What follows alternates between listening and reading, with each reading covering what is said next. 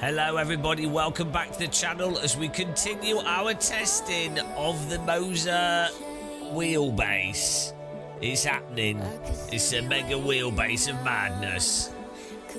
Welcome to all our new Patreon people, Jack, Jason Murphy.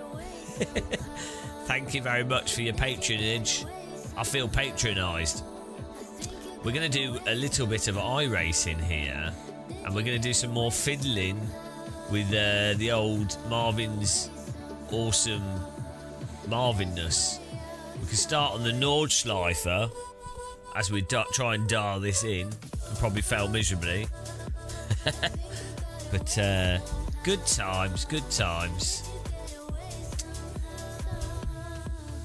Bit of a weird lighting effect there from my window. We've zoomed the camera in. So now you can see the wheel even betterer. Much more betterer. Look at that. You could probably... Look at that. Oh no, the sound was muted. Let's go. Okay, let's go. Thanks a lot to Jen. How's it going, man? How you doing? How's it going?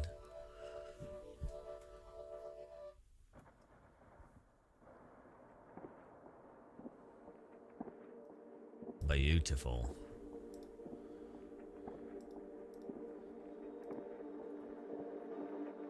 Is Twitch working?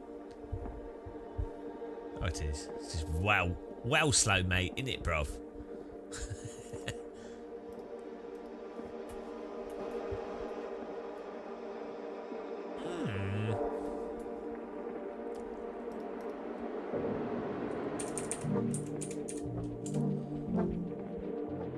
My feet are cold. I've got cold feet. It's freezing. John, perfect timing. Was just watching a Stormtrooper vlog. Yeah, those are well good. What is this weed you talk of? Naughty boy. I'm alright, thanks. I'm okay. A little bit tired. A little bit of a headache. Turns out if you do 16-hour live streams and only sleep 4 hours, it's not good for you. Who could have thought? Who could have thunk it?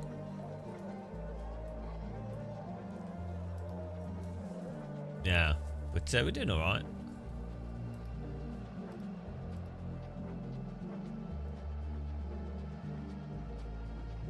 Oh, my race is starting. Just as I loaded into the server, let's load it again. You are the best. I could do with a ibuprofen for my head. I couldn't really sleep last night though. It was really weird. Kept waking up. Oh well, it happens. How much a Lidl? I paid Lidl for this. This is fashion. Subtle clothing. I like it. All the cool kids are wearing it. Can I be cool like you, Gamer Muscle? No, you little shit. You will never be as cool as Mr. Muscle. You are a child. Everyone will look down on you. John, you need to wish me luck. I applied for a job at Toyota Gazoo Racing. Had a test day last week. Now I'm waiting for the... Oh, you didn't get it. Their decision was no. If I wish you luck, you'll be cursed. You don't want my luck. That's the last thing that you want. It's absolutely not what you want.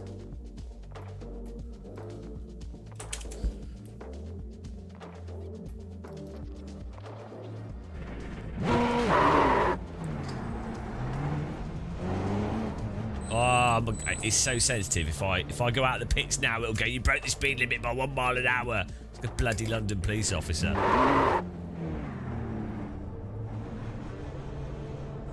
That was good fun. That we the racing on our server. I have to do some more of that. I don't have the new iRacing UI, no.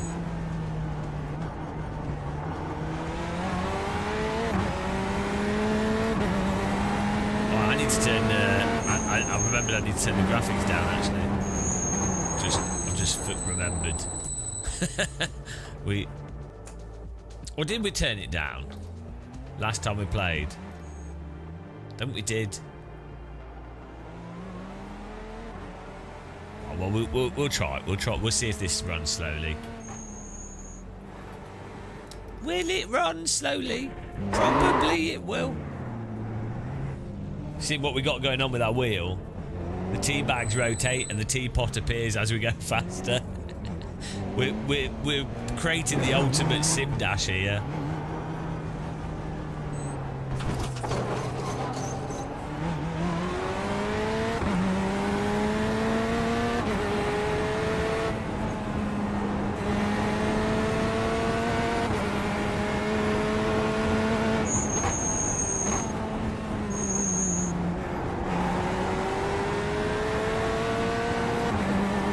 Sounds like a Hoover.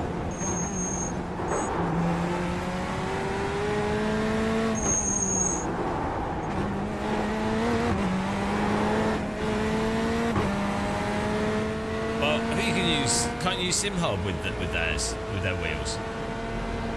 That's what you really need.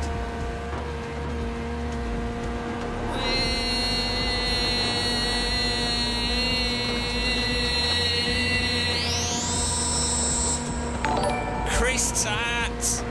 Thank you, Chris Tat. 41 months of sadness.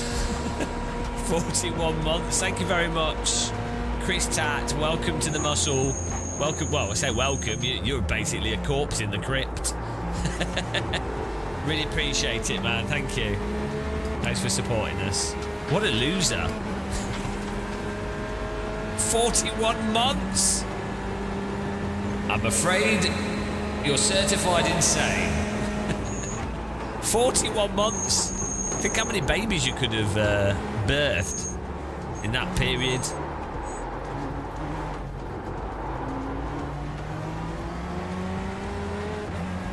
You're at the factory. Yes. I mean, you just have to... When it comes to different flavours of tea, you just have to be in the mindset that it's not a normal cup of tea. And then it's okay.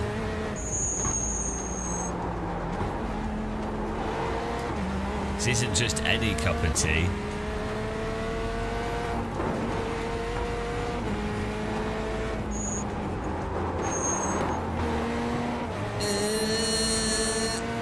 You've got about 5 laps of fuel.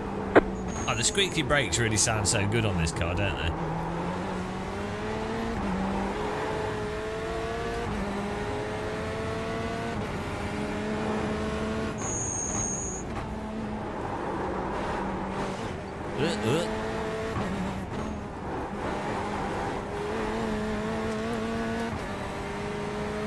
It'd be awesome if you get the job, Mr. John, 2604.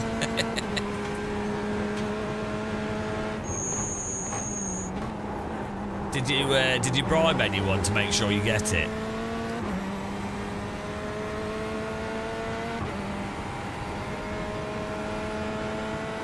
Morning, Dave Co. I've run out of milk actually. I need to. And it's nice and sunny actually, so I might go for a walk in a bit. I thought I'd do a little bit of streaming. Hello, Chili Dog. Chili Dog. I feel like I've gone mental. I made 2 videos this morning. So we did this like 16, 17 hour live stream, and then I had a sleep, woke up, and I had like a 3 hour sleep, woke up, then we made a video, played some games, went back to bed, and then this morning I made 2 more videos. I'm on fire. Name another YouTuber that does 16-hour live streams and 3 videos in the same 24-hour period. What on earth? We're breaking the limits. I mean, it's not good quality content, let's be honest, but you know.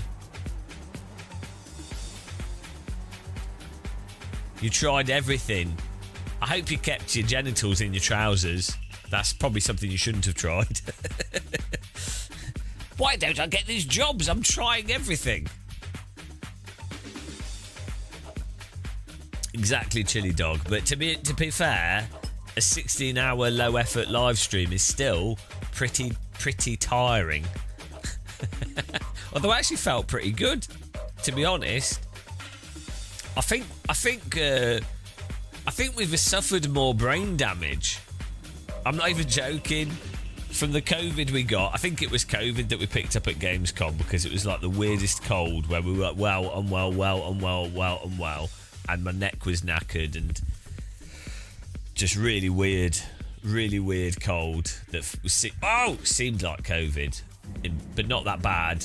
I mean, I felt pretty terrible, but One it wasn't to go. that bad. Next time by, line up on the right side. The estimated SOF is wasn't done. Anyway, 919. Pit road is closed. Yeah, I feel like it might have done more brain damage. Like last time when I first got COVID, it definitely caused permanent brain damage. I'm not even joking. Like, definitely find certain things harder mentally. But I mean, what would you do? Car. Jetstar, 17, car.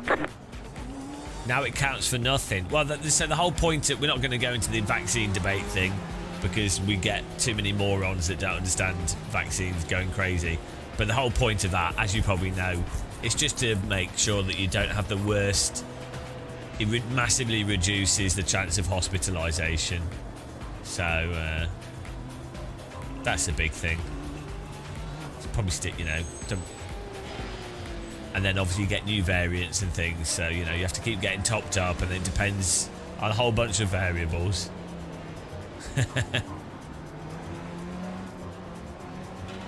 About to go green, stay focused. I don't know, Dave Co. It's possible. It's quite a CPU heavy game. Here we go. GTE on the Schleifers. German's favourite. Car is off. Green flag. German's favourite road here.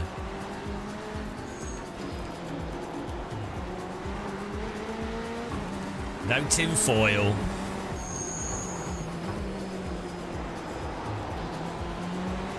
No, I love vaccines.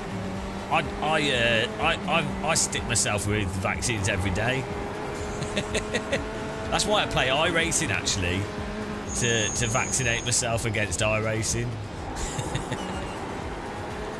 If I get wrecked in iRacing, it vaccinates me against getting wrecked in other simulators. Genius. Yes, clean driving from everyone here at the start. The driving is cleaner than my frame rate. Stefan Hayes.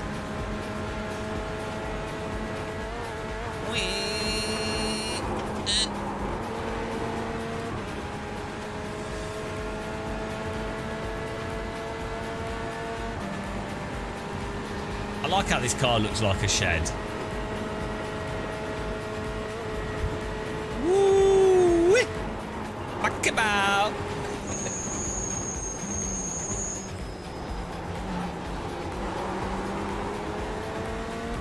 These guys have got a good pace.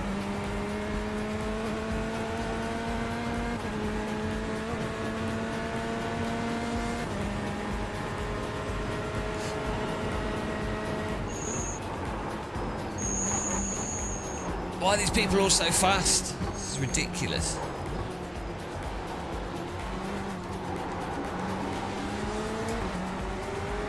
You've never caught iRacing before. Okay, let's go. Imagine catching iRacing. The only thing worse than rabies.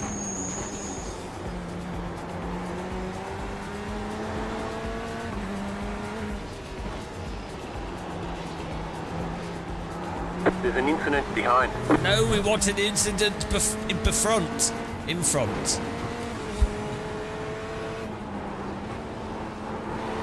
Ooh! Miss. Best corner combo on the track.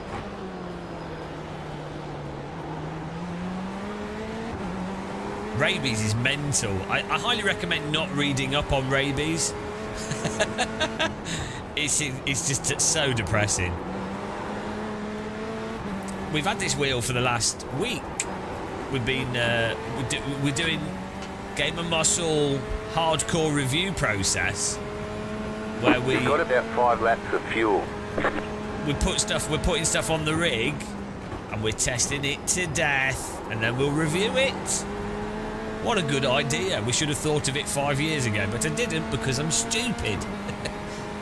What if you sim raced and live streamed for really long periods of time? Would it not make sense to use that as a time to test stuff and then tell people that you're testing stuff? Yes, it would. Why didn't you think of making a thing out of it? Well, turns out I'm dumb. So many buttons, and none of them do anything that makes you faster. That's pretty nice. It's quite expensive. I'm more of a utilitarian person. I'm happy with the KS wheel, or like the Fanatec default Formula wheel. It is nice though. I mean, I am enjoying it. It does feel good. The screen's nice. I've got a teapot on it, so that's good. But yeah, I'm more of a I'm super utilitarian. £600 or £650 is a lot of money. So, but you know, if you're wealthy and you can afford it and you like it, it's not the most expensive of wheel rims and it functions. So, you know, it depends on how much money you've got, what you want to spend money on, doesn't it? Personally, if I was going to spend £600, I would never spend £650 on a wheel rim. Myself, that would go into a pension fund, or like, or into business. But that's because I'm boring. I'm well boring. I get well excited putting money into vegetable soup. I bought a £15 blender. I was like, wow, what a treat. And it is for me. I love stuff like that. Just think, like an air fryer, good air fryer you can buy for £250. I would rather have a good air fryer than a nice wheel rim. But, you know, I sound boring. People really don't realise how boring I am.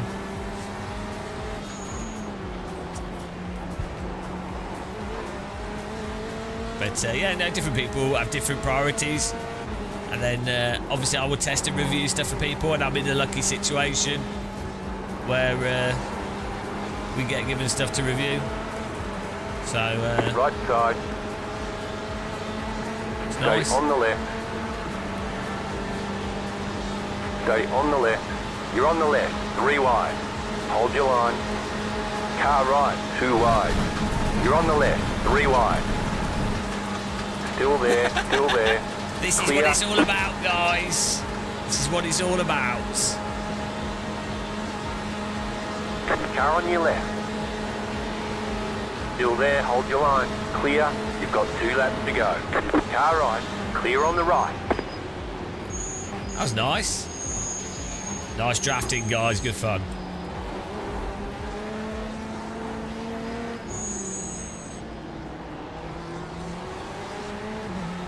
Oh no, if I got a label machine, I'd be labelling everything. Can't do that. No, the rev lights are automatically synced up on some cars and not other cars. I don't know why. It's like percentage based or telemetry based, but yeah, I've not quite worked out why it works on some things and not other things. Leon, nicht wissen. Okay, don't know what that was. Ich hole dir deinen Junge schon nicht ab. Angry German. Guten Tag. Guten Tag. Du bist gut? Ja, ich bin auf Position 6. Und du? Ja, ich bin wunderbar.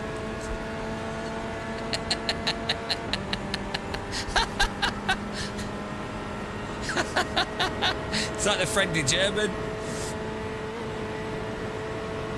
Yeah, he was actually saying good morning to people.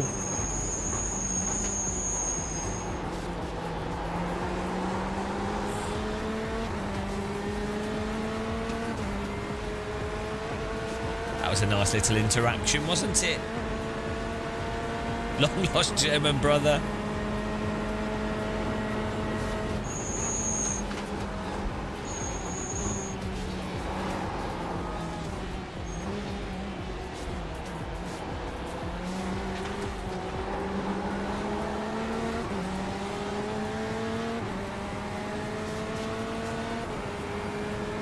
Fish teapot fish. Fish teapot fish. So we're saying we need to do some new merch. So a subscribe to unsubscribe merch. I'd quite like a fish teapot fish shirt. And yeah. I think that'd be nice. Woo! Monkey bow. That song. Ah! Right side, go left. Clear. Tandem drift, thank you. Beautiful scenes. For me, at least, not for them. Seems the cars just want to die through that corner. In the Sean Daniel, it heard in the UK you eat chips and olives, call it nuts and bolts. What? Have you been asking for UK culture tips on ChatGPT? The British eat nuts and bolts. We eat fish and chips with vinegar. Oh, now I want fish and chips and vinegar. That's a good idea. I've got my vegetable soup. We made like 10 bowls of vegetable soup. I spent like £5 on vegetables, and now I've got vegetable soup for the rest of the week. It's amazing.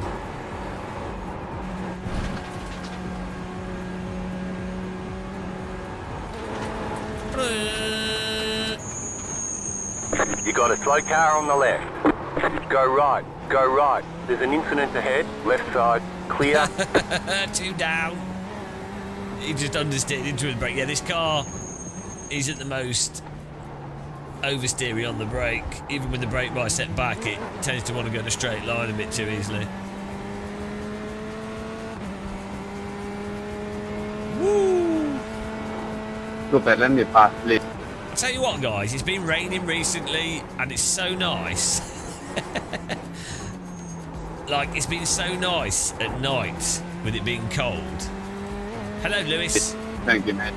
And just the wetness. I think I missed it. I didn't think I realised how much I quite like it being miserable and damp. I like it being sunny as well. You know, it'd be nice if we had a balance. 20% damp, 70% wet, sunny would be nice.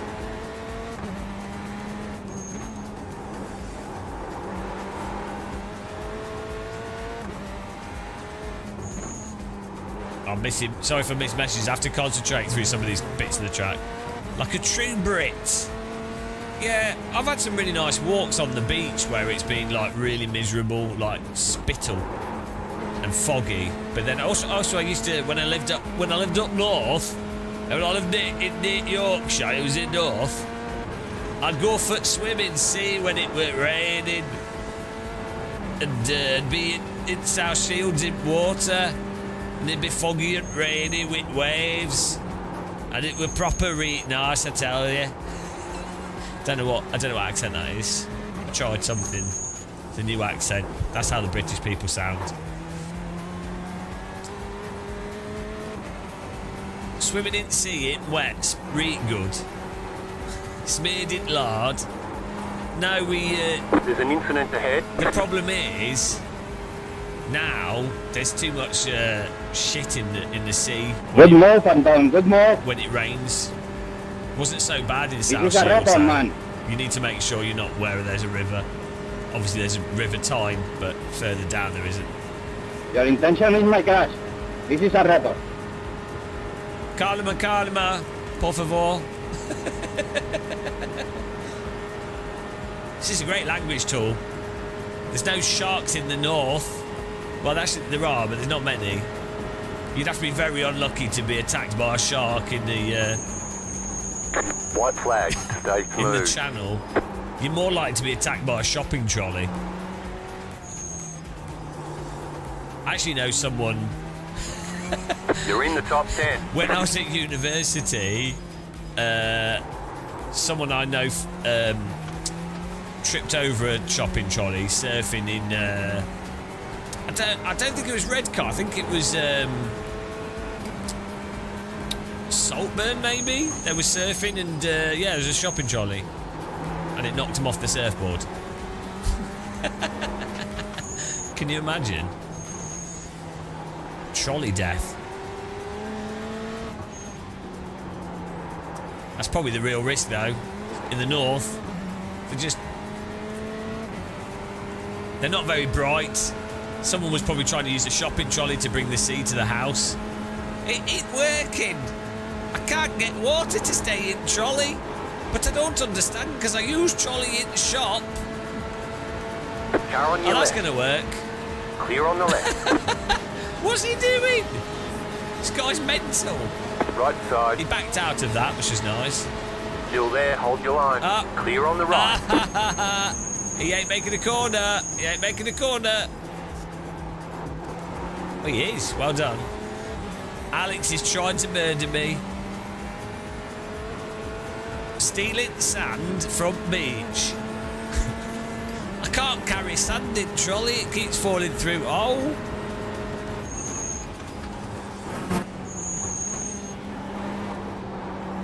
You have to keep in mind that most people that live near Middlesbrough have had to breathe in pollution, so it's affected their brains.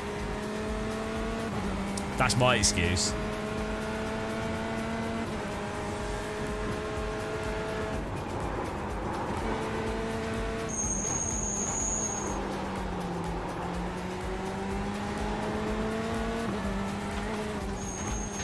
Yeah, well, there is definitely so good quality sand is actually quite hard to come by.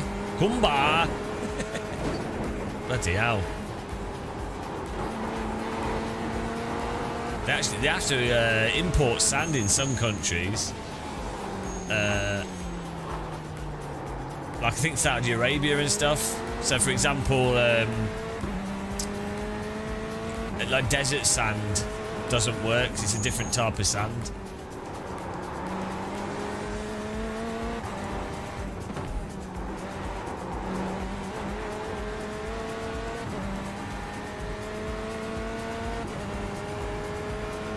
Illegal.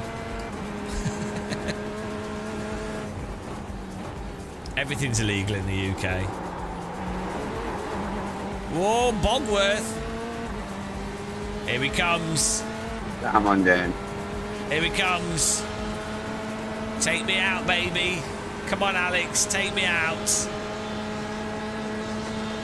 Go on. What are you talking Left about side. in being there, living here? Take me Keep out, to the right. Alex. Stay on the right. Clear. Lol. Right side. You've got about 2 laps of fuel left. Clear. What was that, Alex? You need to slow down for that a little bit more, I think.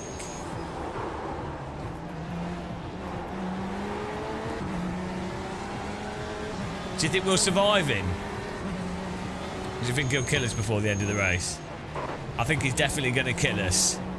Place your bets now. Death by Alex, guys.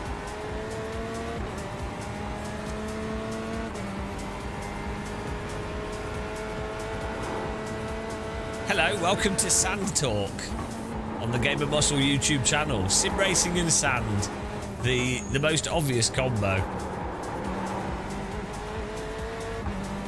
Brickle. Give me some brickle.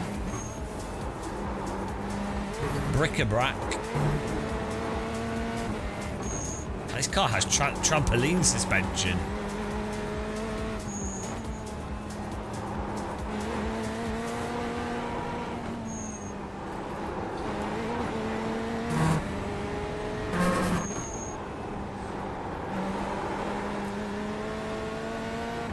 Are you ready for a draft battle?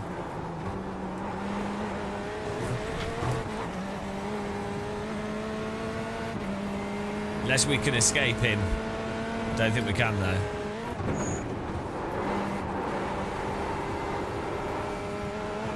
Let's see what we can do. 0.9.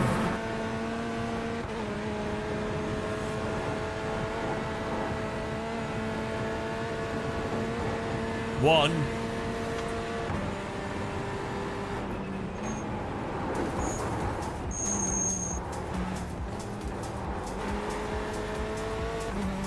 Oh, okay, we have to slow down here.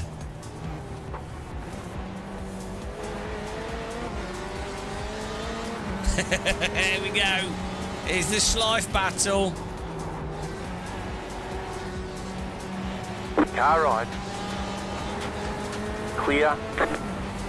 Porsche RSR. Ya so deep, James.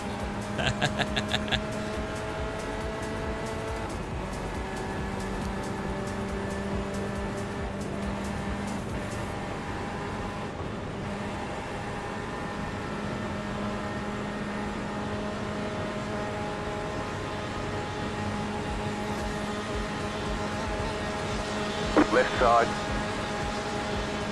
Whoa. Still there. Clear. Really, bro?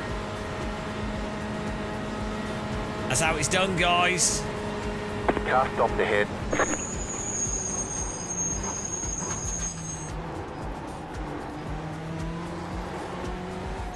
You got a slow car on the left. Car stopped on the left. Keep digging. You've got wheel damage. All right, there's checkered flag. Top of the morning to you filthy tea Alex. drinkers. Good job. Thank Very you, good job. Twitchy. You've got damage on the right You can't- side. Just because I beat you with tactics doesn't mean you can ram me off the track. Just completely murders us.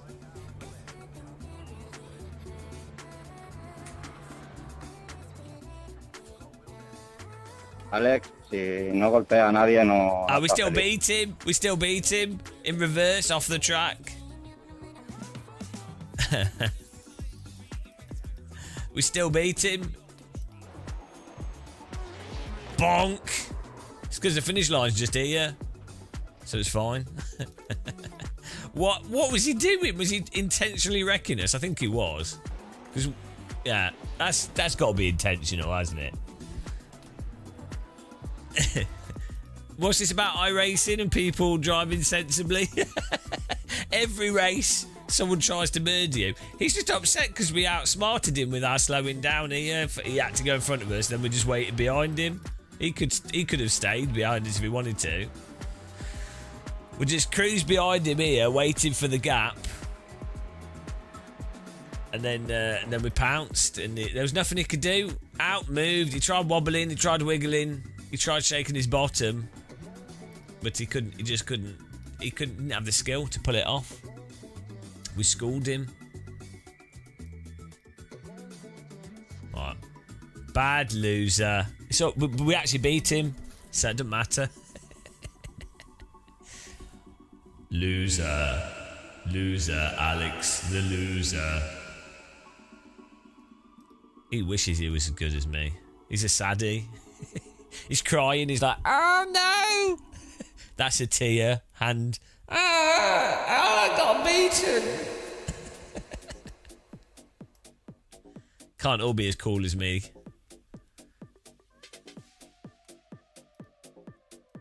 You know. Brands Hatch in the miserable weather because iRacing hates nice weather. I think we might have to do a Brands Hatch. Or the Formula C. Let's do a Brands Hatch. Do a Brands Hatch. In the bad weather. This is always death, so it's good fun. What's the definition of insanity? Watching Game of Muscle.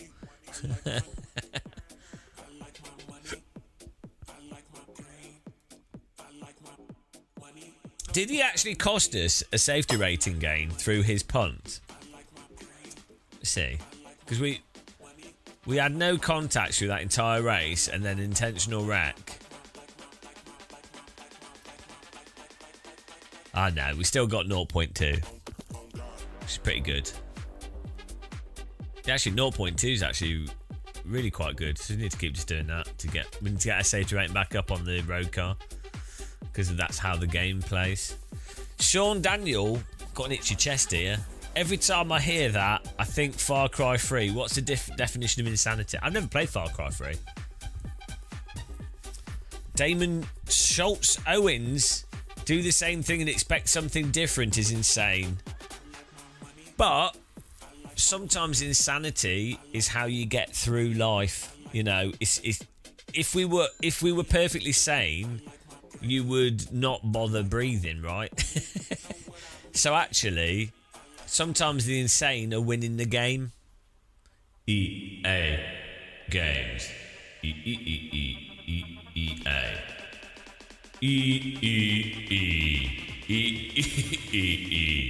I don't know why that was really funny, that whole thing.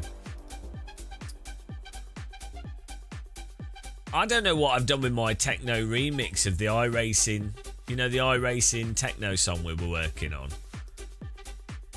I haven't listened to it for ages. Let's see if I saved it on. I had it on a hard drive and then we installed Windows.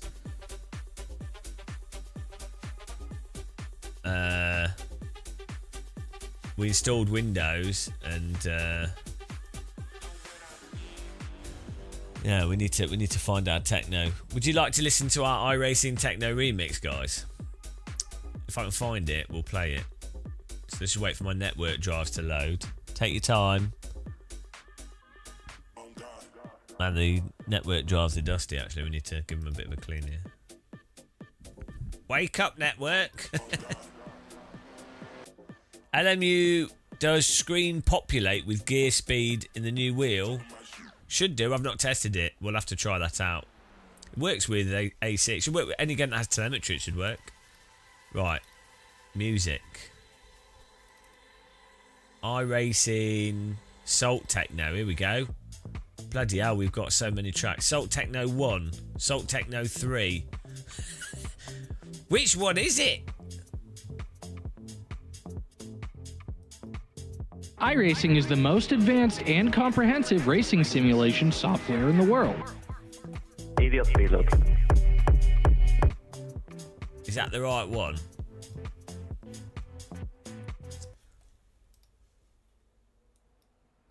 iRacing is the most advanced and comprehensive racing simulation software in the world. Idiot pilot.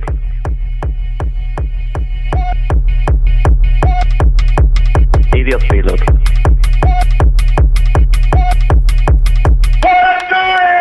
Idiot pilot.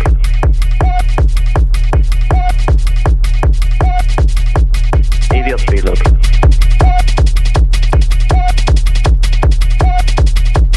Idiot pilot. What are you fucking doing? What are you fucking doing? What are you fucking doing? You just stopped in the middle of the fucking track.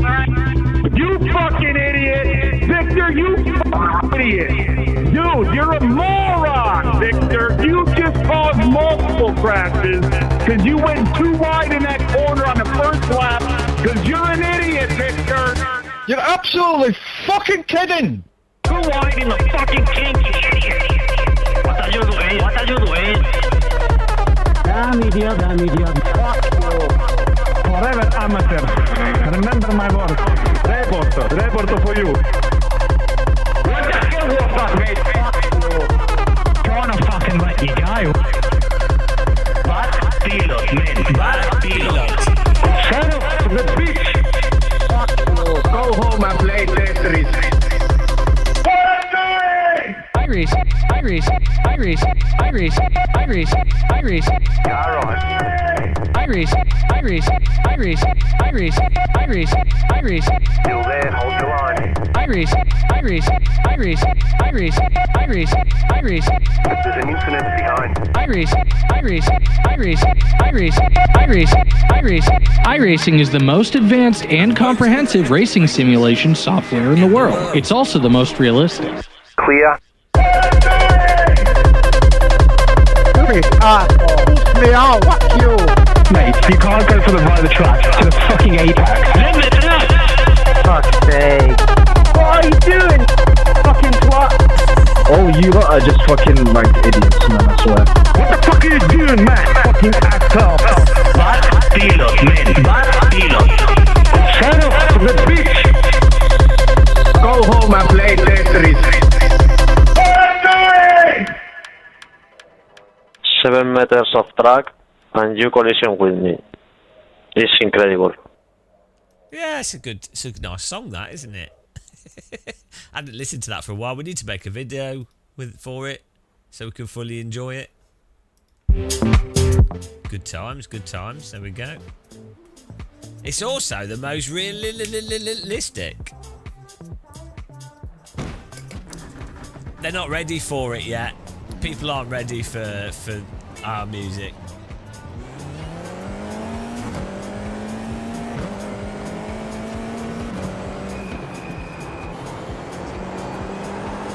Zombie Nation. Do you know that was based on a video game?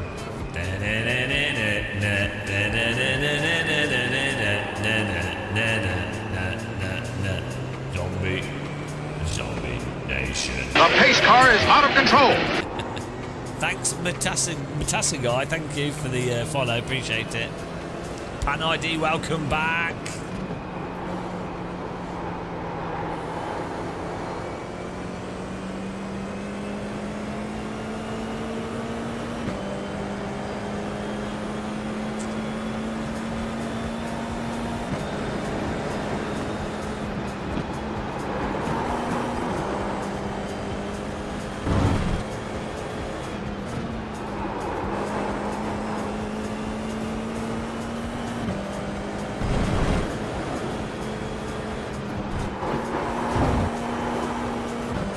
Floating through the corners. The pace car is out of control. Thanks for following, Pat, Mr. Pack of the G, 420. Welcome. Forza steering simulation mode is good as it gets. I use Forza steering for everything.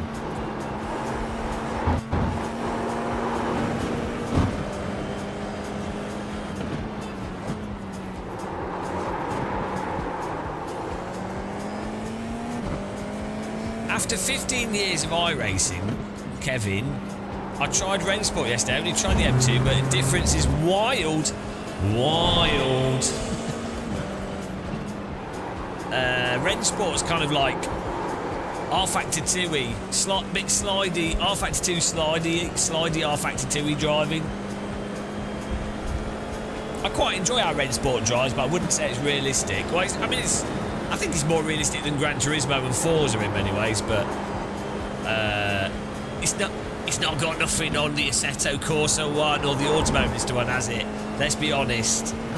Automobilista 1 and AC is where it's at. Those are the real deal. I need to turn this down, otherwise my hands are going to hurt.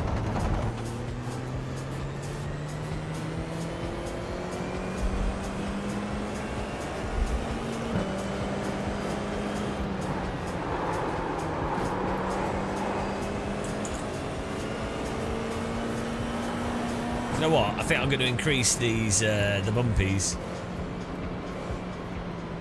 I feel like Moza's changed this again. New fast flat for you. They've readjusted the wheel.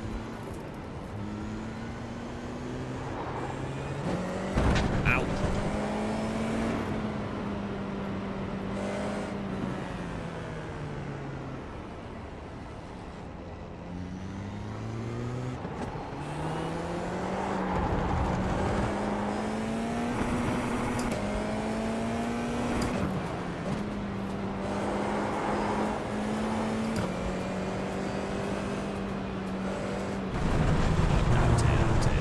Now then. Car on your left. Sorry, I'm adjusting my settings. Clear on the left. I know this track. I don't need to be able to see it. This is how real drivers adjust their force feedback. Go left. There's a corner coming up soon. There it is. Okay.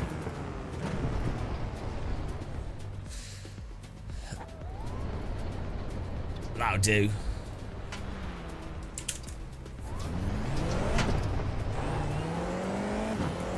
Back on a bit, jumping on GT7. How dare you say that word, GT7? BKHD, am I a fan of bass shakers? Shake that bass. Yeah, I'm using one on my ass, and I also have one on my pedals at the moment. It's good. I mostly have it for wheel slip and then gear shift, and sometimes engine vibration when parked. That's how I set them up. Does the job. You got a slow car on the left. Car stop on the left.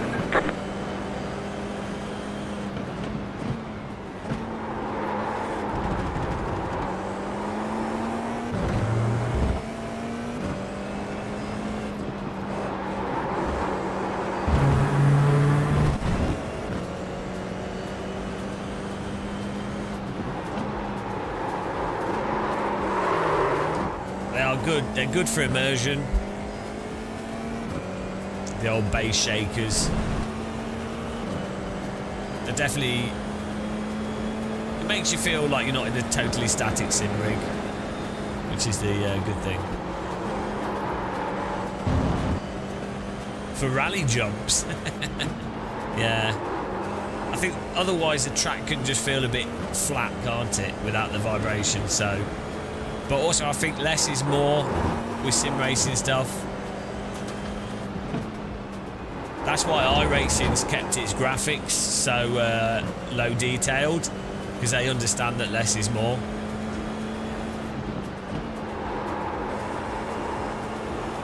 Yeah, it's weird. Small things can have a big effect in VR. It was too easy to drift though. Did they improve the slick tyres? I'll have to give GT7 a go again.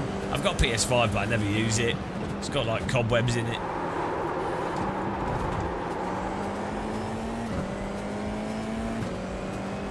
Less is more with everything. Is that what you tell your girlfriend? Oh, less is more, I promise. Oh, I'm not sure if that's true. Oh, it is. It is, love. Believe me. Okay.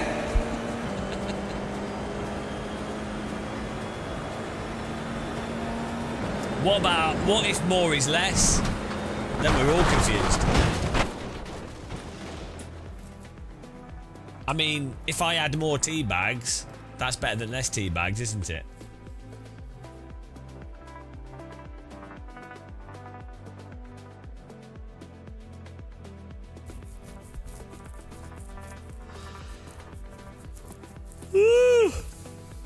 iRacing should come to the UK and realise that it's not always cloudy in the UK like this. I mean, honestly, I think iRacing seem to think that the UK is like bloody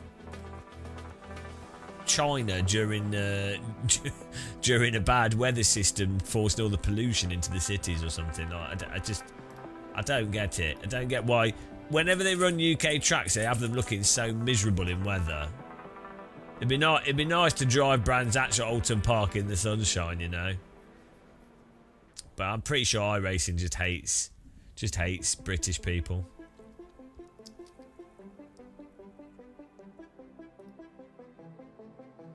Sim racing.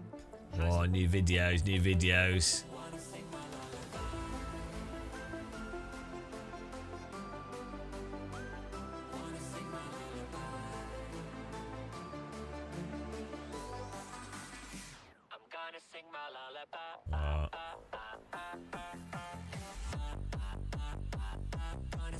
Got the cheesy dance music here. Kevin, iRacing seems to think the majority races take place at dawn or dusk, night or in the fog. Could it be that iRacing are trying to hide something? To be fair, a lot of these races, support races, do. Because your main like GT3 or Formula race happens in the middle of the day, whereas your F4 race is like early in the morning, late in the afternoon. So that's probably what they're trying to copy. Benefit of the doubt. Freaky leaky. There's no pollution in China. The government told me everything's great. Oh, well, that's good then. Yeah, I mean, to be fair, British government told me that everything's going great, so who am I to question it? There's one takeaway from life, is that you should always listen to whatever an authority is saying. That's what I've learnt. If you go along with the authority, you'll have a good time.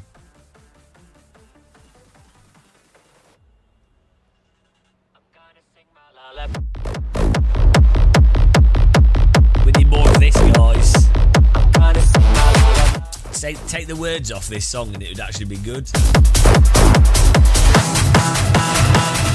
How do you ruin a good beat with stupid lyrics?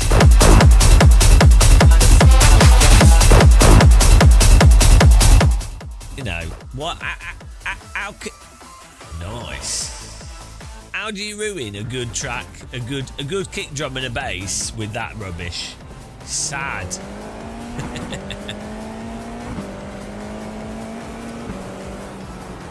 The pace car is out of control. Embridge Racing, how's it going? Welcome, thanks for following us. Appreciate it. Welcome to the Teapot Zone.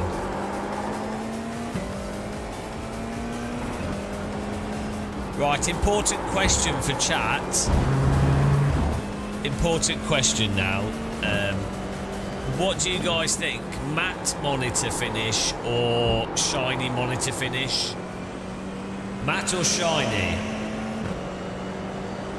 Oh, nice one, Embridge Racing. I hope I didn't crash into you. If I did, I hope it was a good crash. I quite like shiny OLEDs myself. Matte's better, but shiny does look nice. There's no downside to matte. There is, it's not as shiny. In the dark, shiny monitors look a better contrast. Yeah. Oh, you were behind.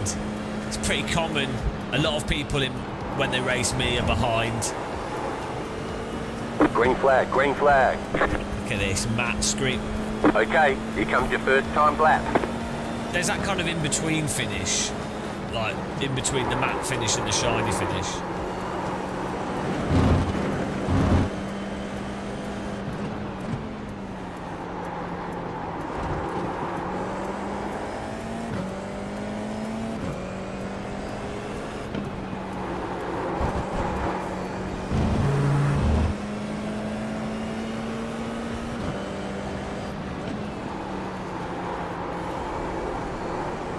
Oh, look at this. Look how much faster we are. Our all-time best lap's going to be smashed immediately.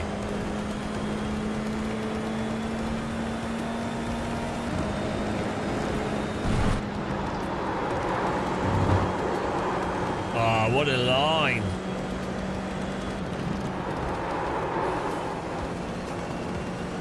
Oh, that's going to be close.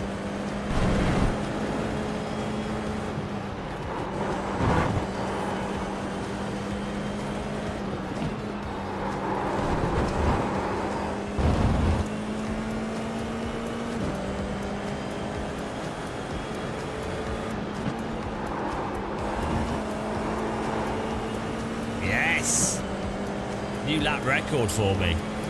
One more lap.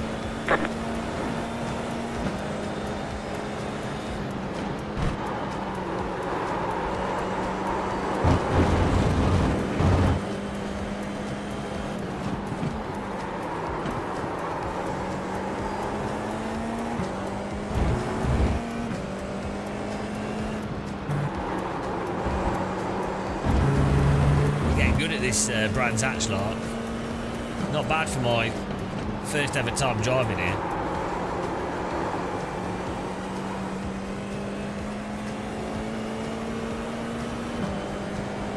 The OLEDs I'm driving with now are quite shiny, but I don't mind that.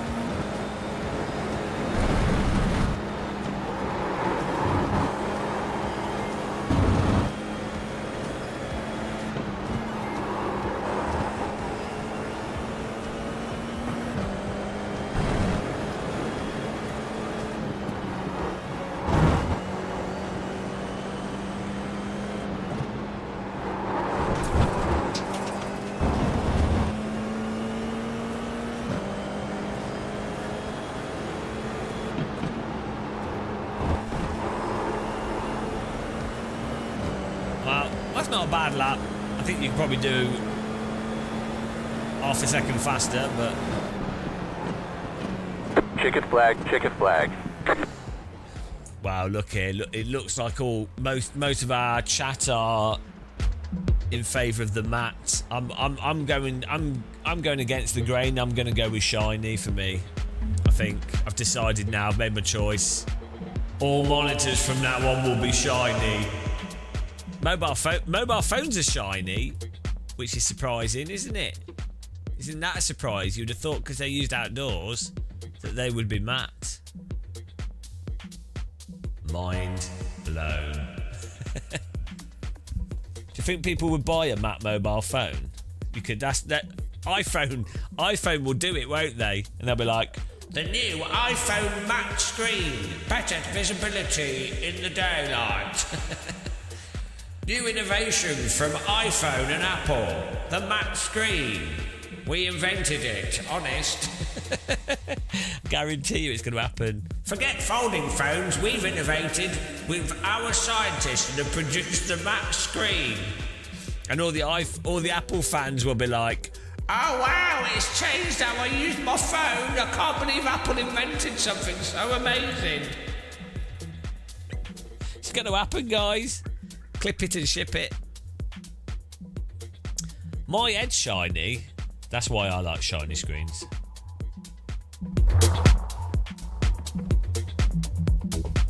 Need some more house music.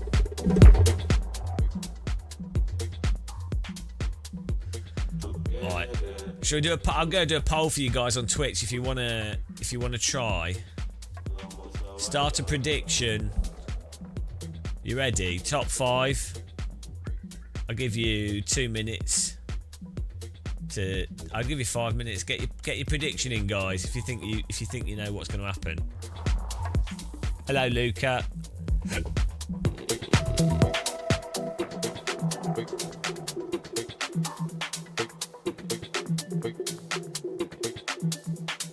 think our camera could do a bit higher.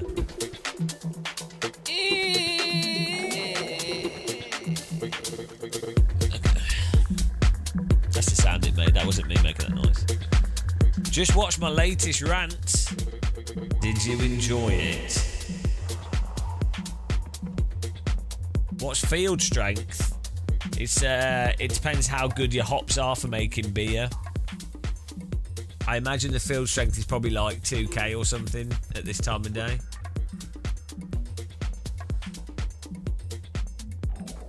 I think the last rant has been controversial.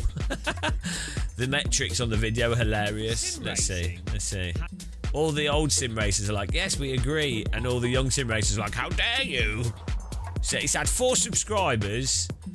And it's had, let's see. How many likes and dislikes? I don't know. It's had quite a lot of dislikes. 96% likes, 224 likes. But that's pretty bad for stuff on my channel.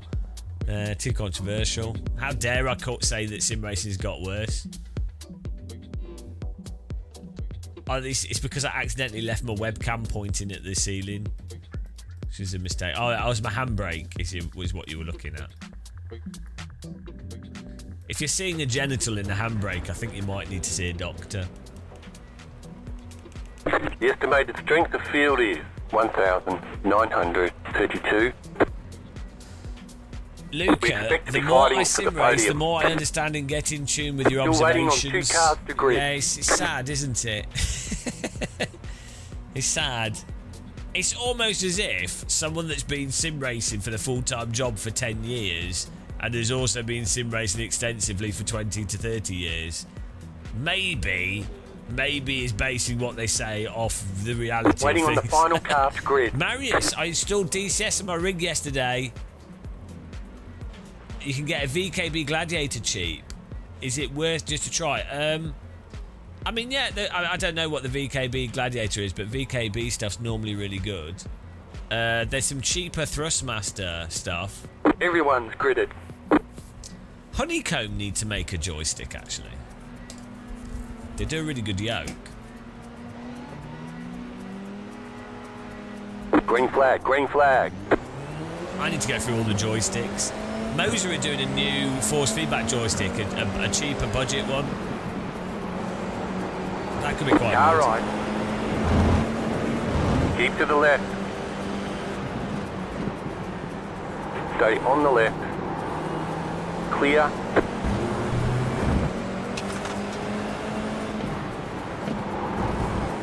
Just feeding behind this guy.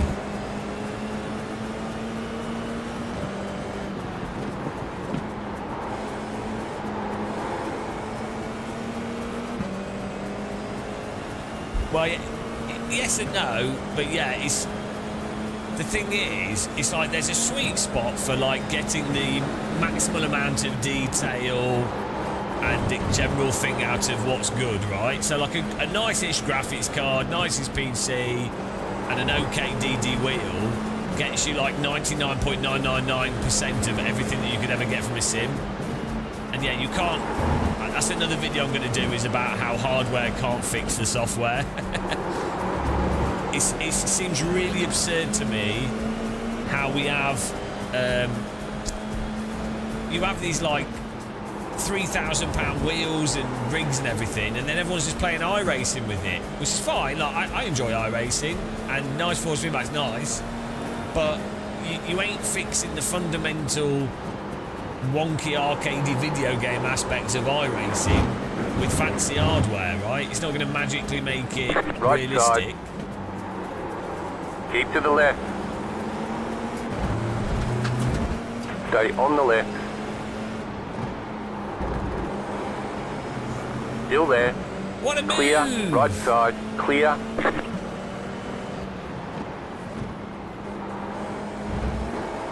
Try not to lose the guys in front if we can. I'm going to have to hold the inside line here.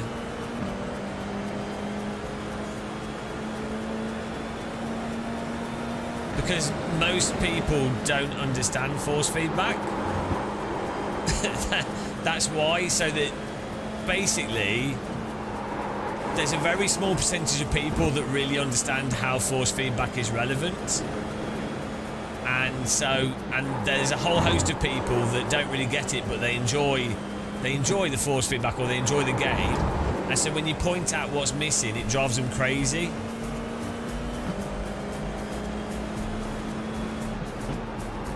Yeah, exactly, Baddy. Yeah, I can't read that out whilst driving, but yeah, you can.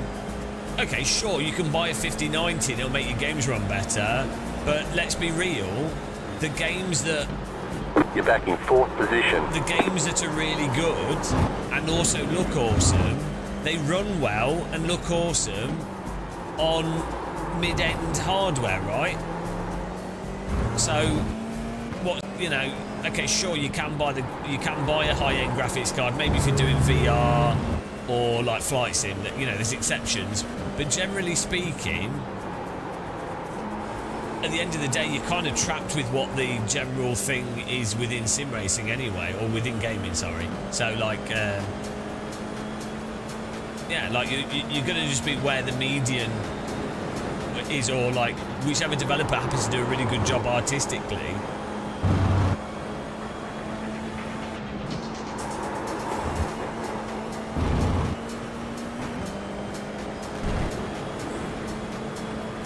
And also, in many ways, if you can just accept what you've got and just stop thinking about it, you'll actually just still enjoy it. Like when a lot of people start gaming and they have no money when they're younger, they'll be like, well, shit, all I can afford is this, but I'll get the most out of it. And actually, a lot of people don't realise that that is actually Just set your fastest pretty lap of the close often to optimal. session. The car in P5 just set the fastest lap. 23.317. And in some ways, when you've got a bit shitty equipment, it can actually be quite fun trying to get the most out of that. Where it's less fun going, well, look, I'm going to spend myself into performance. There's a good satisfying thing about having a mid-end graphics card and tweaking things and getting it to actually work decent. Although, I mean, unfortunately, modern games are a little bit annoying in that you can't tweak them to the same way that you could with in the past. You could actually tweak graphics to have things still look good and run better and get quite a good bit of performance, whereas now things are basically, it's all resolution.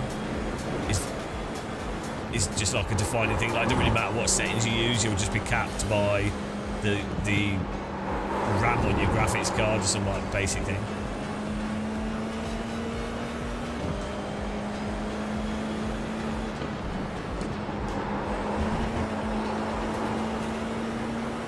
Oh, I'm gonna have to defend the inside here.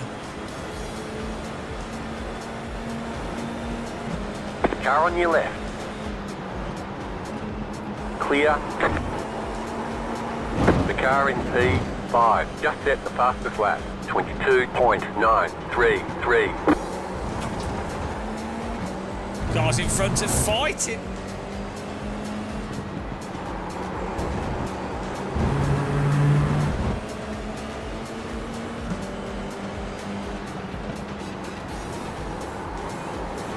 Car right. What a move! Still there. You're on the left. 3 wide. Still there. Clear all round. Every time. What's the point? You've got wheel damage. There's no point having skill in this game. There's no point having skill. There's no point racing. That was a really good overtake. All the damage is repairable. Why is he putting his car there? What is he doing? Why are you putting your car here? I mean, to be fair, I do come across the right a little bit, but why on earth are you putting your car in the middle there? And he's wobbling left and right, left and right. Oh, dear God. Come on. Anytime you try to race in this game, it's over because the cars explode from the slightest of contacts. Like, let's say there's like an initial contact, but then he gets stuck in me from netcode that then causes what in reality this should be like a little bit of a wheel knock or something, not cars gluing together. Oh, why stick your car in there at this point in the race as well? Oh my goodness. Oh my goodness. The inability to actually race in this sim is hilarious. Like, anything approaching racecraft is banned. I mean, I don't think this guy did anything too bad, to be honest. You know, if at first you don't succeed, it's not too bad what he's doing. I mean, I am moving to the right a little bit. I'm not reactively blocking him. My car's constantly been on that line. And we do move to the right a tiny bit, and he moves to the left a tiny bit. We are taking a corner there. But it's just the overreaction from the sim, to be honest. The netcode in the sim is just ridiculous. Move it. The initial contact as well is, you can see it's like a netcode thing. It's insane. iRacing need to sort the sim out. That should have just been like a little wheel knock. Like, that's the sort of situation where in real life the wheels will go and then everyone will keep driving. But banned in iRacing. Oh well. Let's finish this race. It's amazing how much better this could be if it didn't have such terrible netcode and car contact and damage. Well, I'm the only... Some other people are mentioning it. Too early, Fairfox, too early.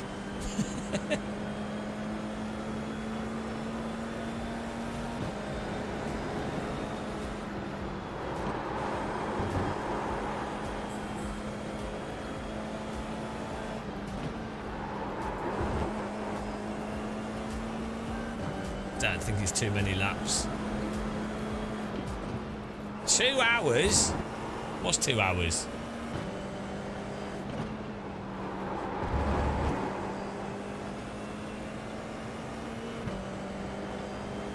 Yeah, to be honest though, I don't think his move was actually that bad. It's more just the netcode in the game.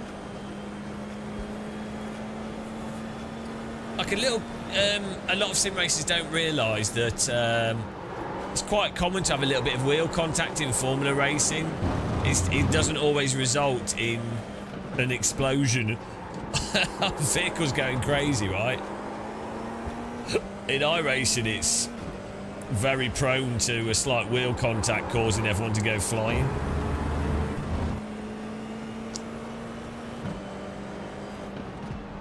Like, don't get me wrong, sometimes it can cause crazy crashes, but it's just not as crazy as iRacing. No, it's not about visibility, Speed Force. You don't need triple. That's another sim racing myth.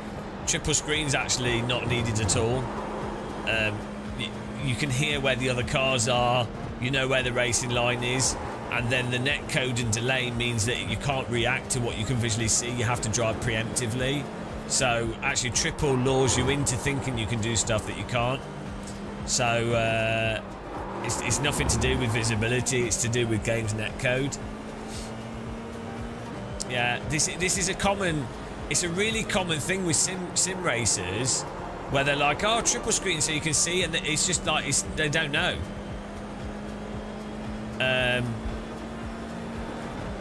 They don't know. Like I've used triple screens from like 2004.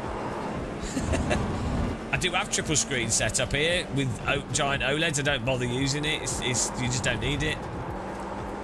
I'm well aware of where the other cars are. Got ears. Car radar can help. As I say, the issue is more netcode is the bigger issue, because some contacts are inevitably going to happen, especially with a lot of netcode network smoothing. It's going to happen. I don't think you even need a car radar, because in some ways that makes it a bit too easy to see exactly where people are.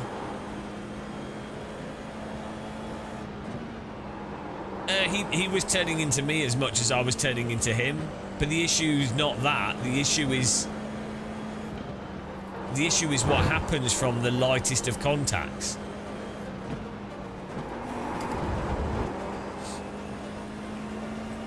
And then also, if someone decides to like put the car in a stupid place, you know, that's another component. Yeah, it doesn't matter, Vandis.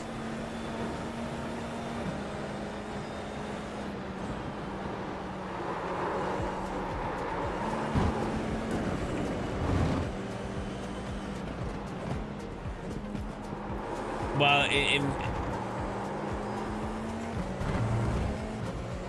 in real life, you can actually see horizontally quite well, and you can see your mirrors quite well.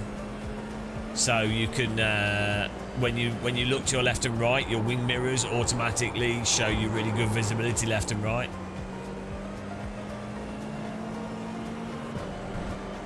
So, yeah, Speed Force, it's all irrelevant. As I say, it's to do with the way the cars react from the lightest of contact causes a mental reaction.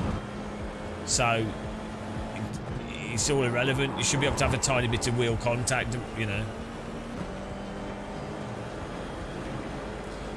You can go down this process. This is what a lot of sim racers do. they go down this process of go. It's like when you spin in iRacing, they go, well, you drove too fast for the corner. It's like, that's beside the point. It's like if you spin on cold tyres, people go, well, you know, because you gave it too much throttle on the cold tyres. White flag, stay smooth. It's like, yeah, but that's wrong. The fact that much throttle caused it to spin was wrong. That's the point. But yeah, I don't know what you call it. Where it's like justification after the fact, ignoring the actual reality. It's like a boat sinks because it hit an iceberg, and then someone says, well, they should have made the hull a bit stronger, or they should have plotted a different route, or whatever, they should have had better lookout, right? And then someone says the boat sank because it hit an iceberg. Or the boat sank because the hull didn't. It's like, yeah, that's not relevant. that's not the point. It's really weird. You get it with sim racing, particularly, or anything vaguely technical. You get this sort of someone just saying what happened as if it's the answer to what's being said. Yeah, you took the wrong line, that's why you spun. It's like, yeah, that's beside the point to the point that someone's expecting to be able to hold slip. They know. All right, there's the checkered flag. They are well aware that the car spun. We'll get them next time. Because they turned too much for that video game. But the point they're pointing out is that the car should be able to be controllable. It's really weird. It must have a name. Right, ChatGPT here.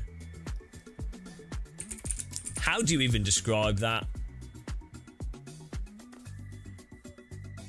Well, yeah, then skill issue is another distraction. It's another thing beside the point of when someone's making a point on something and someone just says skill issue. It's like, it could be a skill issue, but that's neither here nor there to the point that someone's making. So someone might be spinning and crashing in a driving sim because they're shit at driving that game.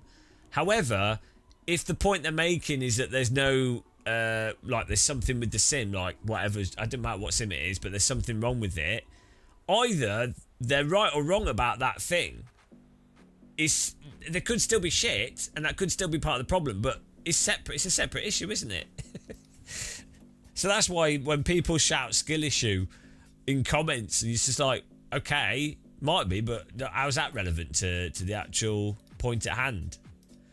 And also, if someone was to shout skill issue at someone, it would make sense for them, rather than just saying skill issue, they should say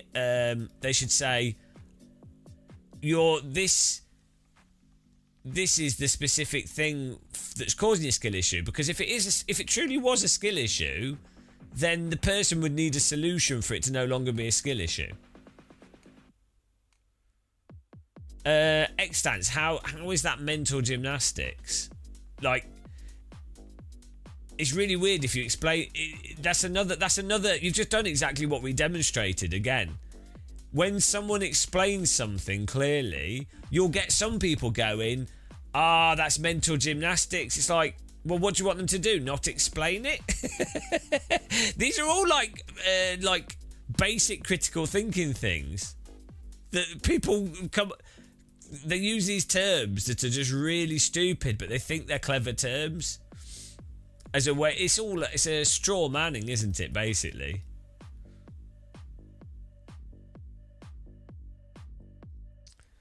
Well, no, we watched the replay and you could see that it was clearly how the cars react in iRacing that's the issue.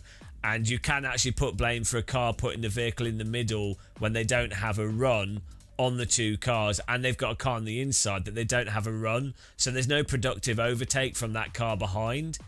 They've just got their car slightly up the inside. They don't get the exit speed off the corner to beat the car on the outside. So, no. You always have these terrible takes on racecraft extants. You've earned yourself a timeout. I think you've got some like Look, you've been timed out 7 times. You can have another one. Let's give you a timeout. Timeout for... There you go. 10-minute timeout. There's the same people that always do this with iRacing. 90% of the chat get it. And there's always like a couple that struggle. But that's fine. Bless them. He's lucky I'm out of the race, so I can time back. He can have a little holiday. Yeah, he'll be back in 10 minutes. We can get him to 10 timeouts. Wrong. Hello, afternoon. Wrong. Right. What can we do here? We've got a bit of a gap till the next race.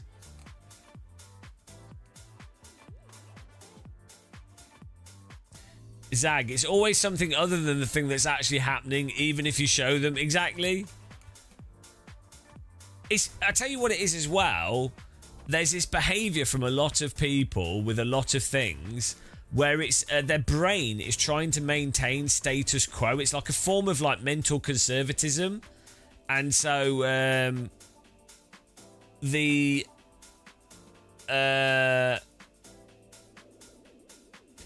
want to maintain the status quo of what the given thing is, or they'll use the given thing as a justification to not entertain something that's different, if that makes sense. So like someone will say, right, we probably need some like better laws. People are drowning in this river. We probably need something. We probably need to do something. We don't know what that is yet. And then the other person will be like, wow, people shouldn't drown. They shouldn't be stupid enough to go near the river. And you're like, okay, yeah, but there's a statistically higher number of people drowning in this specific location, so something needs to be done. Or, there's a lot of road traffic accidents, so we've done some research, and it would seem like separating pedestrians from the cars more would be a good idea, or maybe even pedestrianisation fully would be a really good idea, and it would also have environmental benefits. But then they would go, oh no, I've been totally fine driving my car here, and I don't want it to change, and that would require different things from what's currently happening now, when people just need to be more careful. So it's like it's an argument from status quo. It's a form of conservatism as well. Even with something when you present really clear evidence and it's not even vaguely debatable, super common. Ignorato. That just sounds made up. Yeah, exactly. It's called idiotabateo. It's called ignorus moronus. It's called lack of teabagus. Right. Ignoro elenchi is a Latin ignorance of refutation. It refers to a logical fallacy where an argument, while perhaps valid or persuasive in itself, does not actually address the issue in question. Instead, it proves or attempts to prove something irrelevant, leaving the original point untouched. It's sometimes called the irrelevant conclusion fallacy and can take forms, for example, question, why should we fund more public libraries? Answer, fallacy, because books are heavy to carry around. Hang on. This is a very weird demonstration. So that's like a positive version of it rather than a negative version of it. That's a terrible demonstration of that fallacy. It's interesting. Well, that's it. There always is a DD girl waiting in the river. That's how they get you. You've got to be careful.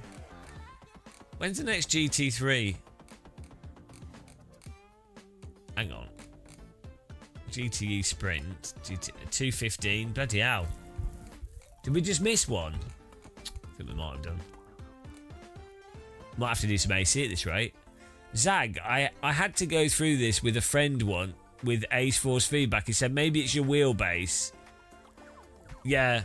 Well, no, we had this with ACC non-stop, where people be like, it's your wheel settings, it's this, it's that, and then you'd explain exactly why it isn't, and you explain exactly what's missing.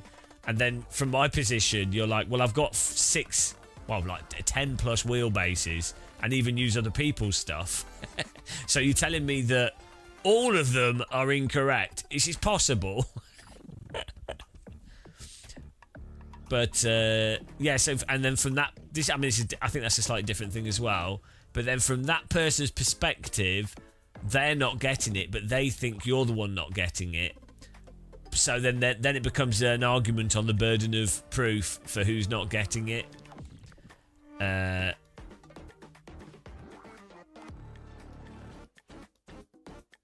That's just being ignorant, John. That's just ignorance. That's just ignorance. False equivalence is another one. That's where you. That's the false equivalence. That's just another thing. Zag, the funny thing was the wheelbase that I switched to was the wheelbase that he was using. Well, also, right, so something on the thing with force feedback, one of the things I noticed is that there's a hell of a lot of people using really, like, they put a lot of damping on the wheel and stuff because it feels like the road car or whatever, you know, or they've only played certain simulators and they like it and that's fine, and they're comfortable driving with how they've got the wheel set up, which is totally fine. But they literally have never experienced a detailed force feedback combined with a simulator where the force feedback happened to line up with what the car's doing for it to all like make sense, right? So they just don't know.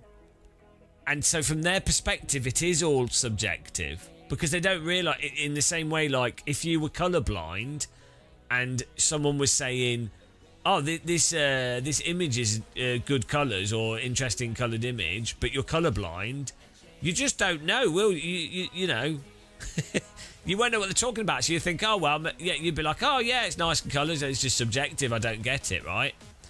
So it's one of those things as well. But unfortunately, the people that are from a position of a lack of knowledge tend to also be incredibly vocal about it, which obviously they would say that's what I'm doing. So you can't win. You can't win.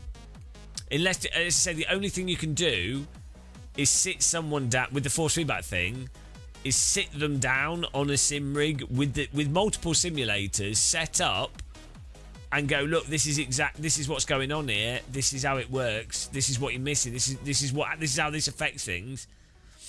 And there's lots of stuff like that. So, but outside of sitting them down and showing them, it's impossible. Also, even with Sims, what makes it even worse is that... hang on, how long is this race? What makes it even worse is that a lot of people are really bad drivers, or can only drive in a single way, and they've learnt how to drive around the lack of what they don't have. so that, again, yeah, you can't win. There's nothing you'll be able to do. Obviously, I'm incredibly enlightened through decades of suffering.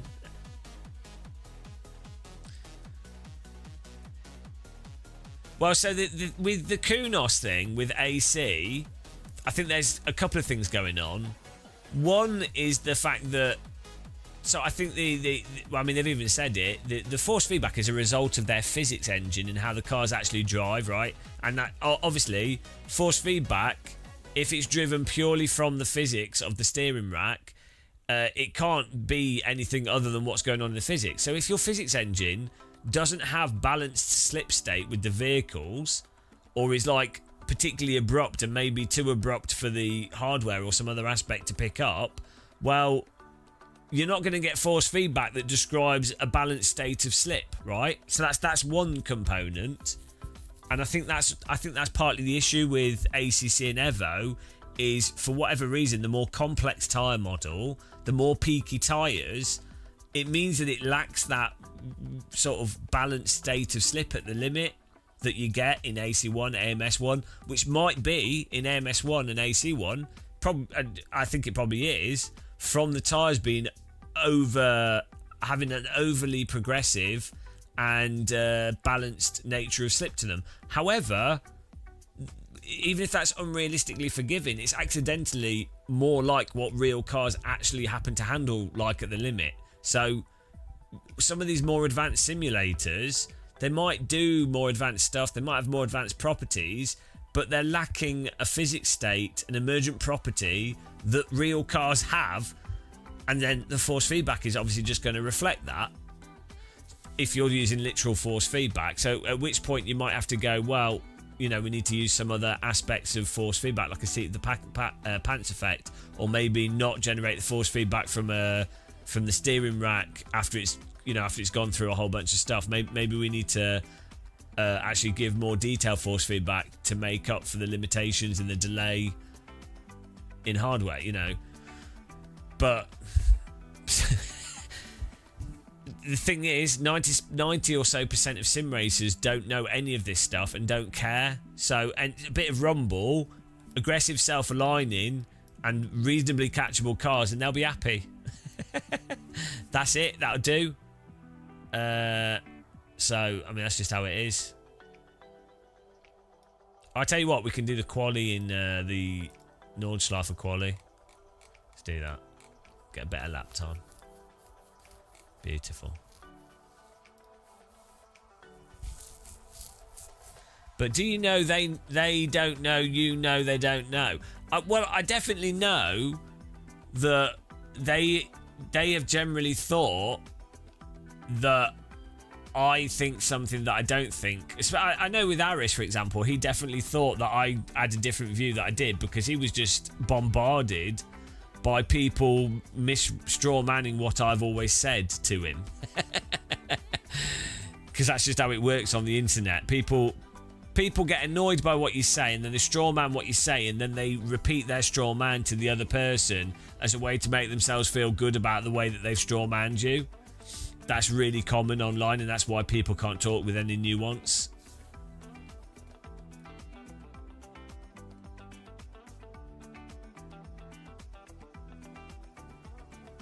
Is this some Douglas Adams? The missile knows where it is at all times. It knows this because it knows where it isn't. By subtracting where it isn't from where it is, it isn't, or where it isn't from where it is, it obtains a difference or deviation. The guidance subsystem uses observation to generate correct command. I know that. Is that that actual thing?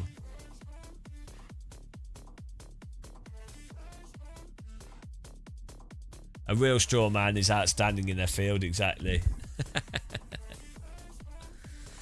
But yeah, like, I even see comments on Reddit where people are slagging me off, and it's pretty much always a straw man of what I've ever said. Like, especially with force feedback, I think you need to have stuff like Marvin's app in every sim, and the developer needs to output the telemetry and the detail so that the end user can do with it whatever they want to do with it, you know, because people have different equipment and people like to set their wheels up differently, and the wheels themselves can be set up differently anyway. You know, you have different graphic settings in a video game. People have different hardware, sim rigs, pedals, headphones, and you can adjust all those things. It's totally normal. So it seems really weird to be like, yeah, right, we're locking down the force feedback, even though it's fundamentally abstract in a racing sim than reality anyway. You know.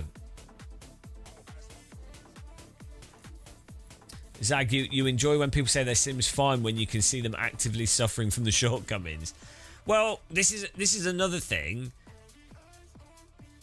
A lot of people tend to be much more accepting of how things are. It's that sort of status quo conservatism, which is not a bad thing necessarily, and everyone is selectively more accepting of certain things than other things. But you really see it with gaming, where someone just arbitrarily happens to be really accepting of arguably terrible stuff, but it just doesn't happen to have annoyed them because of what they happen to find annoying, right? they're not sort of just, they're not thinking of every single thing with the same amount of Hello, Mr. Muscle. criticalness to it. Hello, who's this Mr. Muscle you're talking about? I don't know, maybe this big old guy I'm watching on stream. Oh no! Billy Orish! Thank you for the raid, man, guys. Billy Orish. He's the Orish man, he is Orish. What is Orish? Nobody knows. His name is Billy Orish. He eats the blood of demons for breakfast. Thank you for the raid. Screwed up OBS settings, you'll be back for the race. Green, green, green. Guys, can we have a shout out for Mr. Orish? He's another Zimmerasser. Okay, here comes your timed lap.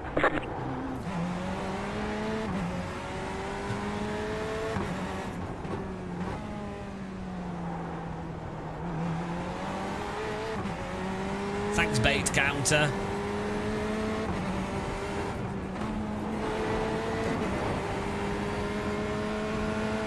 Billy O'Orish. I don't know. I just make names up for people. They have to accept. They have to accept the name I made for them.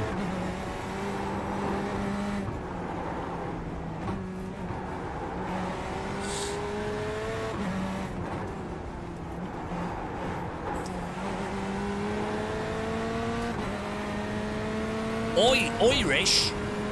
Oi. Okay. Billy Irish. Billy Irish. We'll get there eventually.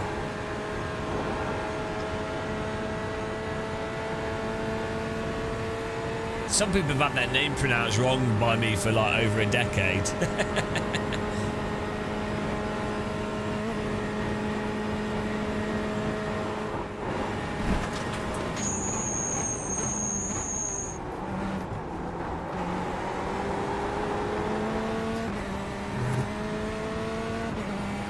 I find it funny that this car is like... You've got about 5 laps of fuel. Sort of feels like it's F3 speed, but it's a garden shed.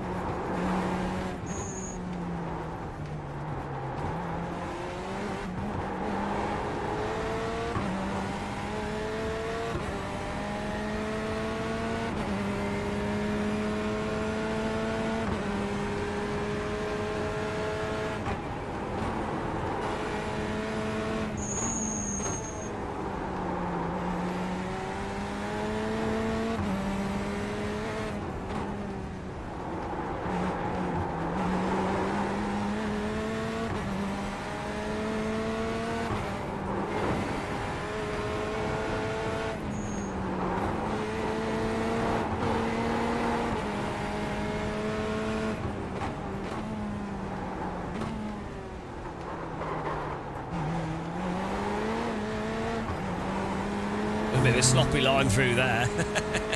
sloppy man.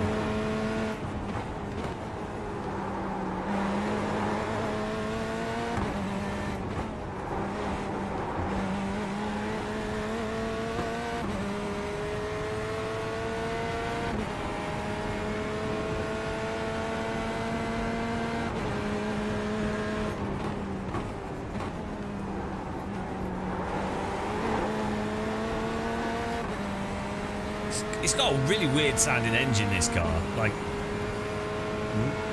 must be a totally mental engine.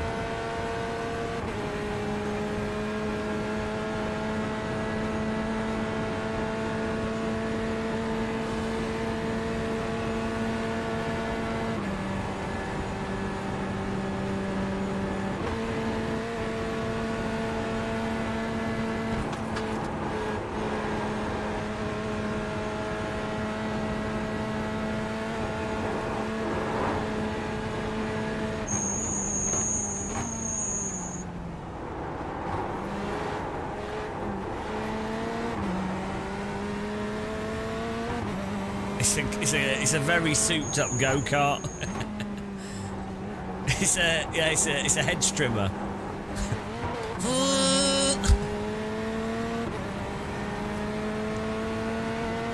Formula V2 from Fanatec, I think it's still the same as the other Formula Wims. As far as I know, maybe I'm wrong. I don't know. I'd have to have a double check. Isn't that the one that's on the podium?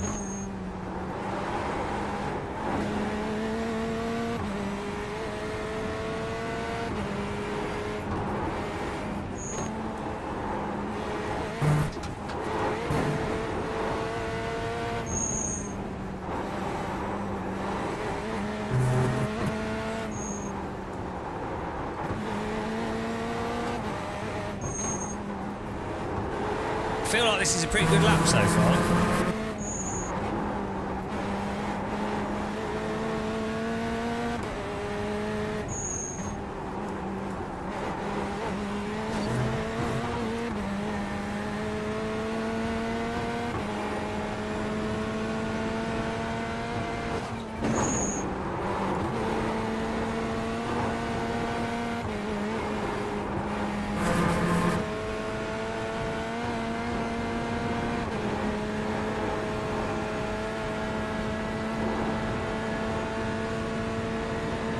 Hello, filing account. We're good, thanks. Who needs a company website? It's overrated.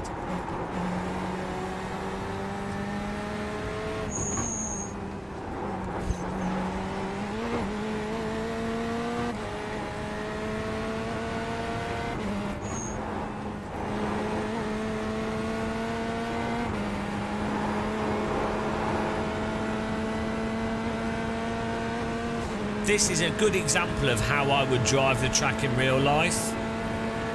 Just like this, I would be flat out, especially in fog. Anyway, does anyone know the cheapest handbrake for PC? I don't know. You probably can't go too wrong, to be honest.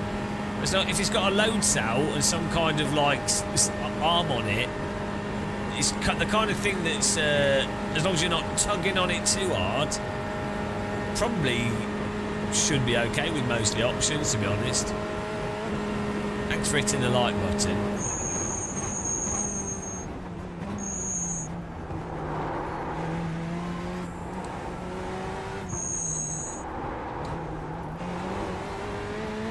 And that felt like a good lap. Checkered flag. 29. That was a lot faster than our previous best. 6:29.7. That's a pretty decent lap, to be honest. Pretty speedy. Okay, they're doing 22, so it's a terrible lap. I thought it was quite a good lap. I thought it was doing. Oh, we got so much more pace to find. Wow. Okay. Don't know why I bother sim racing, guys. I thought I was doing really good then. I thought, oh, that's a nice lap. I mean, there's obviously quite a few flat out corners. Yeah, we were doing quali.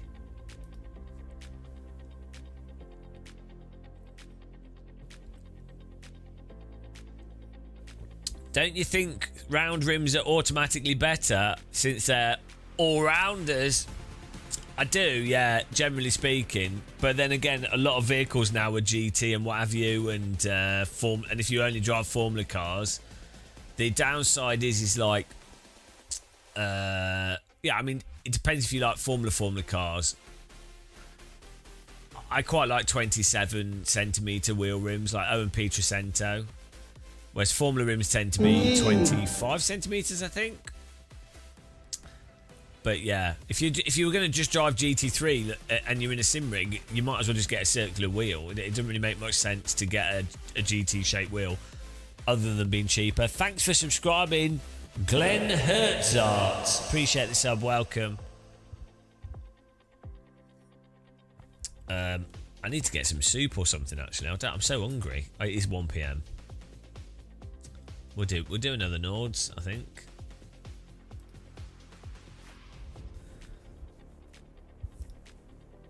Should we see if there's any more comments on our video here? What happened to sim racing? What's the like dislikes? Here we go. It's on 96.6 likes. It's had quite a few dislikes for our channel, mostly positive. Right, any new comments? I unsubscribed at least 3 times. I don't take it lightly when Gamer Muscle never mentions how awesome R Factor 2 is. Capitalism is not capitalism, it's human nature. No imaginary system of yours will change the end result. So see what he's done there is exactly what we're talking about. In the video, I mentioned that capitalism is particularly good at sapping the joy out of things, right? Because that's what capitalism tends to do. It tends to just move things into the direction of profiteering, because that's what you want to be doing if you want to be making the most amount of money. And so that's literally what capitalism is good at doing. That you know, for good or bad, that's what it does. It will sap the joy out of stuff. That's not like some mysterious observation. I think it's pretty well known that business and money does have a tendency to remove the kind of spontaneity and genuine nature of things, right? That's not like a crazy thing.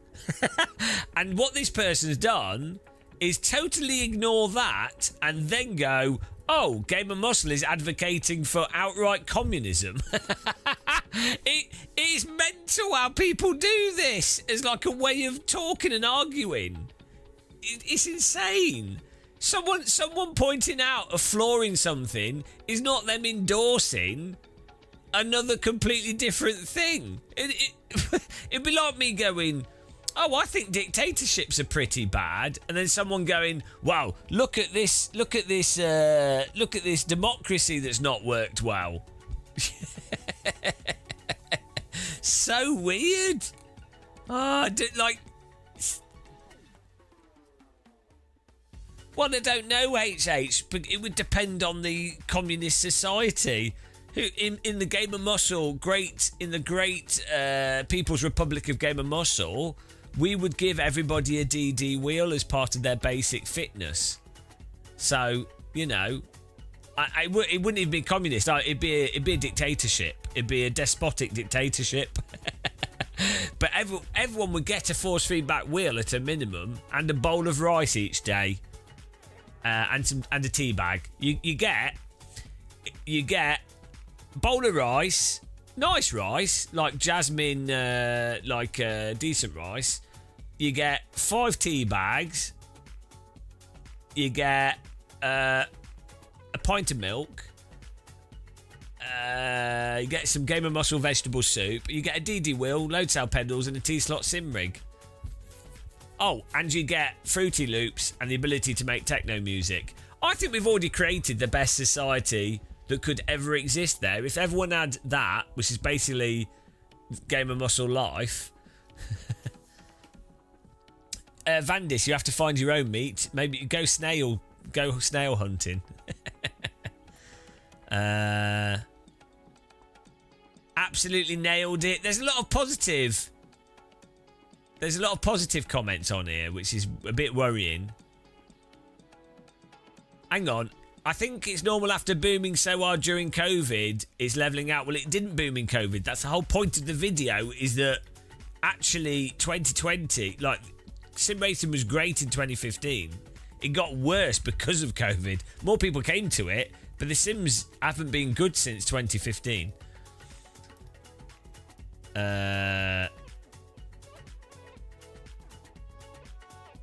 Most of the comments are actually agreeing with this, which is really disturbing. I make content for people to disagree with me, not for them to be agreeing with me. This is really bad.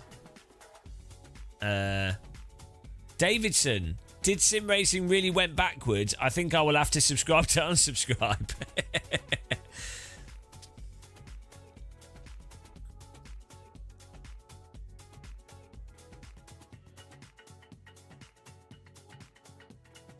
What's this? BKHD. You're in chat right now. He said, I found out you can hit a double dipper unsubscribe.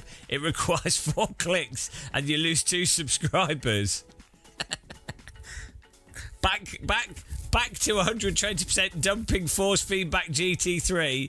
Stop complaining. You think a multi-million-dollar industry don't know what they're doing? Yes. Well, because through history, multi-million-dollar industries have never made mistakes. I mean, come on. I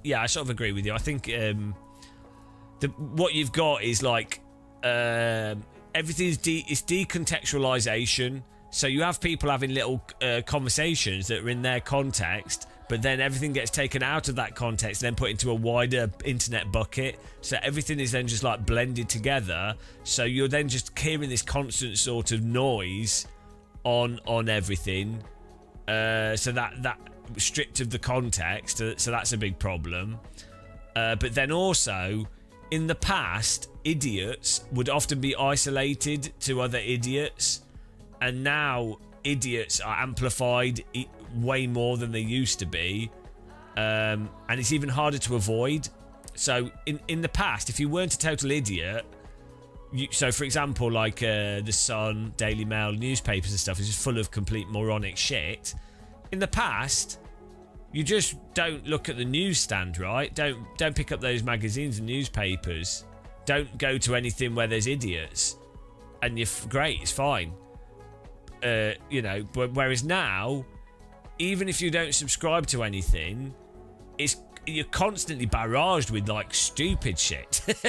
And then unfortunately, stuff which is a little bit more critical, a little bit more educational, a little bit more useful, a little bit more rounded, a little bit more thought out, just doesn't have the same traction as total bollocks.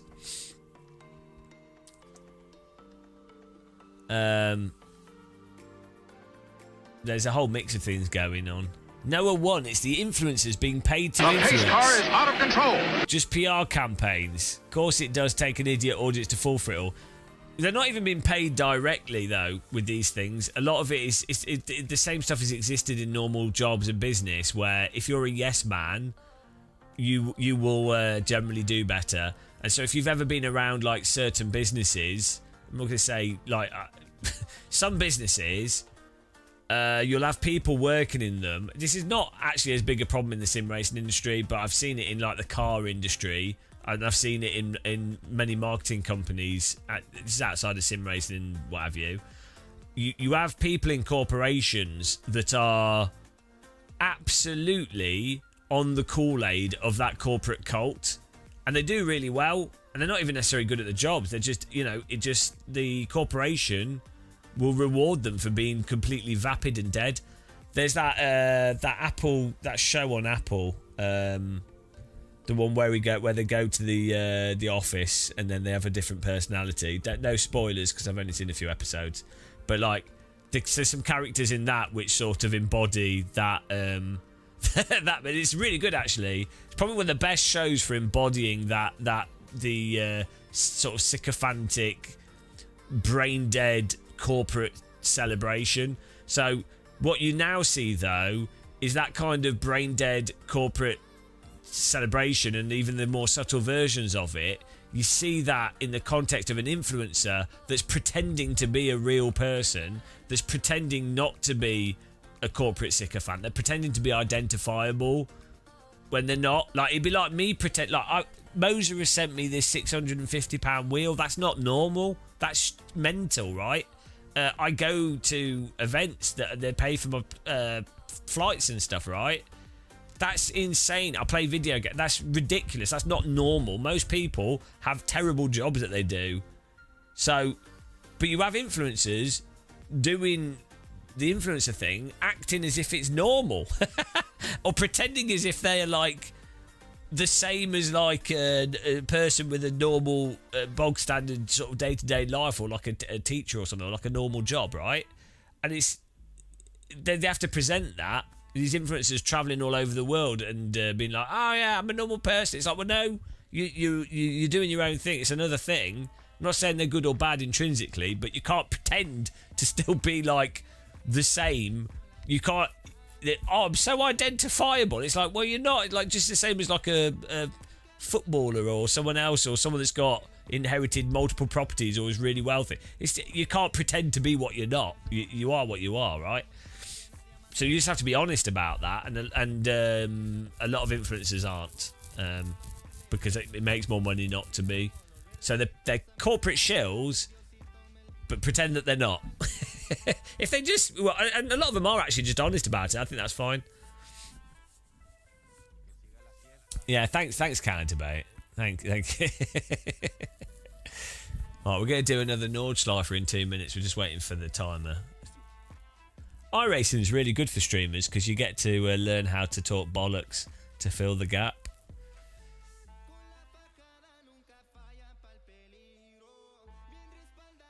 Yeah, it is weird how things are now. But to be honest, I feel like we're heading towards like... thanks for subscribing here, Marshall. I feel like we're heading towards like World War III and like a sort of neo-fascist phase. So I think things are going to get really, really terrible. Thank you very much. Mozy as well. I think things are going to get really, really terrible. So it's worth trying to enjoy like the sort of 3 to 5 years I think we've got before things get really, really bad. I mean, it'd be nice if they don't get bad, but genuinely, I think things are going to be absolutely awful over the next decade. When you add in like global warming as well and all these other things. Oh, is it aliens this year? You just try and enjoy things whilst you can, right?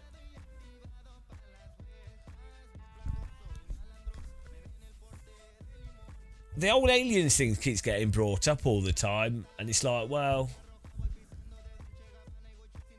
wouldn't that be weird if you actually genuinely had like intelligent aliens? What would actually happen? I think people would get used to it within like 6 months. At first they'd be like, oh my god, aliens, and then after 6 months they'd be like,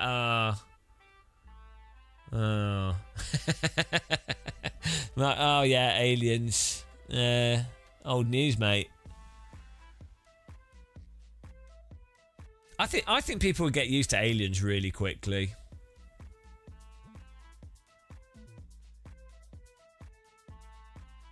Well, I wouldn't worry about it, HH. I'm just saying it's a good reason to try and enjoy the present moment, being aware of how terrible things can probably will quite likely be. But I wouldn't worry about it, if that makes sense. I'd just be like, well, it's quite likely. It's like you're going to die of old age. There's no point worrying about that. You might get hit by a bus. It's just a fact. So just be like, well, okay, it's not happened yet, but it's going to be terrible. But well, that's fine. So it should be motivation to enjoy the positives. Zag, I don't buy the thing that they're so smart they got here, then they crashed. We say that, but what if it was like, what if it was just like an alien doing a joyride? So it's the equivalent of like a teenager crashing at Tesco's roundabout. I think that's quite likely. You know, they take the parent spaceship out, they rev it too much, and they crash at Tesco's roundabout Earth. I think that's really quite likely. And then all the scientists in Area 51 are like, wow, they're so clever, what's going on? And the alien's like, too much to drink. Pelucan, if aliens are so advanced that they can cross such big distances, or if they're interdimensional, so how would it be a boob? Well, because they're probably also stupid. That's like going, if humans can build artificial intelligence and buildings that reach miles into the sky, and if humans can speak multiple languages and magnify things in long distances or even microscopic stuff and do all this stuff, how on earth could religion exist? Just because something's like really clever in one way doesn't mean it's incredibly stupid in another. So I think it's quite likely.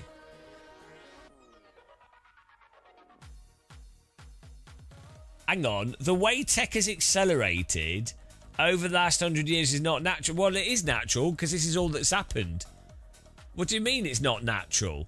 If it's all that's happened and we are part of nature, then maybe it is precisely natural. In the sense that whatever happens because it's natural. Right, there's no other examples, so how can you know if it is or isn't natural? Could be the most normal thing that happens on all planets. You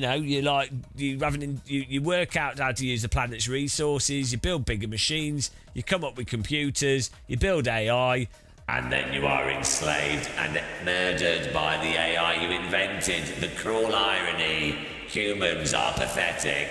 AI rules the universe. Just what happens. Have you not watched any films? I welcome the AI.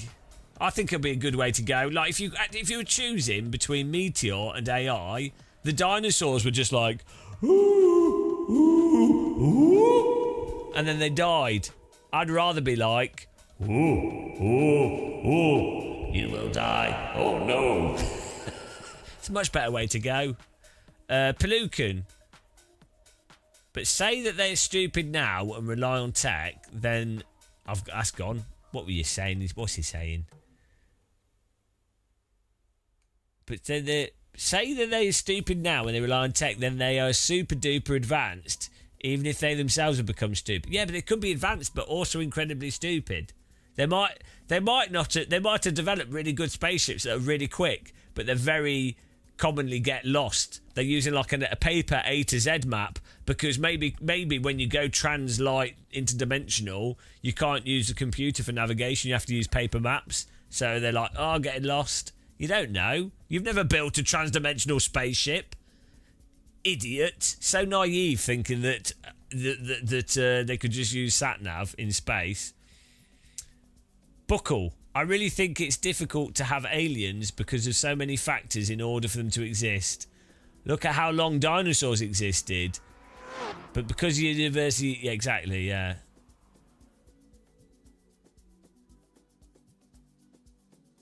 There'd been the most insane fumble. They flew across a galaxy and they crashed into a planet with some monkeys, mate. Well, yeah, but these things happen. Have you not studied Area 51? It's a true story.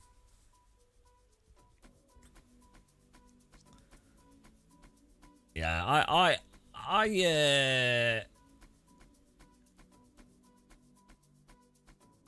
think it's more likely that an alien would accidentally fly over Earth. Is it flying in space? It's not really flying, is it? Float over Earth. It's not even floating because it's in space.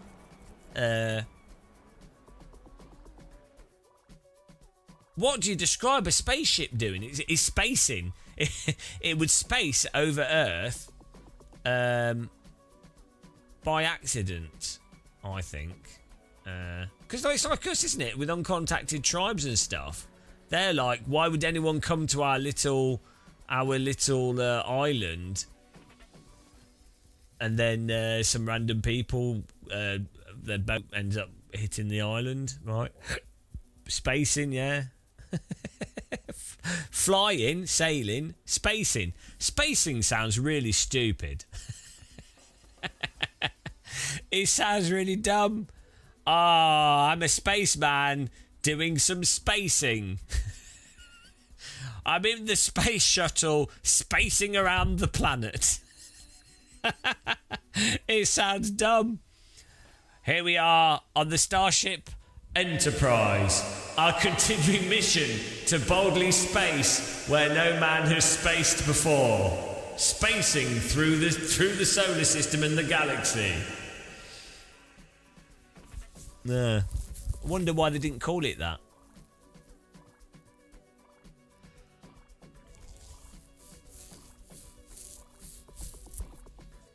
Oh, here we go, counter debate. Right, that's I'm going to time you out for 5 minutes. Where is he? Where's counter debate? Is he on Twitch or YouTube? Either way, I'm timing him out. 10-minute time out for counter debate. Every time he mentions, there you go. Every time he mentions the stupid simulation thing, he gets a timeout. Bloody stupid philosophy. If space is so huge, why can't I install more games? I know. You need a different kind of space.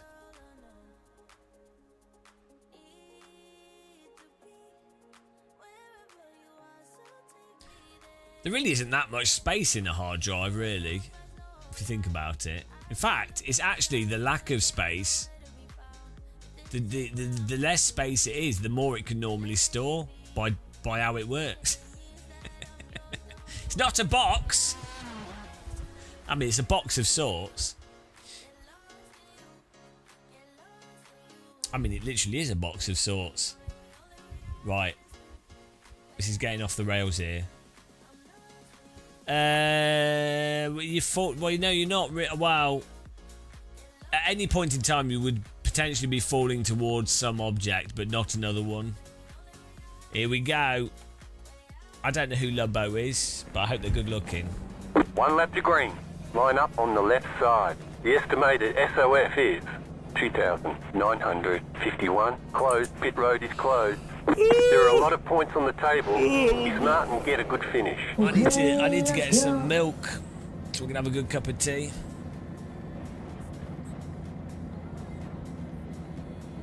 I'm pretty exhausted. I got up at like 6 a.m. this morning.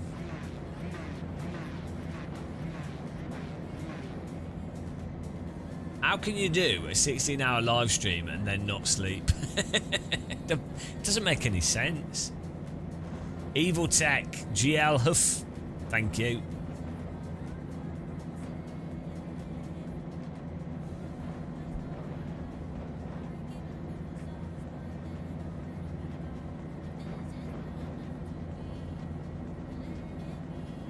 Look at the brake bar's front indicator. These GT cars are made for idiots. Like, look at all the lights on the dashboard. Ooh, I'm in neutral gear. Catch up, hey, car.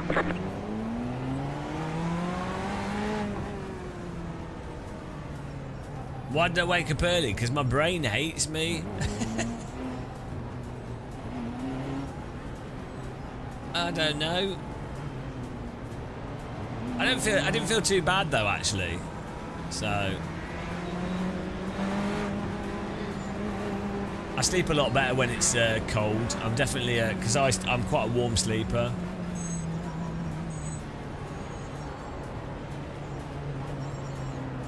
Single file, manito. Single file.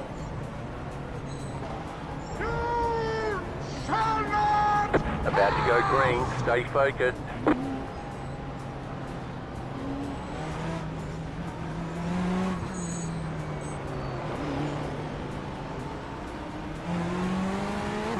Get green, green, green. Okay, let's go.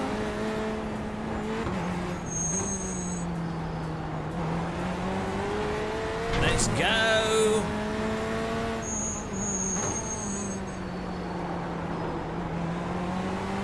I definitely think GTE is better than GT3, you know. We can all agree on that. Slow car ahead. Slow car ahead. Car stop on the left. Go right. There's an incident ahead. That's the bonnet ahead. Where's he going?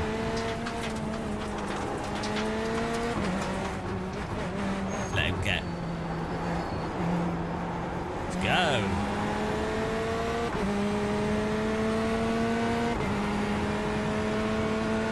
How did they crash there?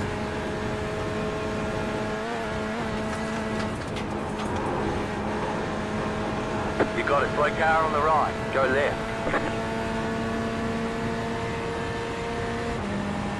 No. Loads of people are complaining about the big screen beyond headset. Is that why you're bringing it up? There's loads of people saying that actually, after all the YouTubers that totally weren't paid by big screen, after all those YouTubers that hyped it, it turns out that actually, in reality, they weren't being that critical and it's not really that good. Funny that. I would have thought that selected, completely non-critical, tech-hyping YouTubers would be the perfect people to trust when it comes to expensive products. Ah, it's so stupid, isn't it? Maybe it's alright though. I'm sure it's not that bad, but one of the things I've noticed with VR especially is that it's such a crazy thing to actually execute on with a device. you're kind of limited to it being ginormous corporations that are willing to lose money on the headsets will ultimately produce the best headsets on balance when you consider everything. Well, you know, because I'm an idiot filing account. Because apparently I hate money. But I'm doing alright, so it's all good. I'm doing fine.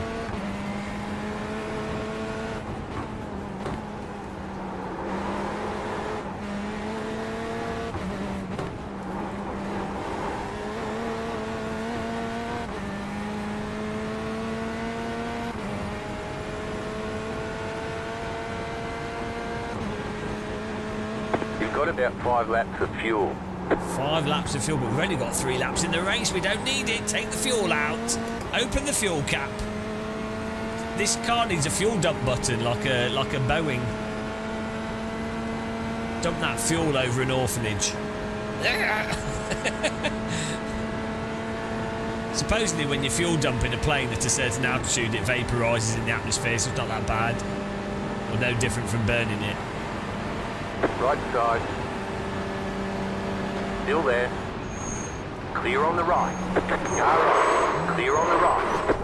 Are Left you side. serious? Still there. Stay on the right. Clear on the left. What are you doing? Why? Right. He has all that stuff earlier on, and I literally back off to let him continue in front of me. You know, when we had that the accident at the start, I literally backed off to make it easy for him. And then the moment that we're like... Sorry, Damien. Actually racing again, he just starts like defending like a lunatic and then just loses it.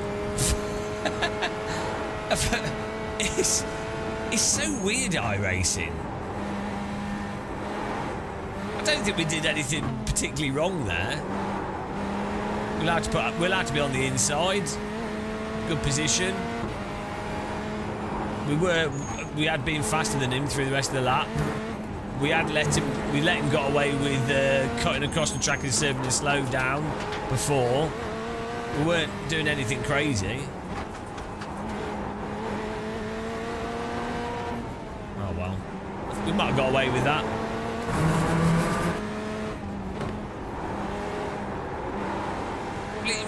It really is a hot lapping sim. Like, I mean, this is fun though on this track. I don't really mind hot lapping the Nordschleife.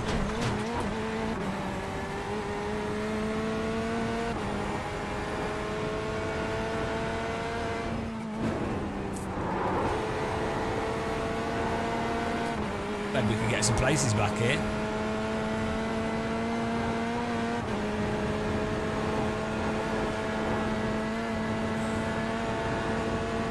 Oh, there's a huge gang of cars in front. This will be fun trying to overtake them. Car stop on the right. Well, gotta check my shorts. Go left. Go left. There's an incident ahead. Oh my You've God. got a slow car on the right. How did we avoid that? Why is he driving into the racing line on that part of the track? Oh dear. Oh dear, oh dear. That was very close. David Prater is so frustrated losing all these positions because of... Yeah, it's fine though. It used to be frustrating. Now it's just funny. It's entertaining for live streams though, so that's good. Here we go. I'm expecting a crash on the final corner from the gang of cars in front of us. 2 to go. Car on your left. Porsche RSR, beautiful car. Stay on the right. Sounds excruciating on your ears in real life. I do like the Porsche RSR. It's a shame that GT is dead in real life.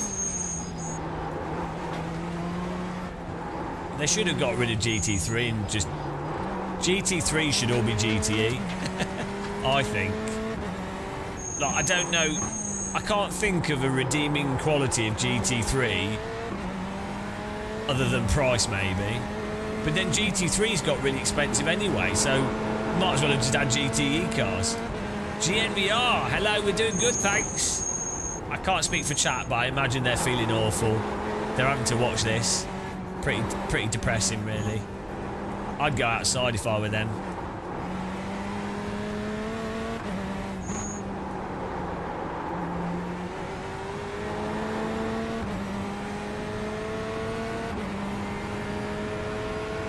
GNVR sounds like a British rail, like First Great Western. GNVR Rail. Glaswegian Virgin Northern Rail. Complimentary tea served on our sleeper route.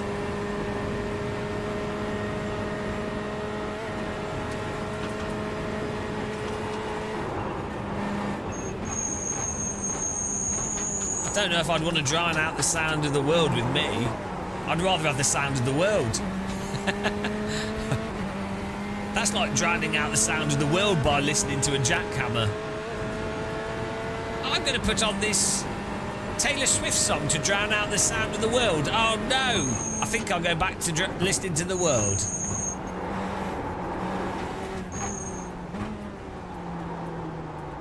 Buddy, can you actually go any He's in a factory.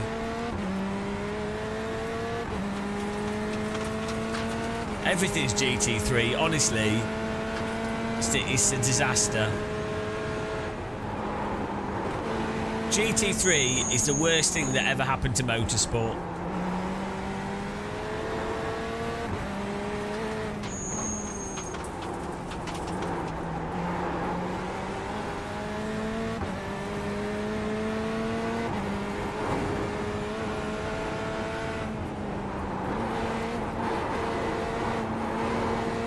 There's an incident ahead. Slow car ahead. Car stopped on the right. Car stopped on the right. Oh, this is gonna go be a right. jam. Go right. Whoa. Go right. Go right. Go right where the cars have crashed. Fuck, Go, Ben. What the fuck? go right What the fuck, Ben? into the wreckage zone. Go. Hang on. Why is It's he what saying? happens when you're driving so slow, honestly. Why is You he? need to wait for your come on, man. Come on, man. Come on, man. Why is he saying go right where the cars? Go right. I tried my best to avoid it, but I was 9/10 back and you managed to catch up to you in one braking zone, and I was still making the corner. You didn't try. You didn't try. You have to brake early. Come on, man. You see me slowing down. You gotta slow down, right? Only go fast. This is racing. No braking allowed. Come on, man. Oh, man. Gotta go fast. Oh, this doesn't look good. Woo! Saudi Audi. I know. Clear. It's a Ferrari. Easy mistake to make.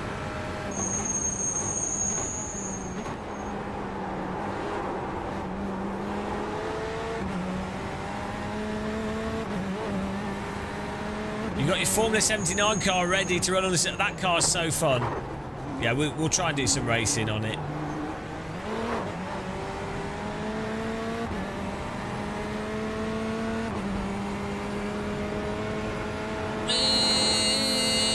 I think we can get rid of all tracks and just have the Nordschleifer. I can understand why Misha is happy driving around this every day. In other people's cars. What a hard life. Kind of weird though. It's kind of like me driving around Tesco's car park in other people's cars every day. You know, it's a bit weird. I would like to drive vehicles around the same road every day. Why? Are you delivering stuff? No, just to drive around the road. Oh, can't you go for a walk? No, I need to be in a vehicle. But wouldn't it be nicer and more pleasant to be in the countryside? No, I need tarmac and tyres and noise. I'm a product of my environment.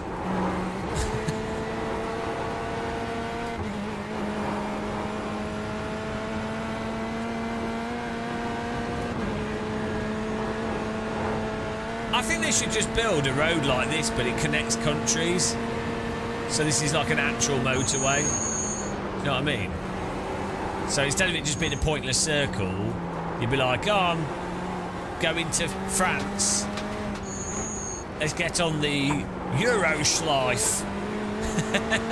Off we go. Left. Still there.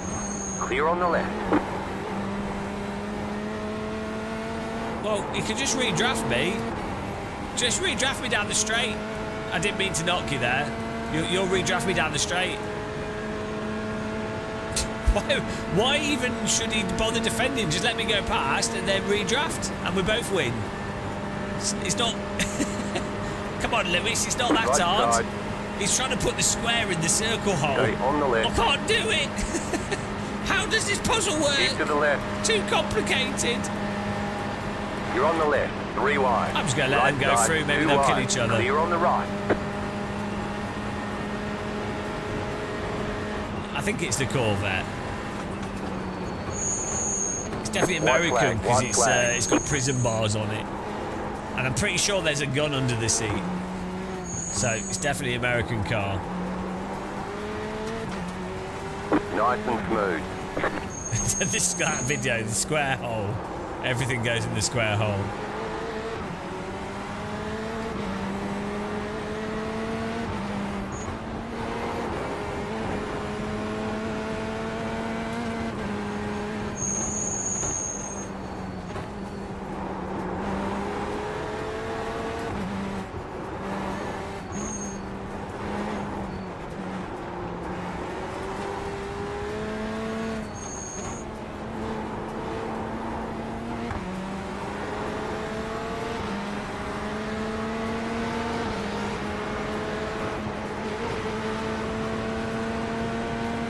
So you think I could? I have the fitness to cycle around the Nordschleife. That race is mental. They go really quick.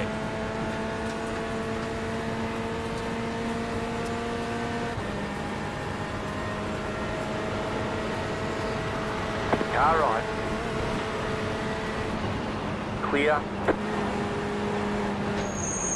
Right side. Clear. Car on your left. Good Clear. takedown. You've got wheel damage. I've got wheel damage from that. What on earth am I supposed We got to damage do? on the front end. He just slammed his Left brakes side. on for Clear on the no left. reason, losing it into the corner. Well, what on earth? Like, again, so that's another completely ridiculous incident. Probably netcode as well for the actual contact. Why? It's so... Car right. Everything... Clear on the right. And right, like, honestly... How do people... Like, it's a fun game to play, and it's entertaining, but it's so ridiculous, isn't it, really? Like, how is that now broken wheels? iRacing, come on. Oh, he's just killed him behind us. They really need to fix this simulator. It's embarrassing.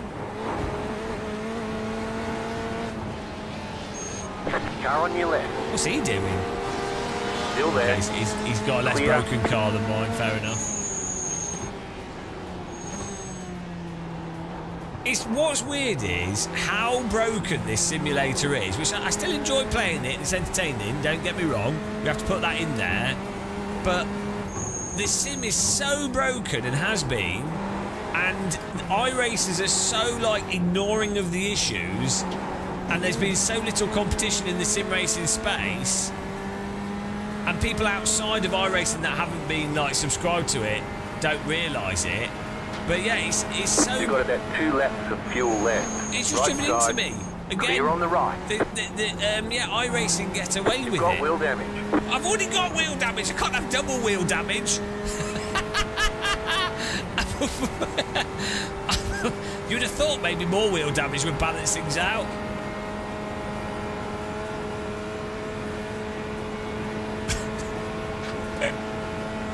Yeah, it's really weird. It's so weird with iRacing. I can't think of a game that's been so obviously broken in some very basic game design components that the player base has accepted or the developer has accepted.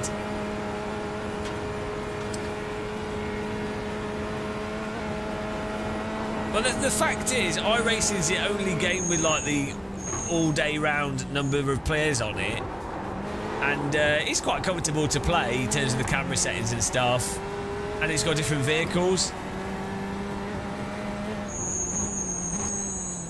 Yeah, Deja Vu, I guess they're aware of the shortcut, but like, okay, maybe it's a lot of the streamers, and you know,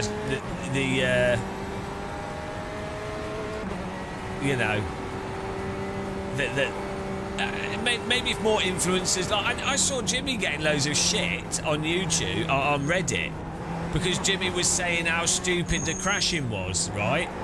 And that prompted someone writing a big post as to how, like, oh, why are sim races so miserable? It's like, well, they're not miserable, are they? They're actually, the vast majority of YouTubers are absolute sycophants for the thing that's paying them money. It's so weird. Oh well. It was only when you had real drivers in 2020 come to iRacing that you had a little bit more honesty about it, and then that disappeared again when some of them were, I think, threatened to be sued if they didn't toe the line.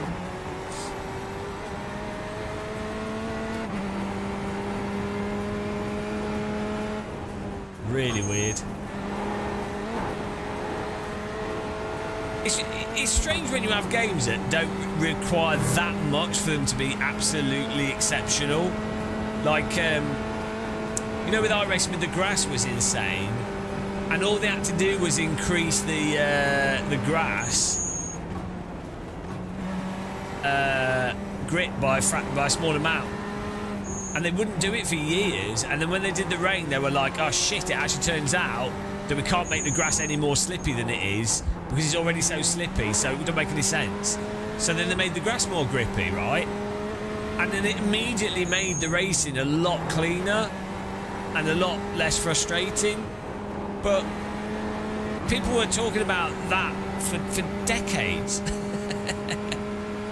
No, the car's totally fine, DNS Racing. This is actually an oval stance car where and actually it's quite common driving around the Nordschleife to hold your wheel at a 5-degree angle in the opposite direction to where you want to go.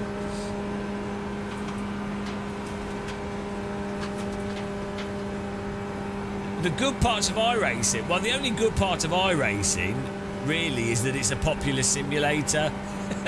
Graphics aren't good, netcode's not good, physics aren't good, force feedback's not that good, to the point where you have to use an external application to get the most out of it.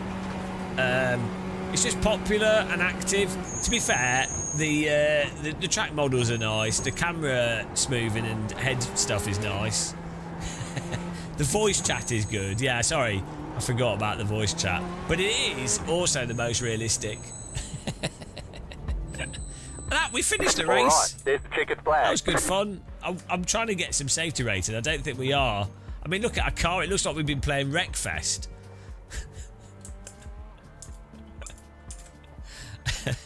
It's a good Wreckfest race that we had there.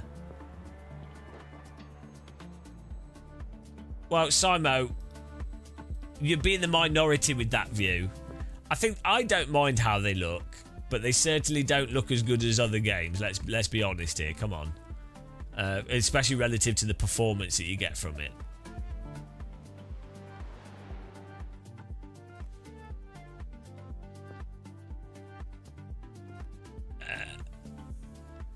You turned in late. LMU's better apparently, but it's a neon clown show.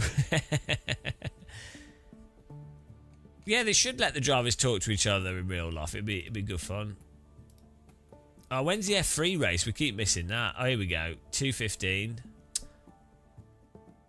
I kind of want to do the F3 because it's pretty funny. Well, we can do that and then we can get a soup. Super.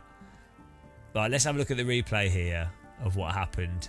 Was I guilty? I don't think I was. As always, I was innocent.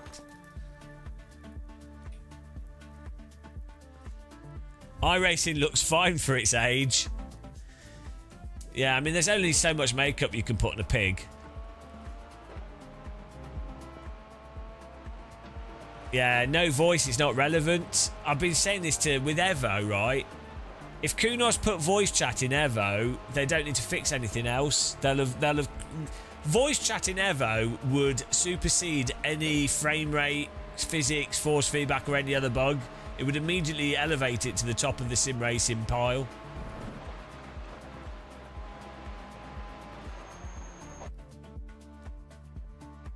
Alright, let's see what happened here.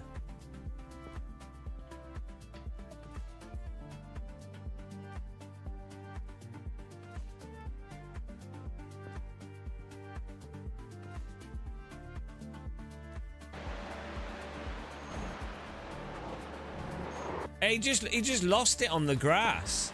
I wasn't even next to him. We did nothing wrong here. I've actually broke here to let him through, and he's just lost it here. And then I've had to try and you know, but then the tires get stuck. He's lost it on the grass, and then I mean, there's nothing we can really do. But I mean, to be fair, but I mean, I don't think it's possible you could lose a car there if you touch the grass. But most of his wheels are on the tarmac, and I think in reality, maybe you would have a little squirm and you'd catch it. It's possible you'd wreck as well. Who knows? But there's just no way to avoid him. And yeah, if you look at his line as well, he's suddenly coming across. So I'd already backed off quite aggressively here for this corner, because I thought he was going to come across in front of us. So yeah, what's happened is he stayed on the outside, and then his car's understeered, and you can't brake harder to oversteer more without getting more understeer in iRacing. Even if you've got your brake bias set back or whatever you do with setup, this is fixed. But like, you just always, if you've not got the braking initially right, you're just always going to understeer.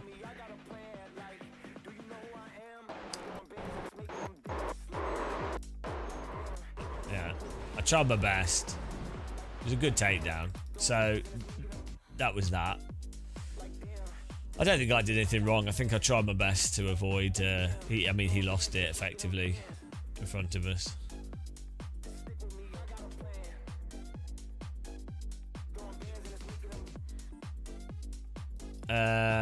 You shouldn't be braking for that corner. Well, it depends what line you're taking through it. I broke because I thought he was going to cut across, and he broke because he was on the far right hand side of the track. So yeah, if you're taking that corner, I think it's a slight lift if you've got the actual racing line.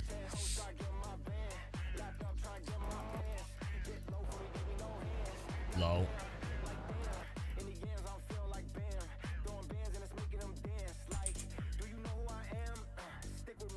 Right, let's see this ramshackle.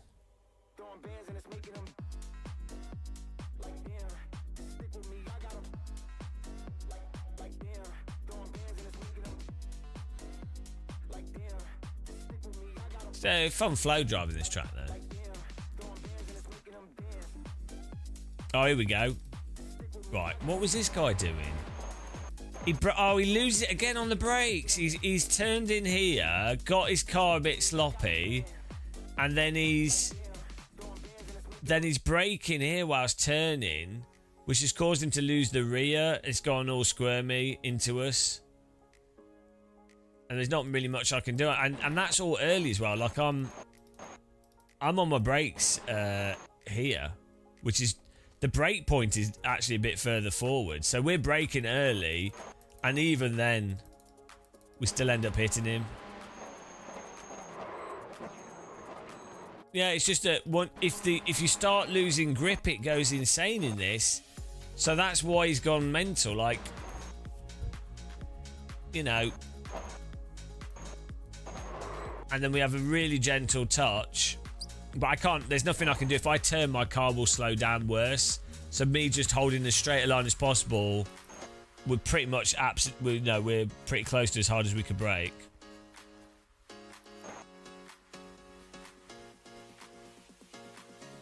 Starman, just poor driving and car control of the other drivers, mate. Yeah, the thing is, this again, if a simulator is very unforgiving in its tyre behaviour at the limit, then sure, you know, poor driving of that physics simulator, which is totally valid. You know, you're playing that game, great. However, it's a simulator, and then there's behaviours that make it ridiculously unforgiving. And a lot of sim racers don't realise how actually, in many ways, warm slick tyres in optimal conditions with cars like this, with mega downforce, tend to be more on the stable side and tend to allow drivers to do really dumb shit and get away with it. So, there's just a lot of excusing for the simulator. It's fine, it is what it is. But it's weird to excuse it. But it was a good takedown by me anyway.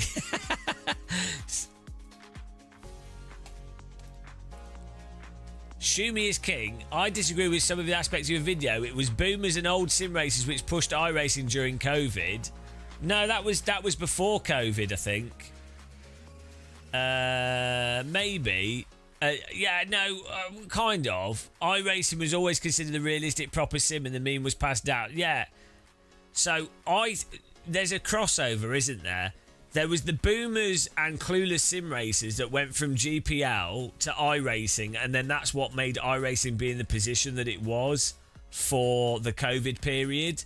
But then outside of iRacing, because iRacing is iRacing, you had the ACC thing, which was perfectly timed, and a lot of people obviously went into iRacing for sure, but most of them went into the GT3 thing with ACC, and they were just completely new to sim racing. So it's like the perfect crossover of boomers and clueless sim racers that initially enabled like the iRacing thing to be where it is, and then the ACC boomer drivers for that to release when it did. That set the stage for then the noobs to come in and for them to then have 5 years of brainwashing of that state of things. So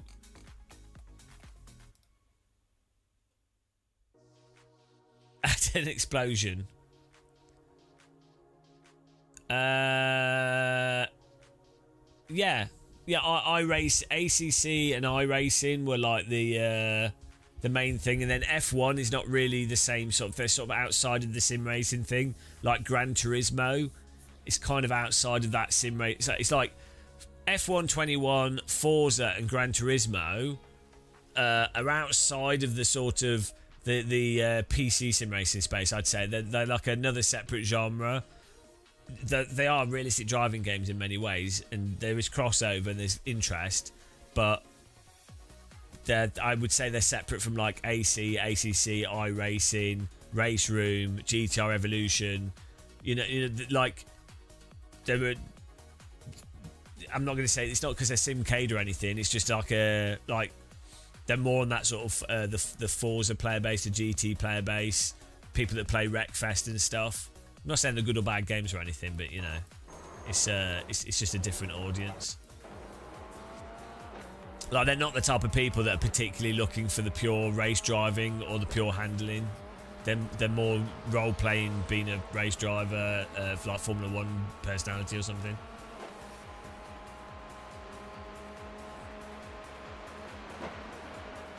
Well, people play them hardcore as well. I just think there's a definably different approach to someone. So, like the PC sim racing thing, it's like, are you likely to want to use a wheel and pedals with them more than a gamepad?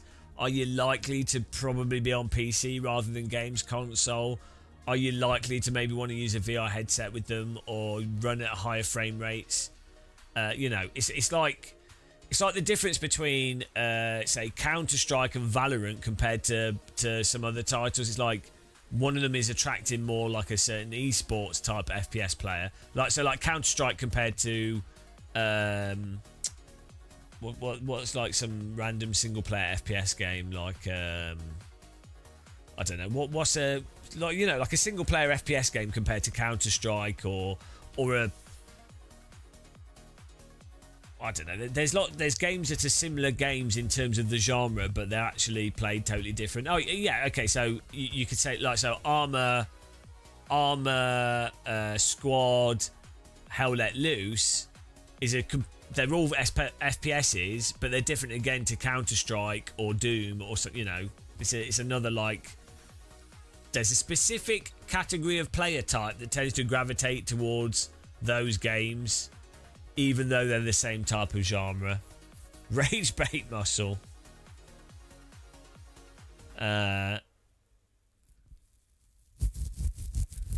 I was just saying that there's a difference between the people that play tend to be playing Gran Turismo and Formula 1 compared to those that play iRacing and ACC and what I would call the sort of core PC simulators. But there'll be more crossover, like, you know, it's just like you end up with that genre problem where really it's hard to actually fully define things into set genres. But yeah, because we did a video this morning that was about the regression of sim racing. But then what's the cause of it? And I was saying in the video, part of the cause is that COVID brought in a load of players and all they had to play was ACC and iRacing and then GT3 cars. And so that kind of set their expectations in a weird way. Whereas I definitely think if COVID had happened, or if when COVID happened, the prominent sim was AC or GTR Evolution or, I don't know, not iRacing and ACC, I think you would have had a different expectation from those player bases. And weirdly, actually, what I do feel has happened now, with Ever, like, since COVID, more people have actually now played AC1 compared to when the 5 years prior where people were just playing ACC and iRacing, right? AC1 and BeamNG really exploded in popularity. So as I say, I think weirdly, Kunos could have got away with Evo exactly as it is now if they'd done Evo instead of ACC, because just how things were at the time. But now, way more people have played AC than had in the past, and now people contrast Evo with AC1. And the contrast is even more stark and obvious, whereas it wasn't when ACC came out. Basically, it was a new audience. It wasn't AC1 players playing ACC. So it's just interesting how these things seem to work, or how it looks like it's working.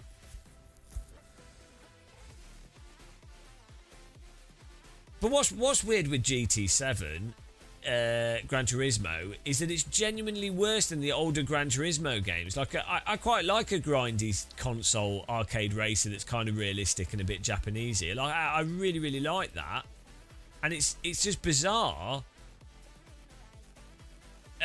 Like GT Sport was worse than the older Gran Turismos, and then GT7 is even worse, and you're like, what's going on? Like, all you need is a bunch of vehicles to unlock and a load of ridiculous challenges that are really hard. And, like, you're not going to get even, like, streamers. It's not going to be compelling to watch a streamer play GT7 and do the challenges compared to if you watch a streamer do the older GT games. Because there's just not the challenges there. And then there's that, if you're doing it yourself as well, that whole sort of completionist mentality, which I think driving games are really suited to, because they're so obvious. It's like, here's the lap time, can you do it? you know, it's not ambiguous like some achievements in some games where it's like, oh, you have to go to this cave to get this thing, can you do it? It's like, well, that's too confusing. It's not putting the challenge right in your face. What are you on about, Pelucan? You better not be saying positive stuff about AC Evo. You like how it handles? Well, that's because you're an idiot. No, it's not more. It's more planted until you get to the limit. It's actually very similar. It's very similar in grip levels to AC1, and the force feedback, especially before the last version, but generally, it's stronger on self-aligning. So yeah, basically under the limit, it is what you're saying. The problem is, at the limit, it goes to complete arse. Like, you can't hold slip in it naturally, and the force feedback doesn't describe the point where it's going to go from, oh, you're under the limit and you're on that nice bit limit, to then you're over it. It literally just goes from being under the limit to unrecoverable over the limit, right? Which is, that's the problem. And the issue is, and I've noticed this repeatedly, drivers that cannot drive very well, i.e. they don't know how to balance a car at the limit, and they only know how to roll into slip, which is what people learn in iRacing, and they basically, or they're just slow drivers, mostly, they do not understand what's missing, and they don't get it, so they think it's amazing. They don't get it. And they'll also think the force feedback's better because it's stronger. So, sorry, Pelucan. Wrong.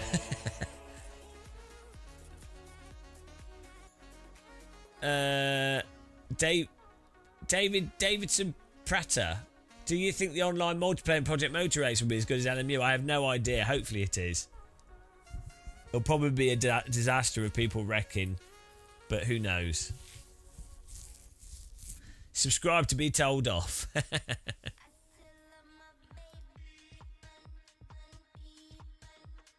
Yeah, well, out PMR is good, but who knows? Like, it seemed like it's pretty decent from when I've tried it. I'm quite optimistic for it. Ultimately, I think what we need is for Kunos to go, right, we've got some interesting aspects of the new tyre model and how it operates, but we need to actually make sure the cars have, even the race cars on slicks, have holdable slip like the original AC, because that's actually realistic. Even if the data says otherwise, it's actually realistic and also more fun, and that will also probably lead to the force feedback describing that at the limit if they make the tyres less peaky or something, whatever, I don't know. So if they sort out Evo, that'd be fantastic with the online rank racing, and then PMR for vintage GT, and then Rensport hopefully for like jumping crazy racing. That's what I want. Because Shumi, I have to be optimistic. The alternative is the fact that we'll probably be playing AC for the next 30 years, like Richard Burns Rally. The game is cooked. It's like iRacing, isn't it? Oven ready. Upside down pineapple pizza. Right, hang on, guys. I'm gonna get some vegetable soup. Pelucan, I was surprised, Gamer Muscle, that you like Project Motor Racing, or that was a shock to my bones, seeing you talk warmly about it. Well, I'm a little bit biased by the fact that vintage GT cars, you know. Also, I do like, generally, just like different graphics and physics engines, just for like, I really enjoyed Project Cars 2 when it first came out. We played it to death before we like memorized how to exploit its physics and stuff. Yeah, I know. Was it thrilling, Shumi? Was it? Did you almost fall out the window? Whoa! Woo! Was that good?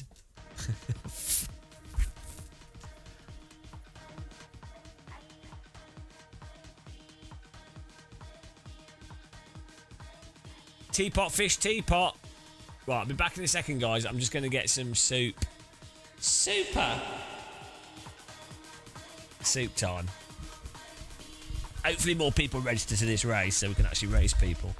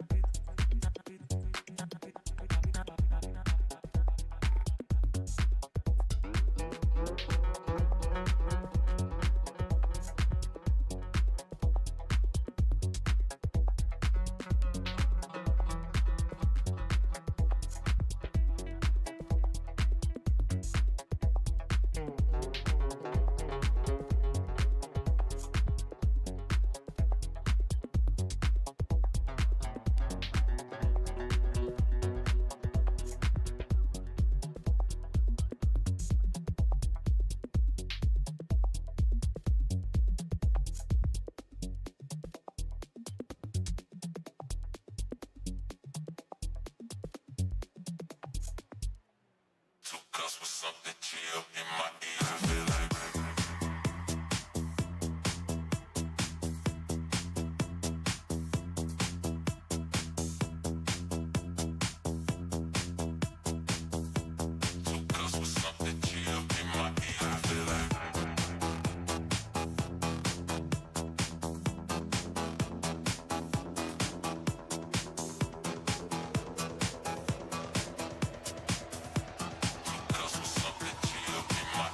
feel like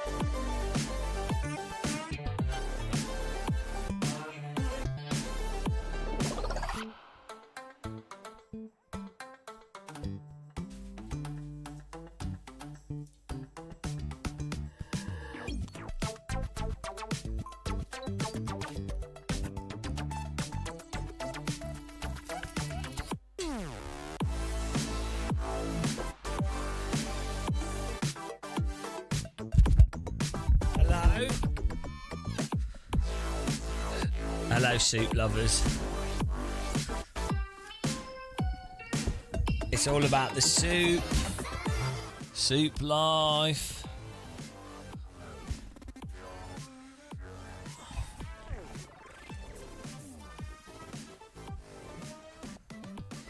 How's everybody doing?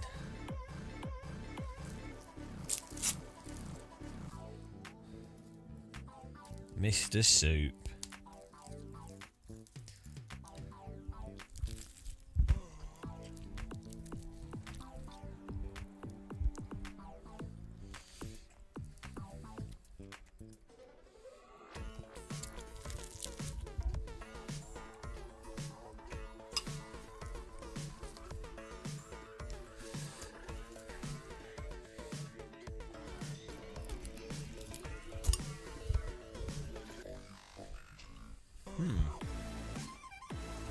How did we not lose any viewers when we went to get soup?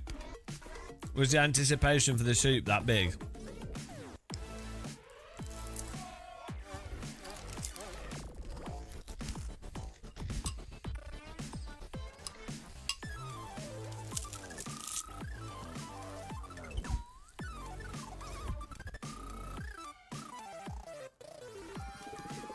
Is there a new Sonic the Hedgehog game coming out? I'm getting a craving to play Sonic the Hedgehog. Have a look.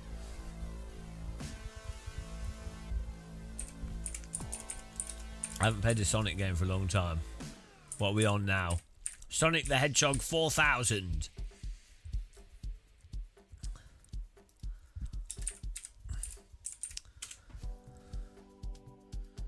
Right. Bloody hell, there's been quite a few. 2016.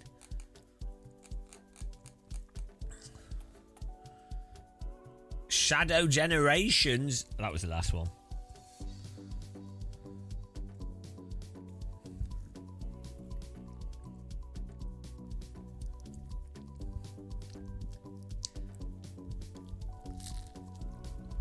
Hello, Amber Saber.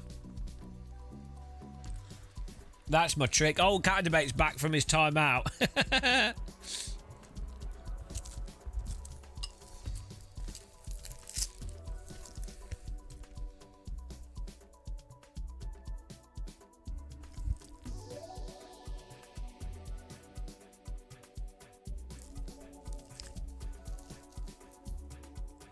I had like a stone in my food there. I'm hot, and you're not.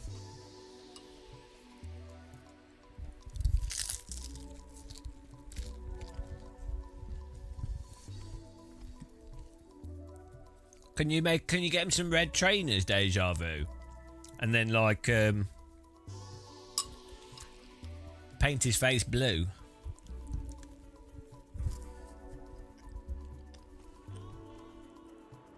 Get him a Dovda with all the old Sonic cartoons on. You released some software last night. Was it Nuclear Power Plant Meltdown Virus 2025? Don't think you should be proud of that.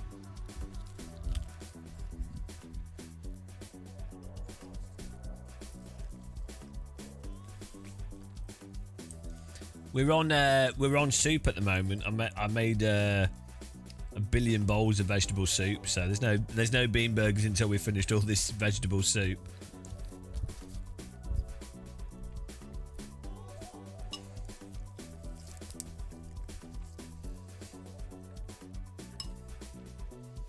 At least it's healthy. Leek, cabbage, carrot, onion, aubergine.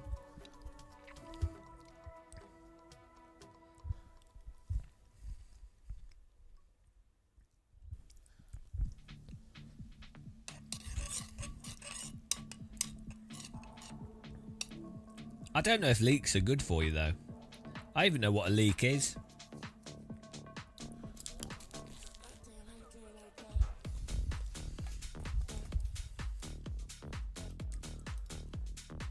What are leeks commonly used for? I just saw them in Lidl, so I bought a bag of leeks and then put them in the soup.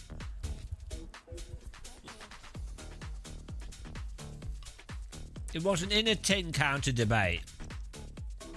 Fresh vegetables.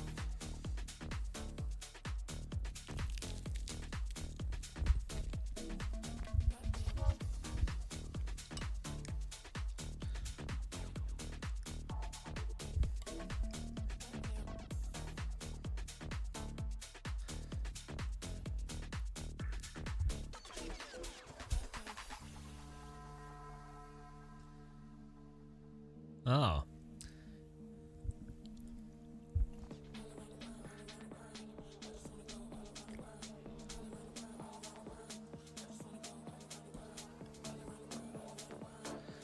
Sonic Run sounds like a health condition. Doctor, I'm suffering from Sonic Run. I have no control of my bowels anymore.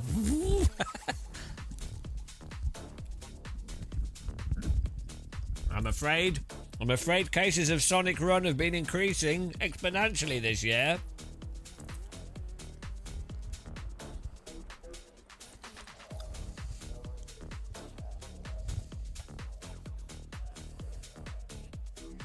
I'd quite like to complete the Sonic Pinball on the Game Gear because I never finished that.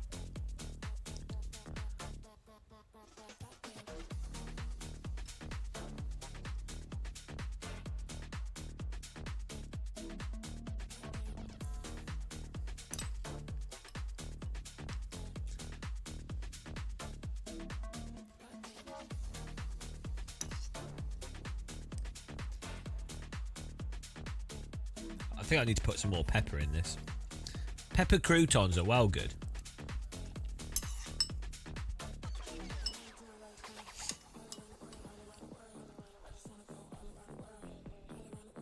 I've not seen them. I need to watch them.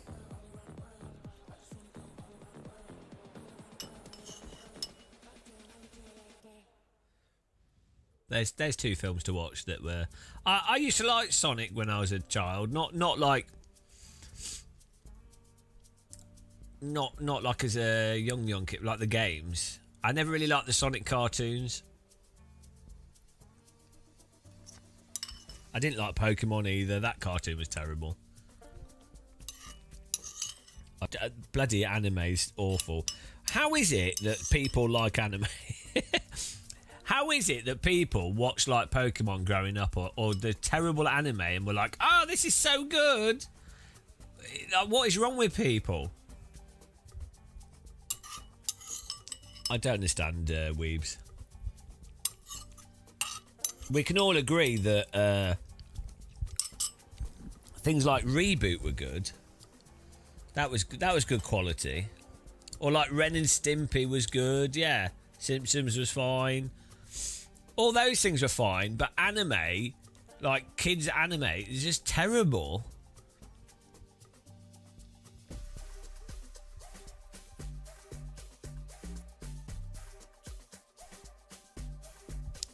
I don't mind like Ghost in the Shell and some stuff like that. There is good anime as well, obviously, but you know what I mean?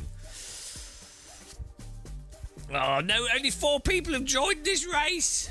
What is wrong with people? We ain't going to be able to do this. Maybe we should do it. We'll have to do a Gutter 3 race instead. That's the great thing with iRacing. There's always people on it.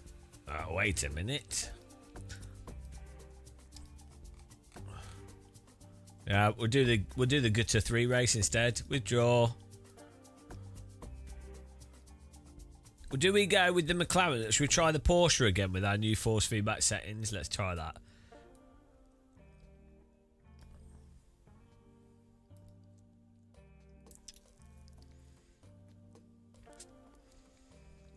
Yeah, Ghibli stuff's not too bad, obviously, but it's still annoying. It's still I decree. Look.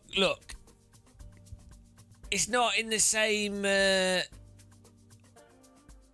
Why has this got stuck? It's not in the same ballpark as, like, works of art like He-Man. He-Man, and the Defenders of the Universe. She-Ra. No, you know what I mean? Or like other beautiful works of art like Teenage Mutant Ninja Turtles. That was quality. That was good quality. Whereas all those Japanese kids' cartoons were terrible. Like Animaniacs, that was good. Or Wile E. Coyote, quality. Thunder, Thunder, Thundercats. No, hang on, is that how it went? Oh! Thundercats, thunder, Thundercats.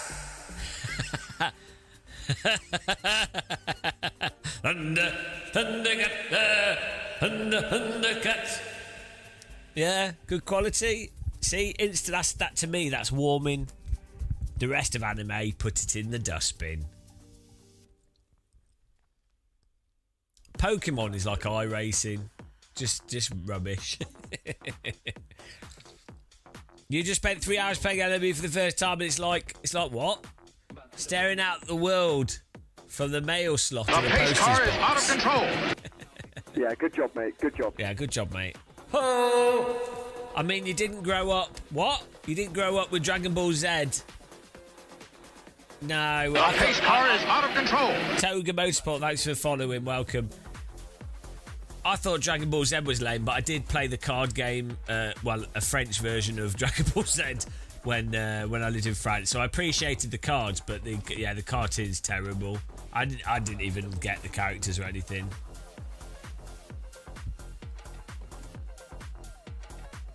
Yeah, John Linder, GT3 cars are like bricks.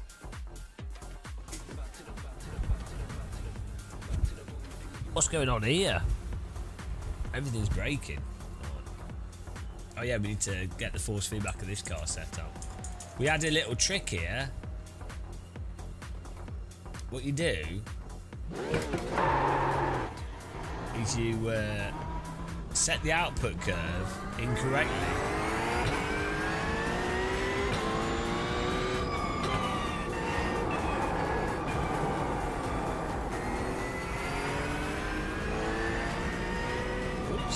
One.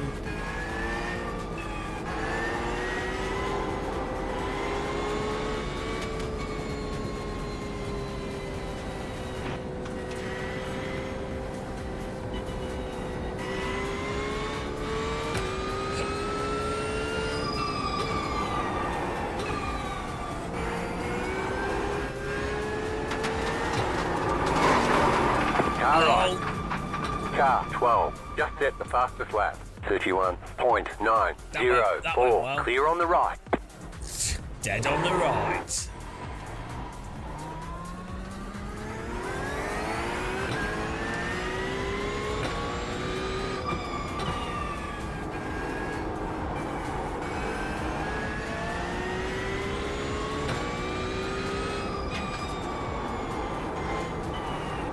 Car 420, just set the fastest lap. 31.581.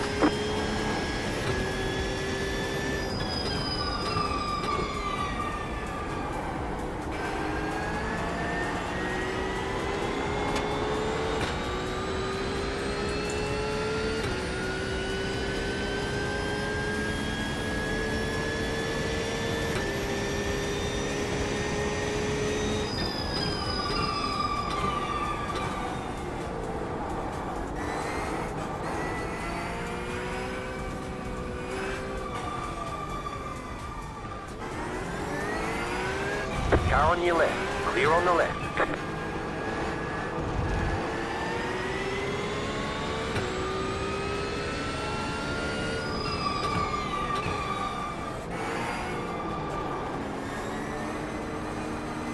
Right side. Clear on the right. What? Gold tyres. Car 26, just set the fastest lap. 29.08.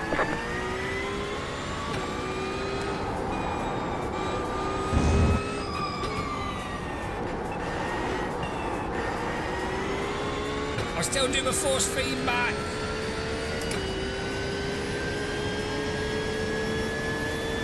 got it. Slow car on the right. Go right. Stupid. What's happening there?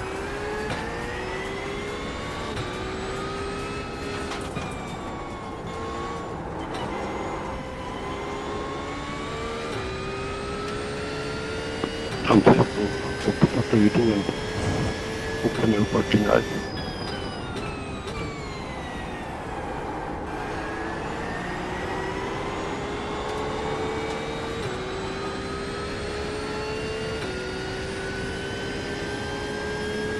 I think we're good.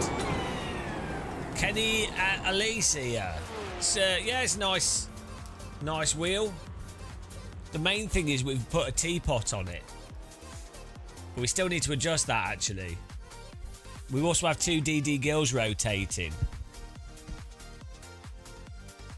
Which is fantastic. As we drive, the tea bags rotate as well.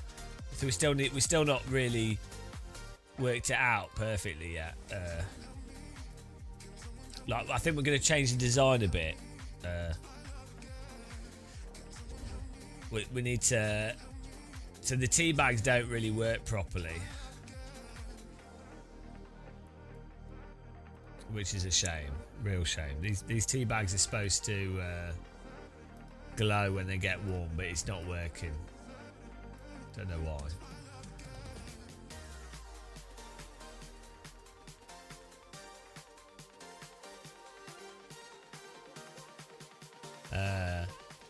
The teapot. I was thinking of having just one DD. Like, I think 2 DD girls is too much. Do you know what I mean? I can only handle one, so I'm going to delete one DD girl. I think we just need one big DD girl rotating in the background.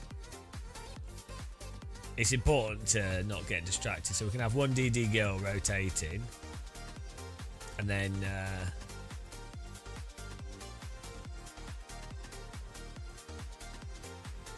the teapot's pretty handy. But yeah, I quite like the tea bags to like rotate, but they're not really rotating properly. It's supposed to be with the telemetry, but for whatever reason, I might have to go with like the engine RPM maybe. That'll rotate them quickly.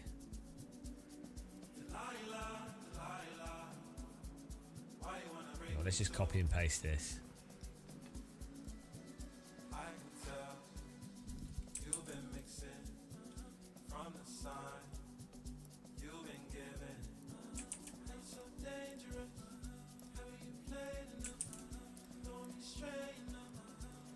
There we go. These bags will rotate now. But yeah, the problem is with this, the teapot's a bit too. Ninja, thanks for subscribing. Welcome. The teapot is a bit too. Gets a bit too bright. This is a bit of a problem.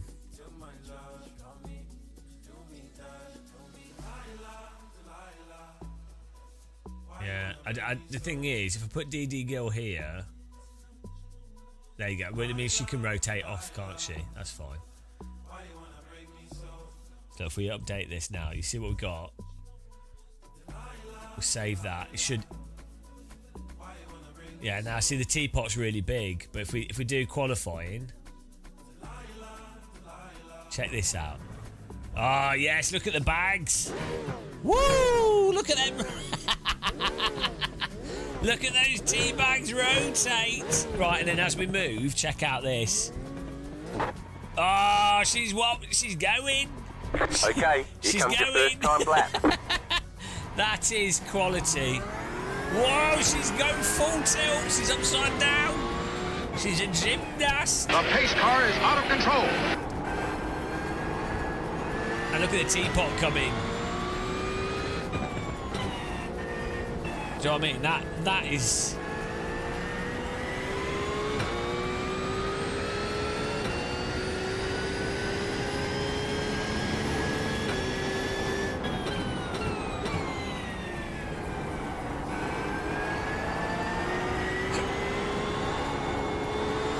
She's going. I'll let you enjoy that. Look at her go. She's fully inverted. 200. She's going to be a full. Within the braking zone, she'll come back round. Look at that. Look at her go. She's horizontal at 60 kilometers per hour.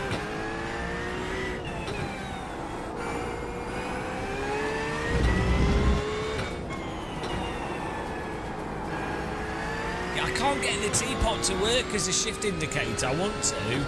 At the moment, it just goes bright and dark depending on how fast we go. It wouldn't. I couldn't get it to flash.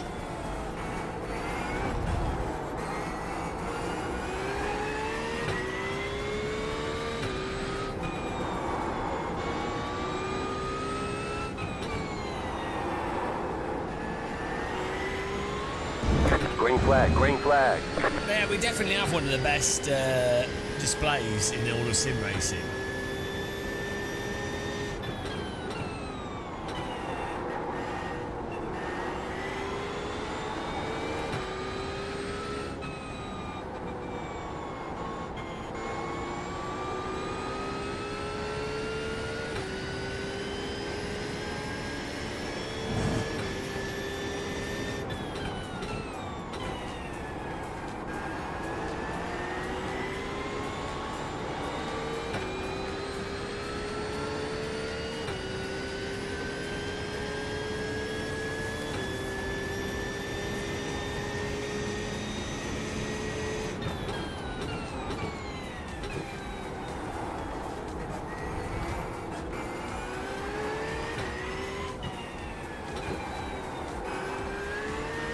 Turn my force feedback down a fraction.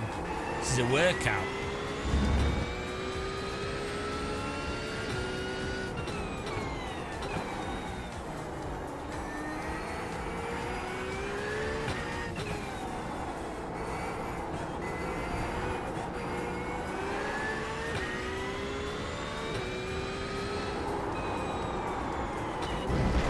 I'm sure why we got chronic understeer through that. It's weird.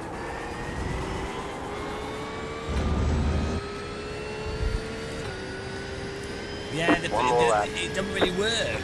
I for some reason, when I bind the teapot to flash, it doesn't. I don't know why. I need to find something, another dash that does do that, and then I can just copy the code across. It uses JavaScript.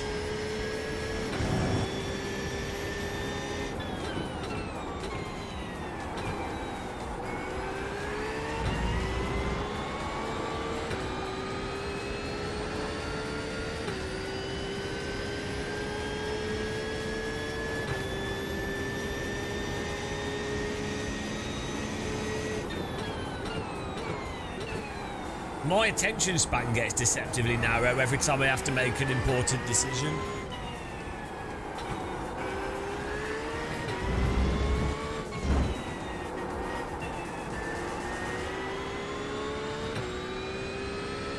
That would be inappropriate deja vu. But yes, you could. You could do that. You could, yes. We could have a bikini and have it slowly fade. As it goes faster, it slowly changes her into a bikini. That's a genius idea. Maybe have her wobble a little bit.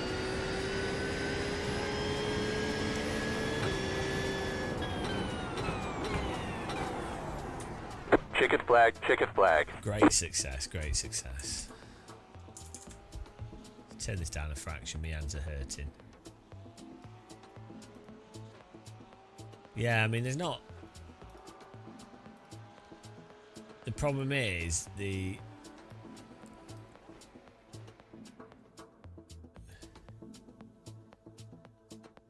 should be able to get the teapot to flash by doing this, this blink option, but it doesn't. I don't know how to set the trigger value. I think she's too big. We need to. I mean, she's to scale with the teapot, but I think I'm going to put her here like this.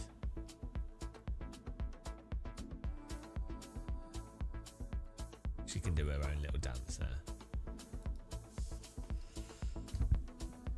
That's a bit better. That nails it.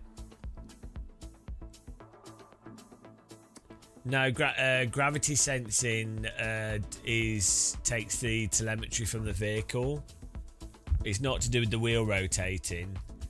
It's from what I could tell, it's from the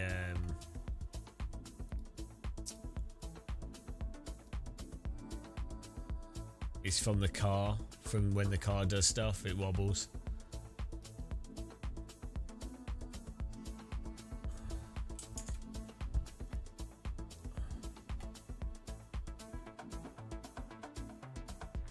Sadly.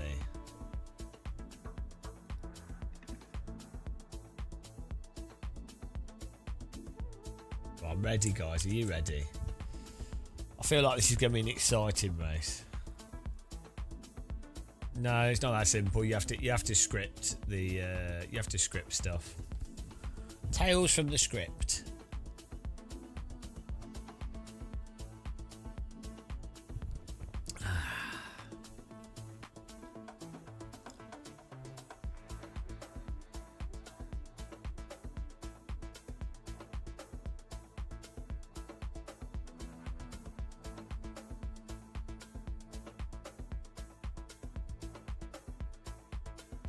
Big hole here, that's weird, isn't it? To have this, like what looks like a reservoir in the middle of a track. Why would you have a reservoir in a racetrack? Here we go! Fixed setup. I'm ready. Gutter 3. You know, who doesn't like Gutter 3 racing? This is peak sim racing. Hello, ladies and gentlemen. Welcome to Okayama, brought to you by Dunlop and Sportmax.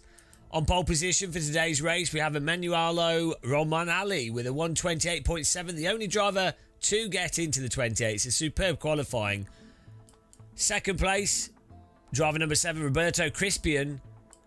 Will he set a crispy lap time during the race? We'll have to wait and see. And in third place, Kazuki Marakawa with the yellow helmet.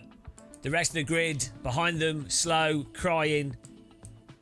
Let's see what happens in this exciting Fixed GT3 race. Good luck. Have fun and let's go racing at Okayama.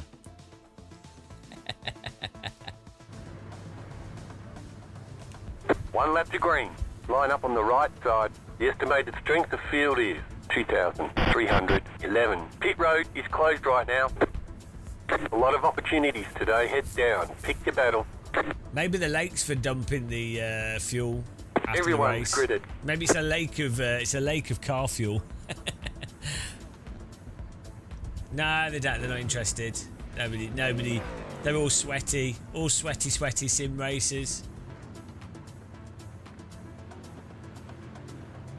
The sweat is real. Sweat minstrels. Catch start 10, car. Tumbleweed. Catch start 14, car. It's so quiet. 19, car. It's not even tumbleweed. Hang on, we're last. This couldn't have gone any worse. Skillfully position my car last to avoid any accidents here, guys. Really good strategic move. I think you can agree it's a good, sensible thing to be doing. Pretty talented.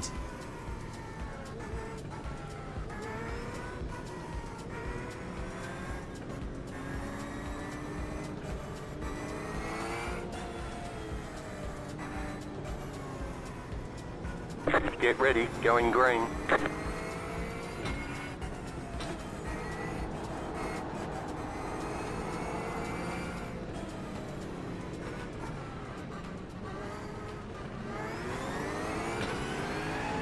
Pace car is off.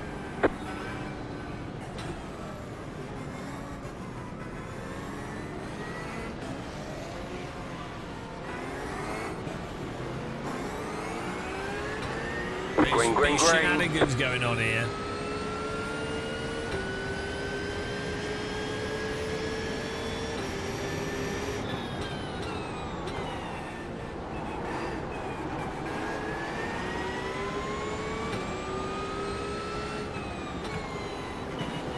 Car on your left.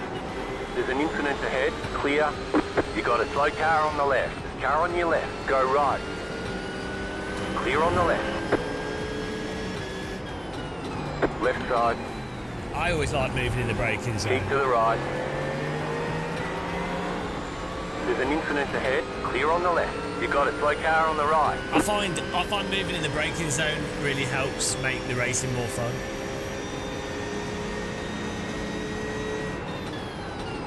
Left side. Clear. Left side. Clear on the left.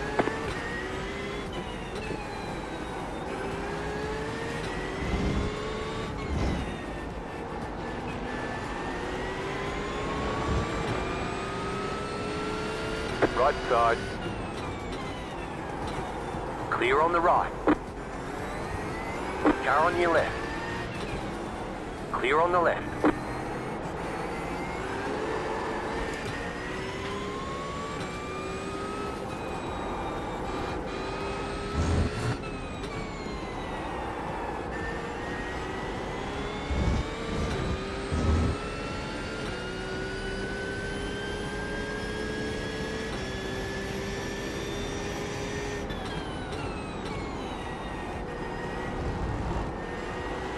I hope you're not saying negative things about Holy Eye Racing. Because it's also the most realistic.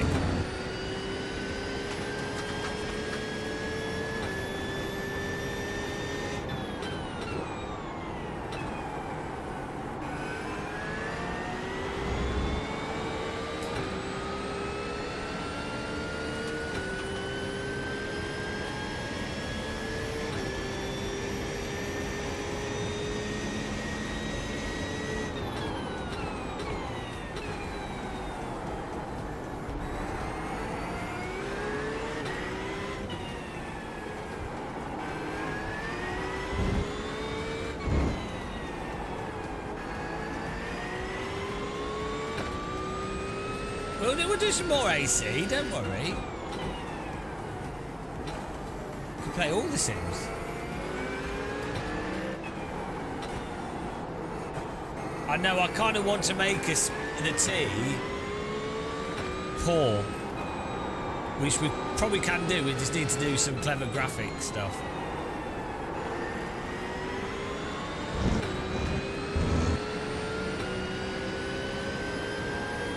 He's going to send up the inside when he's not close enough.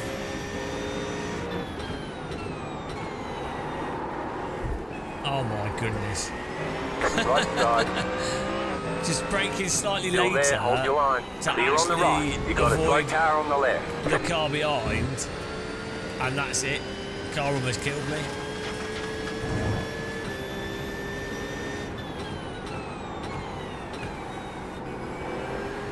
Right side. I'm driving Still a there. unicycle this. Stay on the left. So it's a nice rip. Still there, hold your line.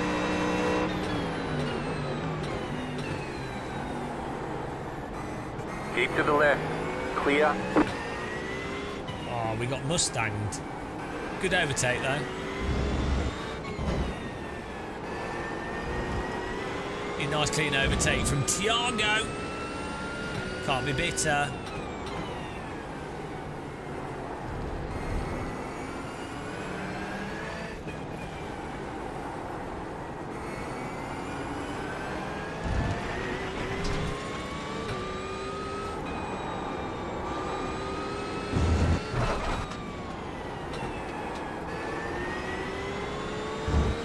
The car in P1 just set the fastest lap.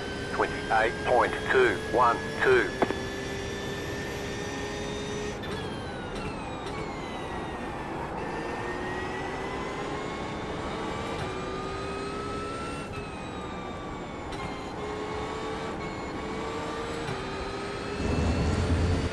Driving this water-filled concrete trolley.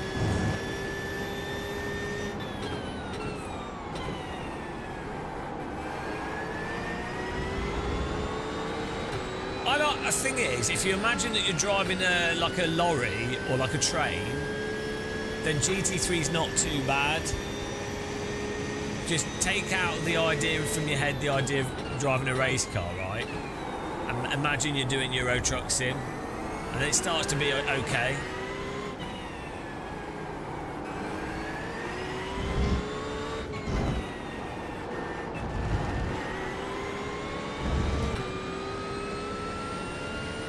cars in front look like they're going to drive into each other. So hopefully that's something we can take advantage of.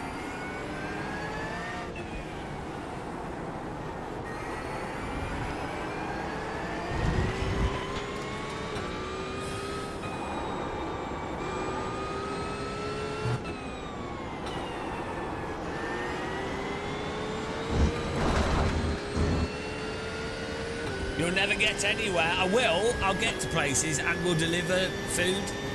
That was your fastest lap of the session.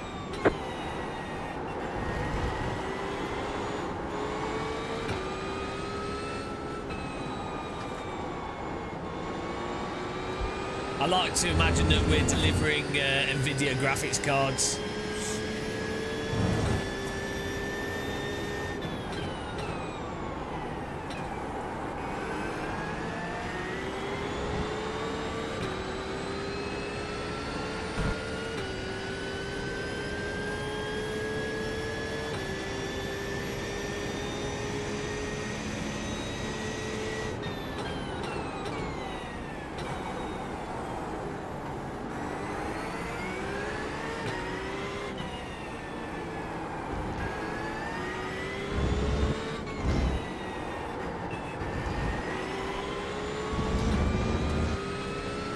We'll host our own servers.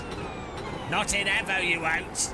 How dare you host your own filthy servers with your cheap modifications of cars that haven't been authorised by a giant corporate entity. Ugh. Freedom to do what you want? Are you some kind of commie? How dare you? How dare you play the game however you want to? Get out! That was your fastest lap of the session. Car ride, clear. I shouldn't have to back off my brake to avoid you in my ass.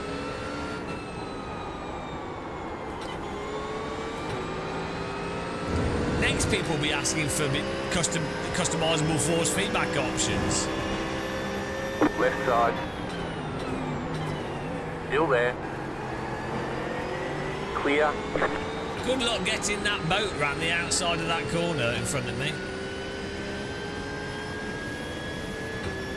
Don't blame me for trying though.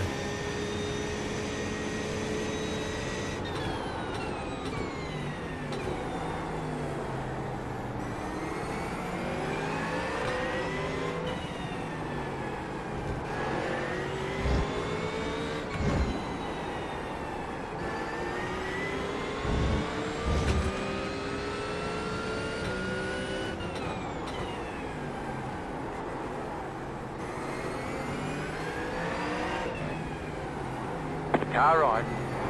Clear on the right. Good overtake. Great job. I can't see. Great overtake. Is that another one? The leader is running. That's another race today where someone has made no attempt to actually overtake and they've just driven straight through us. It's honestly relentless in iRacing. Absolutely relentless. The car behind is closing on you. The gap is 2.2 seconds. It's pretty absurd, really. Yeah, it was a good move, though. He didn't damage us, so that's nice.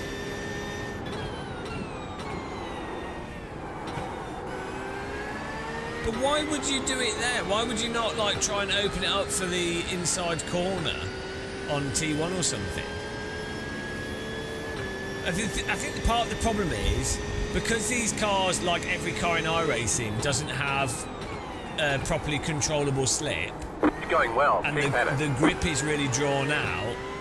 If you're within like a 10th pace of the car in front of you on a windy track like this, there's no way to actually overtake. So, you know. And then the only way to really then overtake would be to like actually have a bit of contact, but then the netcode doesn't allow The that. car in P1 just set the fastest lap, 28.087.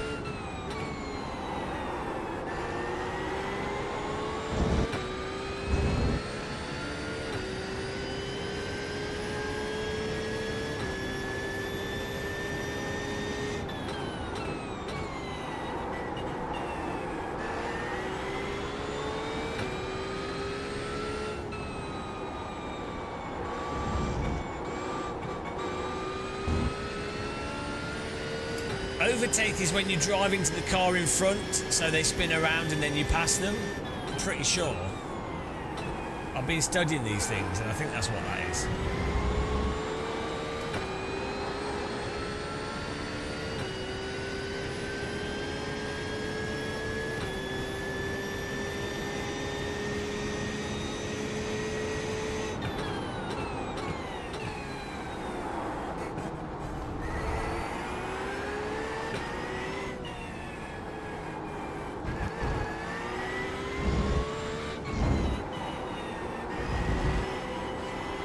Basically, yeah, and you might play the simulator on the PlayStation 2, Burnout. That is pretty much the ultimate overtake training tool. That's what I use. I made a couple of Car them. in They're good fun. P1 just set the fastest lap, 27.939.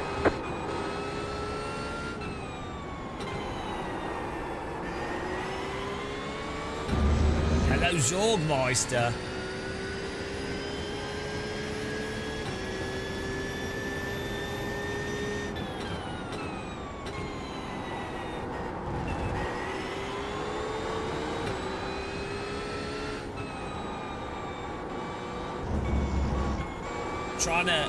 Trying to get faster.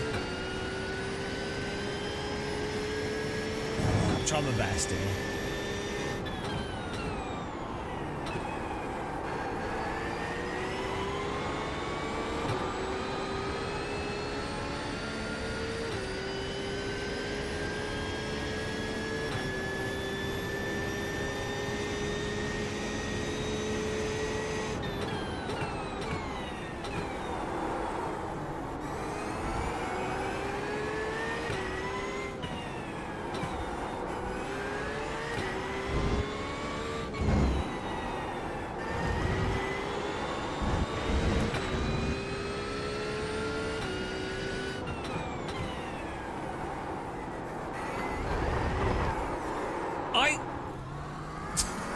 I intentionally took the curb there, thinking, oh, I'll rotate the car a bit more, and that instantly just pushed the rear over the limit, and it just wouldn't respond to the counter steer.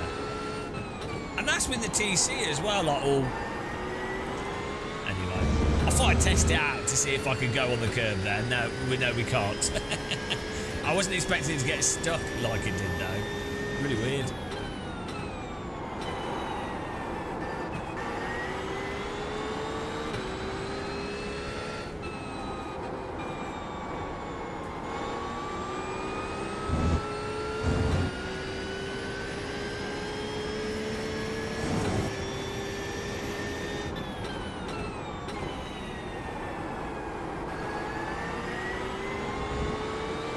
That's faster.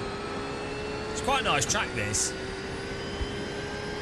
I'd say it's probably better for like vintage minis, Formula Ford and stuff, but it's quite a nice track nonetheless. I don't quite understand why they put Donington curbing on the Armco though, but those crazy Japanese. You got a slow car on the left. Car stopped ahead. Go left. That looked to be on the right to me. I'm not a mathematician, a rocket scientist or a genius, but I'm pretty sure that was on the right. The spotter probably meant the other left. How many times does the spotter get it wrong? It's really funny. It's like this spotter's a psychopath.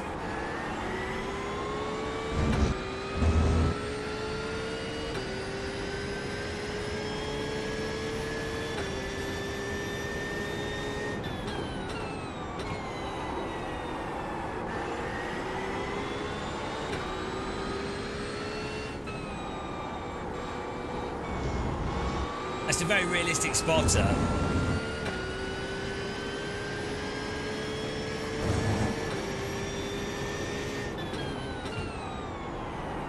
It's the most realistic spotter.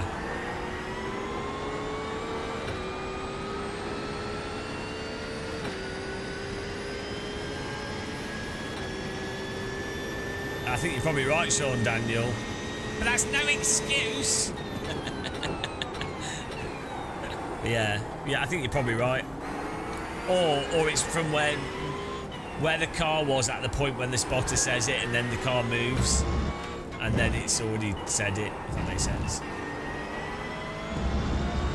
Yeah, equal opportunities. I decided to hire a dyslexic race engineer and a numerate strategist.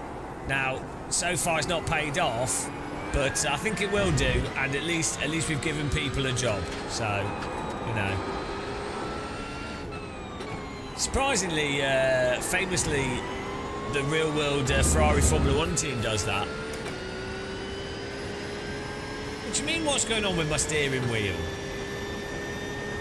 I've got tea bags and a teapot. It helps us drive better.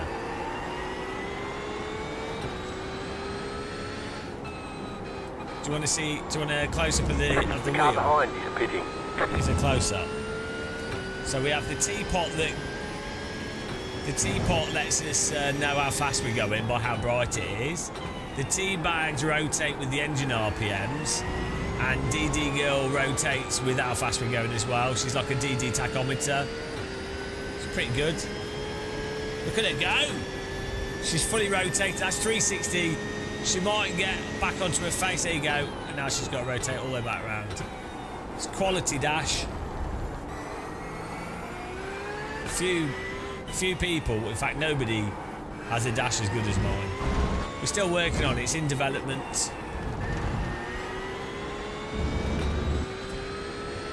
The leader just did a 28.434.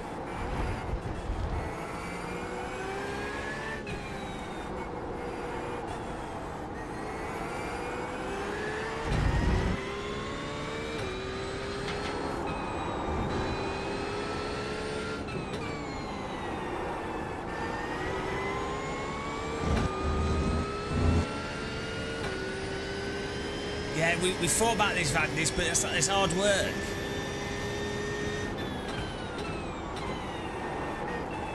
We'd like it to turn and pour tea out, you know? That'd be nice.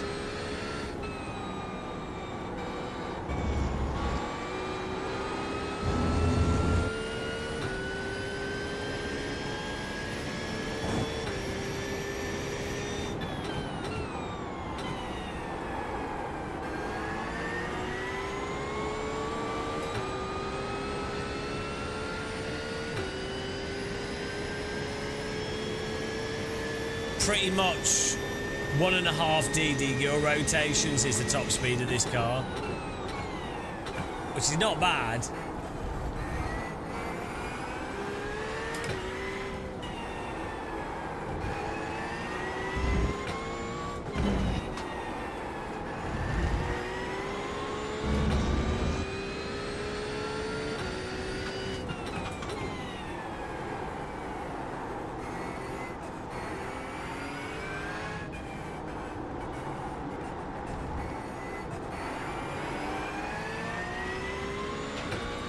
I think it's just one DD girl rotation on the straight.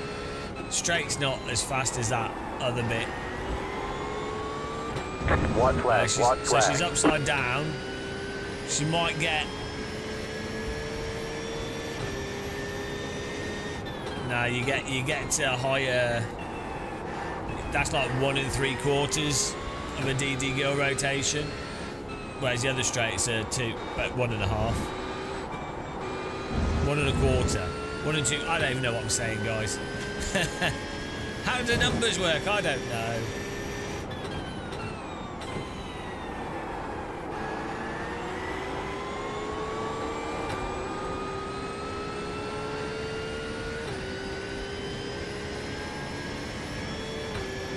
In the future, most vehicles will use DD girls as the universal measurement.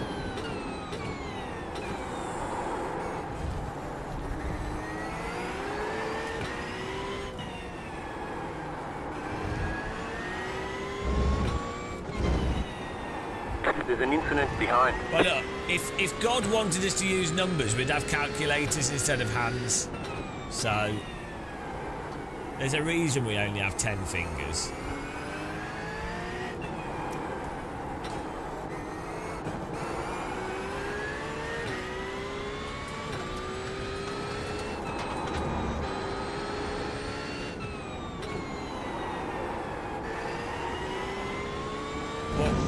thrilling race. It was made. Car stopped It on was the made right. so much more You got a fun slow car on the right. by that Go guy left. driving into us. Do you know what I mean? I think that really added to the excitement. All right, there's the checkered flag. Of the race. We'll have a look at that. Why has my music stopped? We need music to get through this. Right.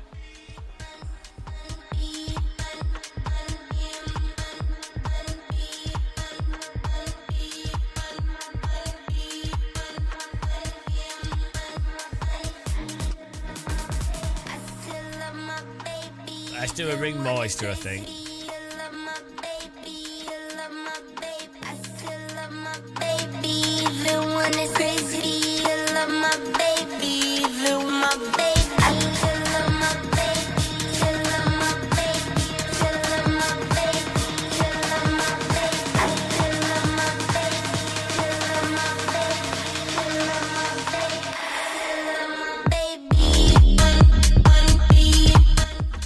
This needs a heavier beat. We need more techno. Right, replay. Let's see what happened here. I see how guilty he was.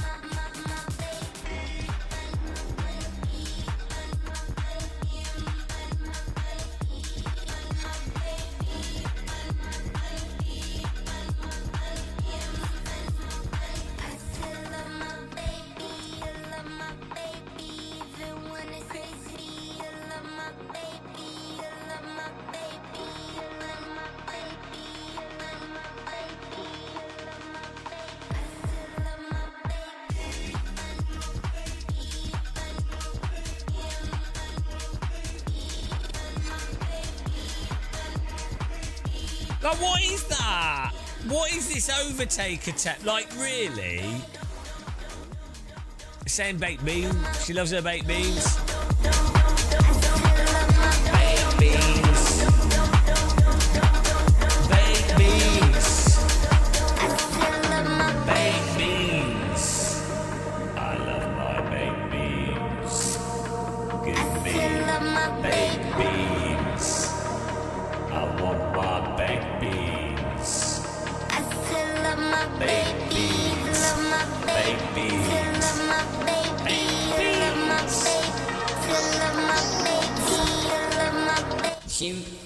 She's really passionate about baked beans, which is understandable because baked beans are pretty good. The baked bean song. Anyway, on the distraction, on the baked bean distraction, why? Right.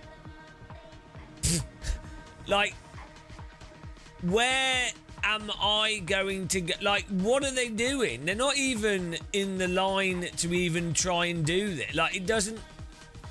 If they like, the thing is, this is another tyre model thing. Because you can't turn the car in slip properly, you have to drive the car like it's a train. So this driver can't do the appropriate thing, which would be to actually juke his car to the right more, inducing slip in a more aggressive line into the corner, allowing him to actually get the car into a tighter position. But because you have to brake to rotate on the brakes and not on the steering, you can't actually do that. So to brake to turn, you're taking the speed off the car, which then means you're further back for the actual overtake.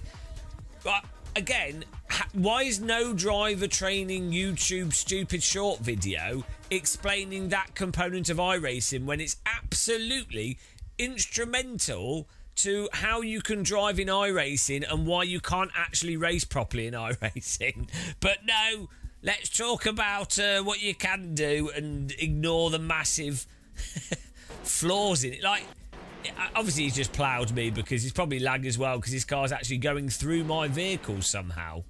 But, yeah, I blame Swolio. His videos and shorts are actually quite good. I think he does a reasonable job of explaining stuff, you know. And he's managed to make enough money to do race driving. You know, I think what he says in videos isn't wrong. But yeah, the problem is with these driver coaching type things, they tend not to mention the most relevant things because, you know, they're trying to sell driver coaching. They're trying to massage people's belief that these are not video games. really, and that these are not massively flawed video games. And if you were to slag off iRacing as someone selling coaching stuff, well, you're going to get less people buying something that, well, they might buy someone else's that massages their confirmation bias. But you know what I mean? It's just going to make you look bad, isn't it? They'll be like, well, why are you doing coaching if you think the game's shit? You know. So I don't blame him. I think Australia does a good job, but just, you know, it's the end result of it all. It's not just him. It's the whole thing of coaching and stuff. And it's not even coaching. It's like the YouTube format. It's a format issue as much as anything, in that you can't be in a YouTube short. You can't be like nuanced and really explain stuff that clearly, because you have either a minute or 3 minutes. So you can't actually really go into any depth.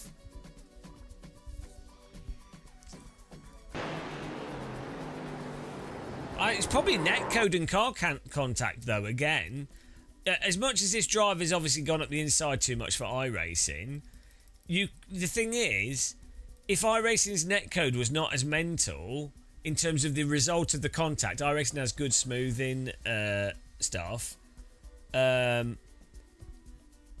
But yeah, the contact always ends up being as if it's like a mental contact. So it might not, from his perspective, it might have been quite a mild contact. Not saying that a tap on the rear of a car going through a corner often would spin it around. You know, I'm not saying that's necessarily that unrealistic. But look, you can see he's actually lagging through us as well. So, hello, my bro, my bro. Hello, Matt.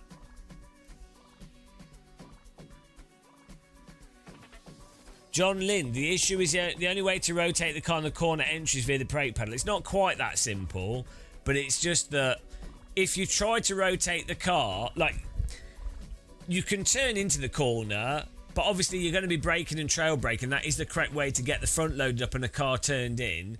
Part of the issue, though, is that you can't induce slip into the vehicle, which, to be fair, with GT3 cars, you're probably not generally going to be driving them like that due to TC, due to ABS, due to the weight of the vehicle, the type of corner. So, you know, but you can't intentionally induce additional slip that's counterproductive for lap time, but angles the car and then balance that slip to take a tighter line.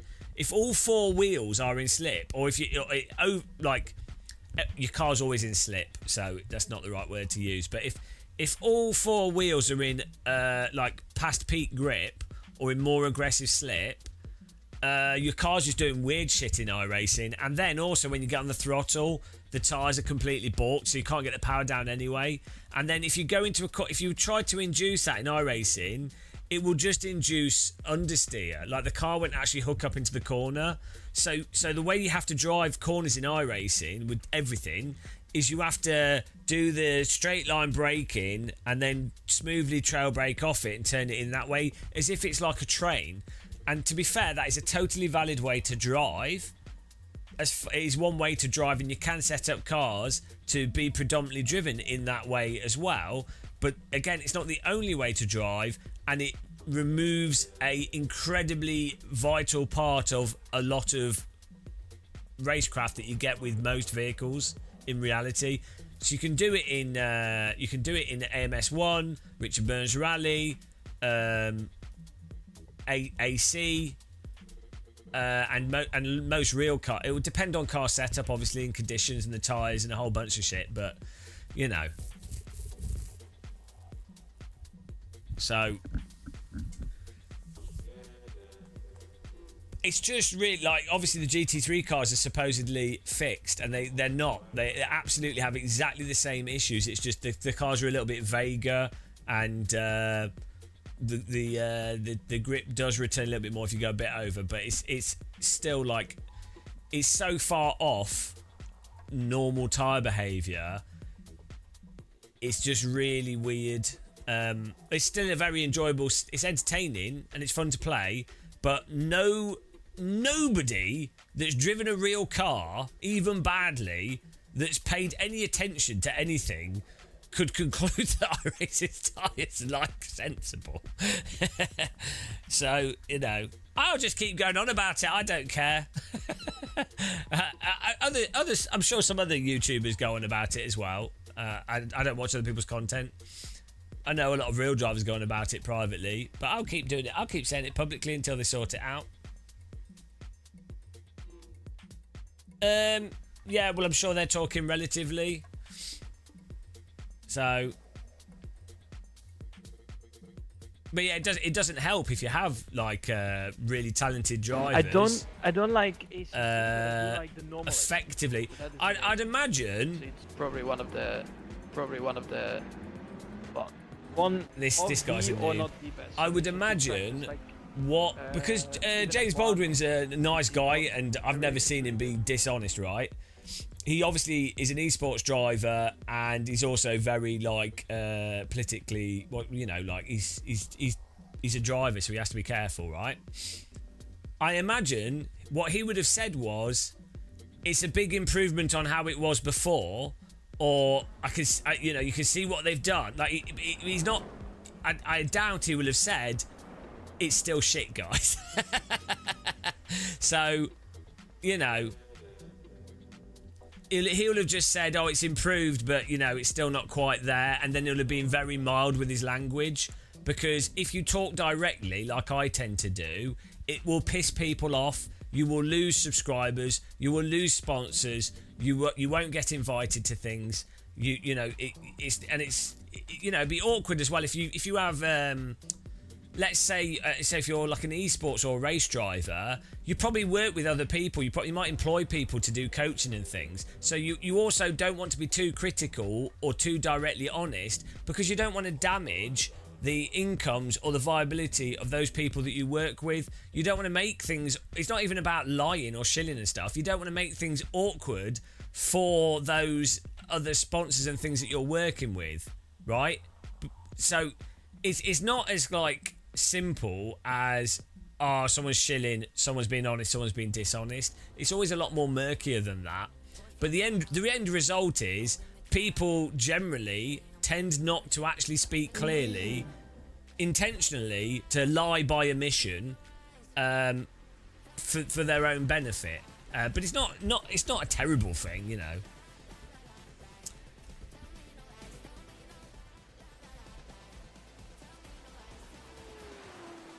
Yeah, people are coaching how to drive iRacing, not real life, but the allure of a simulator for a lot of people, and the reason why people see the value in learning how to play the simulator is because they think it would also apply to reality.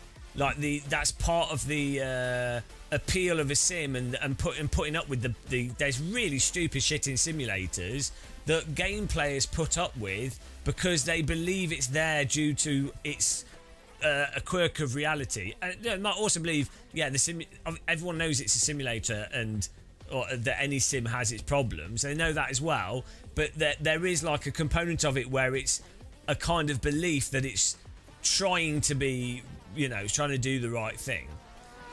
That's the difference between it being a sim and it being not a sim, right?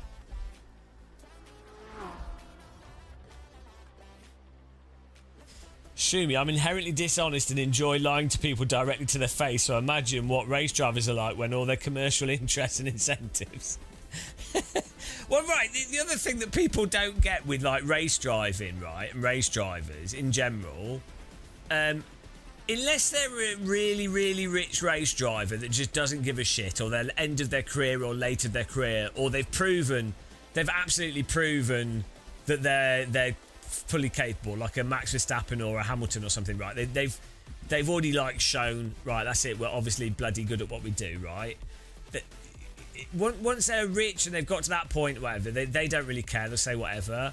But the vast majority of race drivers are in this state of shit, it's too expensive. Have I got to drive next year? How on earth can I continue doing what I want to do, which is driving race cars? How can I get this sponsor? How can I get that sponsor on board? Is this thing taking place? Will this connect up? Can we make this work? So they to do motorsport, because it's so ridiculous, they can't afford to jeopardize something even in the lightest most like mildest of way. They can't afford it, because especially online, if you're like let's say you're a real driver, or like an esports driver which has got real drives lined up potentially, you could say like the mildest thing and you never know that it would get picked up by like some mental community person. Like, if you think that I have been brigaded massively, I've had people contact companies to tell them not to work with me because of my negativity towards simulators, right? Fans of the sim, no one in the industry. If you think that happens to me, imagine what would happen if you were like a real race driver saying these things. I'm an idiot who, it doesn't even matter. It's completely, who gives a shit, right? Imagine what would happen if when a real driver says something, right? The shitstorm they could get from it would just not be worth it. So why would they be directly honest? What's the benefit? People don't realise how ridiculous the internet is. It seems like the sim racing community is a tad sensitive. I don't really get the principle of devoting a ton of emotion to defend. Yeah, no, they are. Definitely. Sim racing attracts like very sensitive people.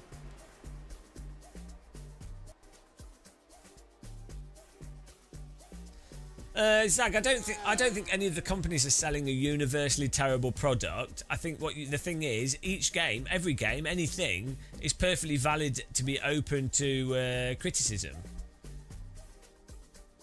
I'm not saying that people wouldn't tarnish their reputation on the internet. I'm just pointing out the risks that if you're in a business that's very like easy to like get knocked out of, and it's very face-based, marketing-based. Unless you've set yourself, like, the advantage I've got is I've set myself up as being a comedian and an entertainer and an idiot. So that's convenient for businesses. They can go, if someone says, Gamer Muscle said this, well, they know that a lot of people just ignore what I say because I'm considered to be an idiot. So then that actually reduces the risk for businesses. Whereas if you've marketed yourself as a real serious race driver, you know, they don't have that that perceptive get out of jail card. It's all politics and bollocks. It's how it all works.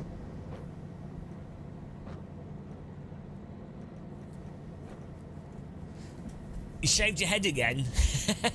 Get your head shaved. Beautiful.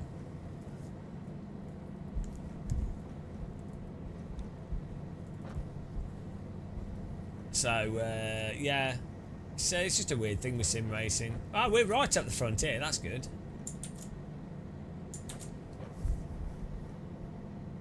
I think the thing is as well, because sim racing is competitive, that makes people a lot more sensitive, whereas you do get a lot of people being very sensitive about flight sims and mil sims, but they're not particularly competitive games.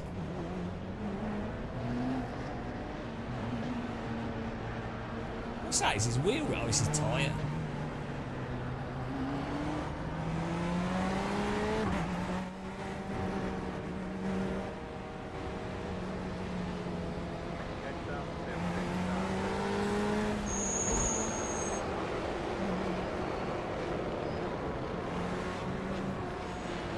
Yeah, well, I know it's weird, Zag, isn't it? But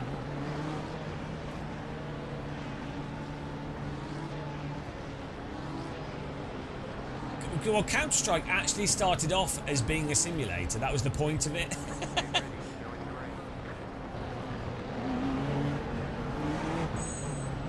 Yeah, well, we got the DD gill rotating, and we got the teapot and the tea bags.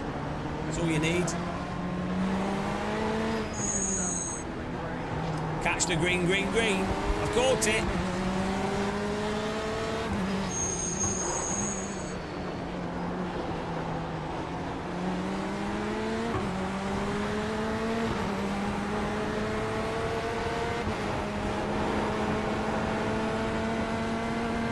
Whee!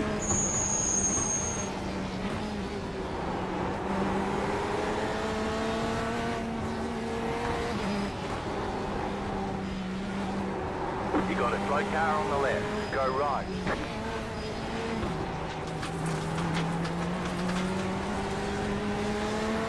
Car on your left. Clear.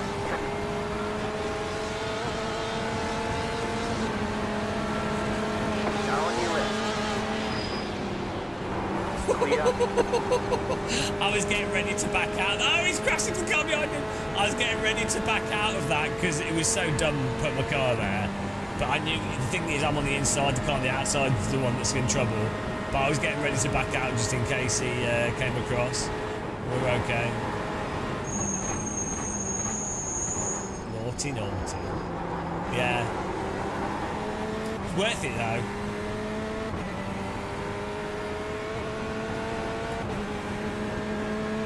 Thing is, on that corner, the car on the inside, if they're over halfway past, the car on the outside is always the one that gets absolutely wrecked by it. So it's more risky for the car on the outside.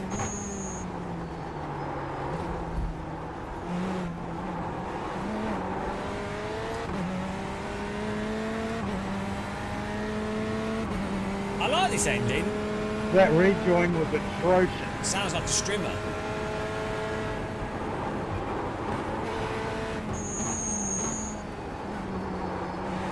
I don't think we're going to catch up with P1 here.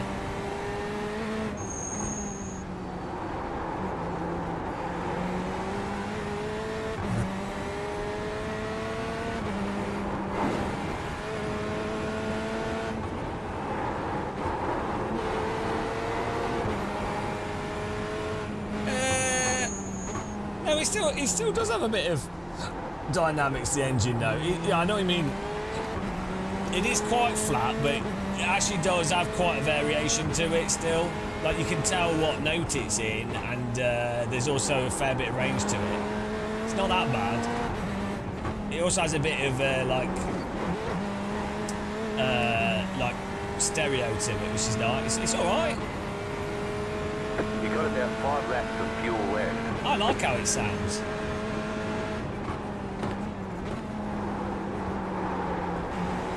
It doesn't sound like a recording, that's the main thing.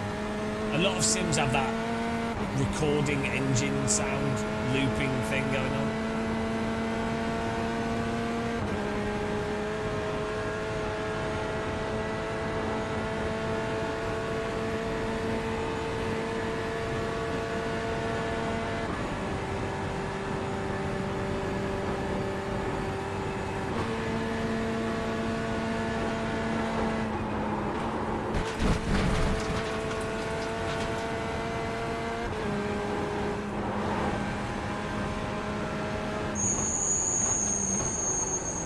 Arriva Bosch brakes on this.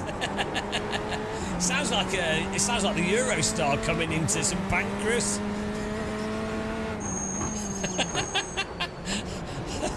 It's the most ridiculous ear-piercing brake. It's like one of those. It's one of those things that they put outside bars to stop children lingering, or like a scare mice away.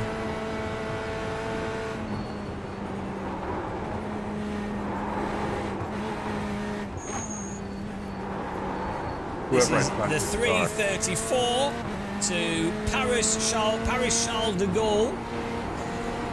Hang on, it's not called Charles de Gaulle, that's the airport. What's the Gare du Nord? That's the Eurotunnel. The 4 p.m. to Brussels Midi. Stopping at Lille, has arrived in London St Pancras.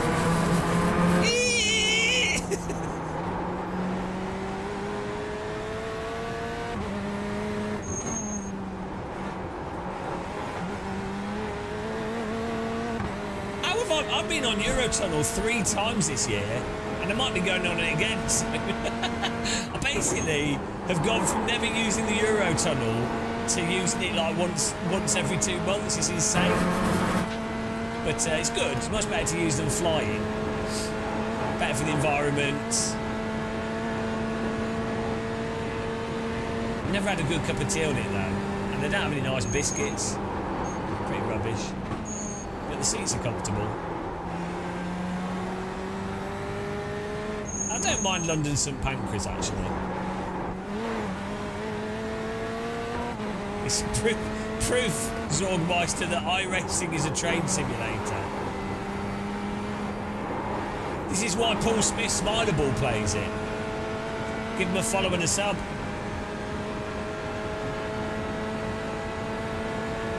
Yeah, flying makes sense when it would be over 7 hours in a car, and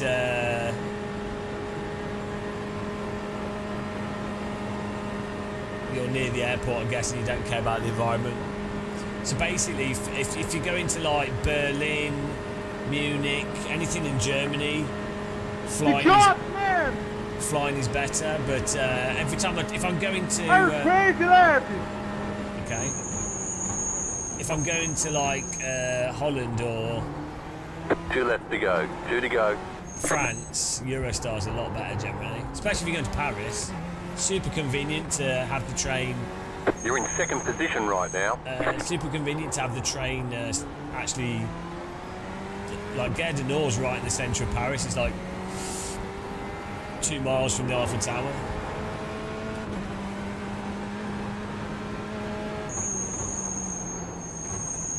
Well, the thing is, I don't know.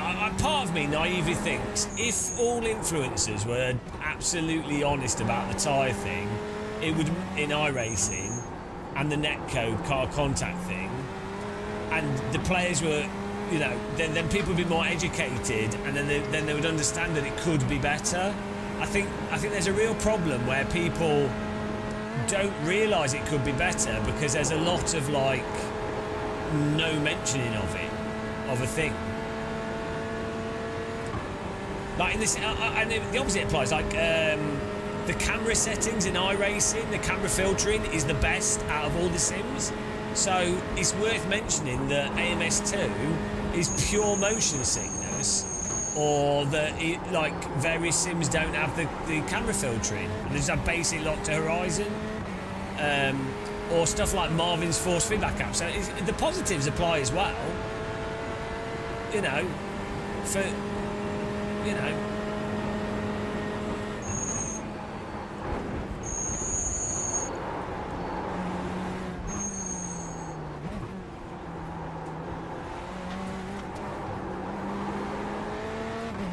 What's these tickets? Yeah, and Eurotunnel you have to book really far in advance. To go to Paris it's normally like, well, so Paris is normally like 120 each way.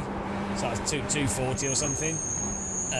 When I went to Holland, it was like about sort of £80 each way to go to Maastricht. Which the thing is, you have to minus like 15 to £30 of what you would pay for a taxi or a train to get you from the airport to a city centre. So you factor that into the price as well. But yeah, so but if you're going to Germany, so like Munich and stuff, you just, well, it doesn't really go there.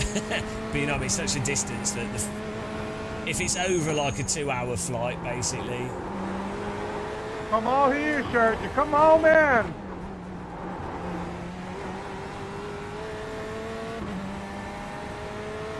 Well, so Zach, the thing is, there's multiple angles to this.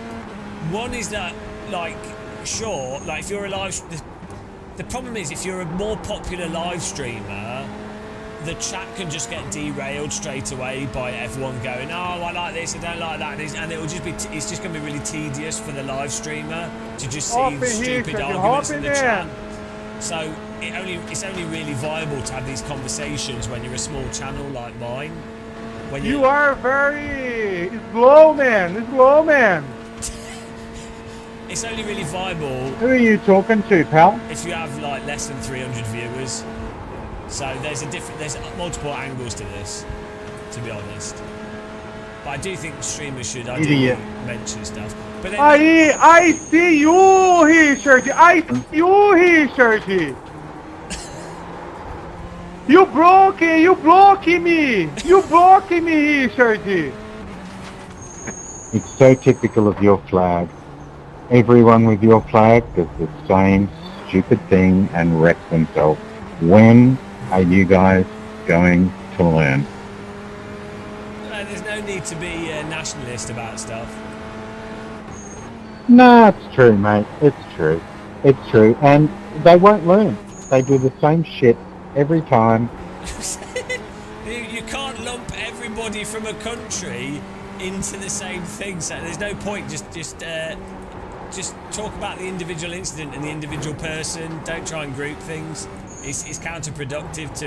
You might be making a good point, but you undermine it by tarnishing everybody with the same thing. Like, I mean, I'm British, and I mean, just think how terrible I am. Can't blame all British people. Well, maybe I can, but no, in this case it's William Camo of green flag with yellow diamond in the middle with a safety rating of 1.3. So, I guess I rest my case. It's not the flag though, is it? I tried. Keith, you block me. You can't say this. Conversation. No slifer. No slifer conversation. Imagine if real racing had this in it. It'd be perfect. I tried my best to diffuse the All the you can do is situation. opportunistic overtake. Oh, gap! I've got to go for it. Dive, gap!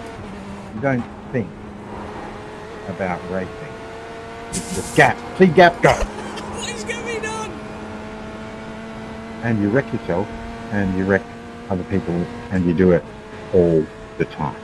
When are you going to learn? You might have, there might be a pattern that you see predominantly certain nationalities a certain way in a certain thing, whatever.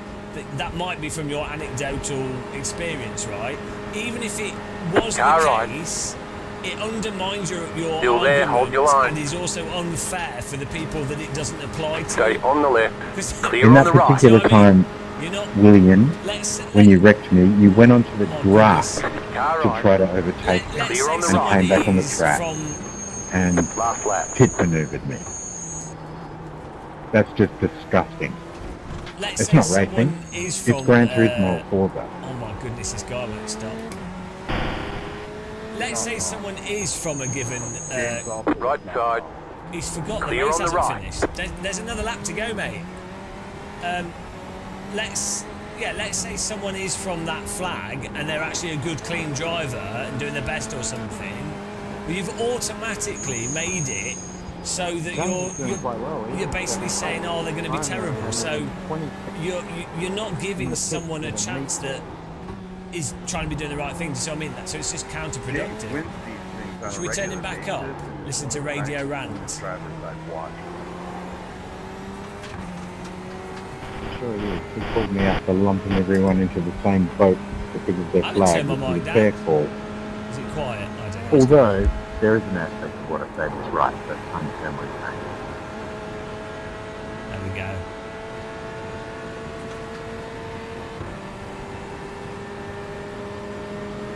Maybe we can turn it up a Now, little. There we go. personally, I run on caffeine, nicotine, and hate, but I try not to group people.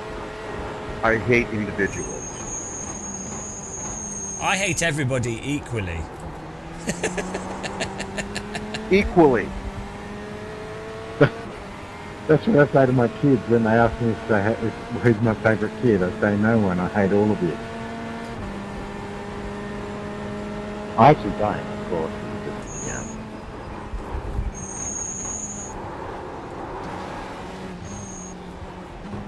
Tell my kids the same exact thing.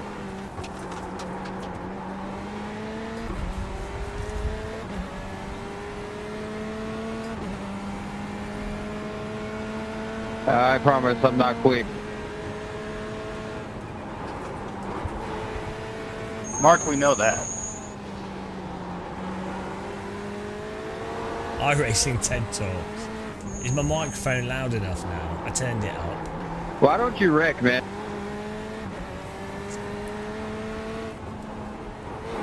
Me? I have wrecked. No, I don't want to, Mark.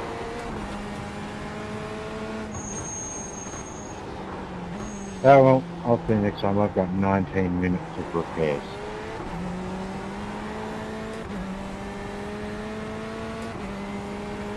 So Yeah, have I wrecked. the cheating's got really bad thought in that, I'm so sorry. shooters.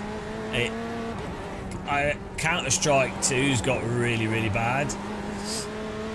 Because I play a lot of Counter-Strike, and you can just see over the years, you can just see when and where it's got really bad for cheating. You got damage? Oh yeah. Driving sims actually. Thank you. One of the few games where cheating doesn't necessarily, unless you're in esports or something, cheating doesn't really matter because it's like, well, you're either racing someone or you're not, and it's like, okay, I mean, if you're doing a league and you're trying to win the league, you know, all that stuff, fine. But if your goal is to like just race and improve your time and race other people, it's not, you know, it's not. You've got about it doesn't ruin your whole game if one person is cheating a bit. I mean, they could just have a better setup. CS has always been bad, yeah, but it's got particularly bad recently, and well, over the last year or so.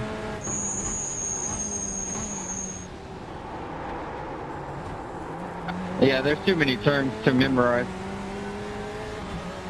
What's this guy private messaging me? One of the cleanest see drivers 1,000 more laps, that's I've all. seen compete. What? I don't know what's Here's going the on. safety rating.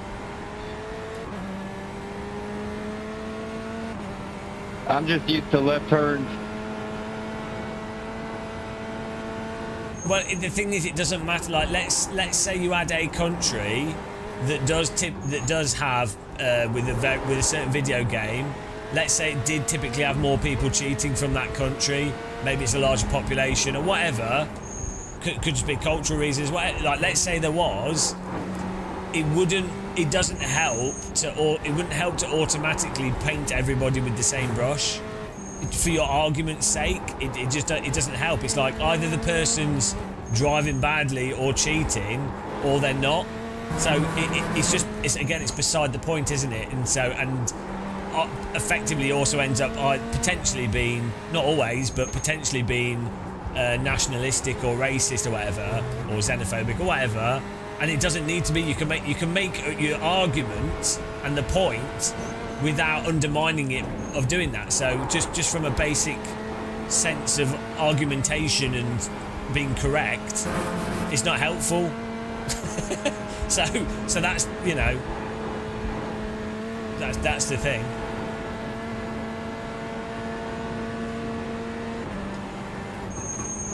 But at the end of the day, the biggest cheaters are Germans, because they have doner kebabs and Durhams, and we just don't have them to the same degree in the UK, which I think is complete BS. Because imagine how relaxing it is if at any point in time you can think, oh, I'd like a really nice fresh kebab that has like a choice between vegetarian, really good chicken or beef, right? We don't have that in the UK often. It's either one thing or the other. And proper fresh vegetables and stuff, and salad, and the spicy sauce and the thick bread, or a durum in a wrap. You have the choice at any point in time from like 12 o'clock midday, or even like in the morning near train stations, but 12 o'clock midday till 4 a.m. How is that fair? Absolute BS.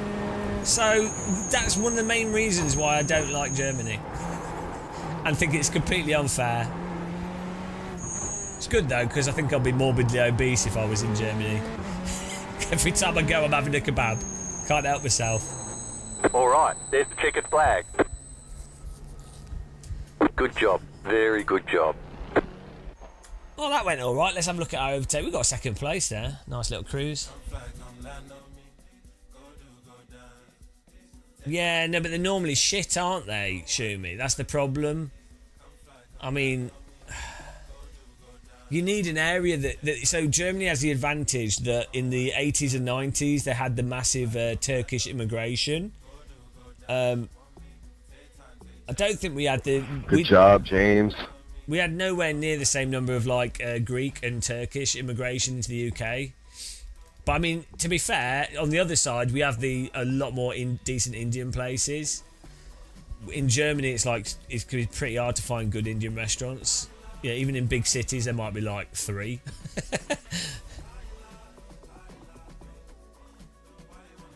But also, it's that specific bread and spice sauce they do. I've not seen it anywhere else. I don't know if that's a mixture of You literally turned out for 1 minute and you to reply to an email. And you were on about Cheetah one moment, then ranting about Germany the next. Specifically Doona kebabs. Let's be clear.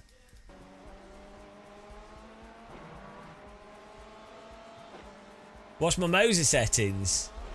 Everything's on 100. That's why I'm so strong. Look, I'm pro, it says on the car. I did a thing called Ultimate. I'll give you a settings guide now for free. Are you ready? Welcome to Gamer Muscle's Moza setting guide. First of all, we have this amazing dash. Clearly, you know, we've got the brake bias here. We've got the fuel level on the teapot. We have the current lap and the best lap, and then we have the DD girlometer. She rotates with speed. 200 is basically a full DD girl inversion, so that's it. That's how you know how fast you're going. The delta bar, which doesn't work properly, but you probably want to see the actual settings. So let me just sign up to whatever the next thing is first, and then I'll show you the settings because it'll blow your mind. The set. Are you using Marvin? Do you want iRacing settings? Because it's more Marvin's app than it is.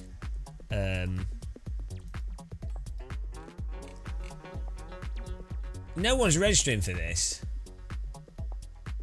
Do you think they will this time? I know. Well, why is that in 40 minutes? When 4:15. Oh. Okay. I might just do another Nordschleife. It's good fun. Or we could do let's do an F4 3:45, and then we can try and do 4:15. Oh no, I'd do a Nordschleife because the F4 is terrible. Although we'll probably get wrecked in the F4 anyway. Let's do the F4. Right. I am the champion of the ninjas. Im Sabo, thank you for subscribing with tier 1, appreciate it. Moza settings. So what you want to do is just set your wheel. So what wheelbase do you have? It doesn't really matter. Like, make sure it's 900 in the game, 900 here. Force feedback intensity set to whatever strength you want. This lines up with this anyway, so just set it to whatever. I run it at like 50. R9 you're probably going to want to run at like 100 on the R9 in terms of intensity. Output torque limit, put it on 100. Maximum wheel speed on 100. Turn off hands-off protection, and you don't need that. Then in the advanced settings, turn all these things to 0, everything to 0. You don't need any of this stuff, all to 0. Then on the force feedback effect equalizer, just click 8. And you might want to just remove this down a tiny bit, but that gets rid of like high frequency vibrations that are annoying. And that's it really. You also want to set the wheel. There's a setting to make it radical. Here we go. The temperature control strategy. Radical. Always go full radical. You don't want to be weak and conservative. You want to be radical. Radical. And then so that's pit house. And then you have Marvin's awesome iRacing app for iRacing, which is incredible. Really good. You install this, you have to turn the force feedback off in iRacing, and then you use this to generate force feedback. You select your wheelbase, set the strength of your wheelbase, whatever strength it is. If it's an R9, I think it's 9 Newton meters, so just set that to 9. I'm using the R21, so it's like 21. And then you set the minimum to 0, but you're good. But then basically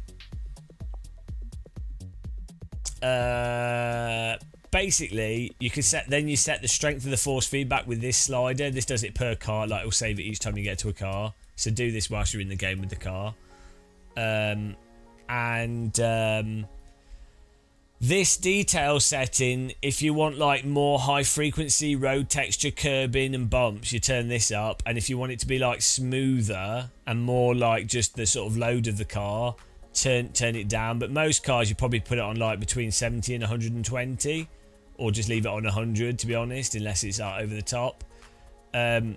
However, a good thing to know is some cars don't have particularly good dynamic range to the feel, like some of the GT3 cars, for example, and running the output curve on like 1.20 or 1.30, which is normally a bad idea because you're not getting like a linear output of force feedback. Normally it's a bad idea. However, running it on this output curve like this, and then you'll notice the force feedback will feel weaker if you do that, so you then have to turn up the overall scale. But you'll notice that will actually often give you more range of the useful feel for where the tyres are at. So those are the main settings on Marvin's app. I'd say most Formula cars in iRacing and most direct and tight cars, you make sure this is on 1.0 though, to be honest. And then this setting is really useful. Is you have to click to enable it when you've got the car selected.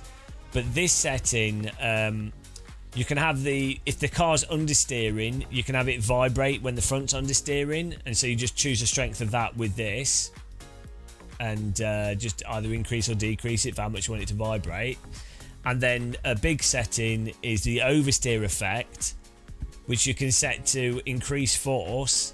And you just run that at like between 7 and 12%, 7 and 15%. And what that does is when the back steps out, you'll feel a load up in your force feedback. You'll feel it wanting to sort of correct out of the turn. So you can then tell how much the back of the car is wanting to rotate. The crucial thing with that is you don't want it to be super aggressive. It shouldn't be something that's like making it hard to drive. You should basically be able to hold the wheel really easily, but just feel the load changing a little bit. It's not doing anything. It's not affecting your wheel. You can just feel in your hands that the wheel wants to move a little bit. So it gives you an extra layer of knowledge as to how, like, if the back's starting to go a bit or wants to go, right? Because in iRacing, if it does actually go, in most of the cars, you're in, it's just a bit weird. And then another setting that's good to know with that is you can adjust the curve of that output to make it either happen more abruptly or less abruptly by adjusting the curve up and down. But you can also set this value for when it starts to happen. So if you wanted it to happen earlier, you can move this down. If you wanted that effect to happen later, you can move this up. Like by earlier and later, I mean in more or less slip. So if you wanted it to only start applying the force when you were like really sideways, then you could just move this outwards, right? And then this setting, I can't remember what it does, but it's 90 by default. I think it affects it affects the center point where the effect stops happening, or like reduces down. Because if you have a seat of the pants effect in the center, your wheel will start going crazy.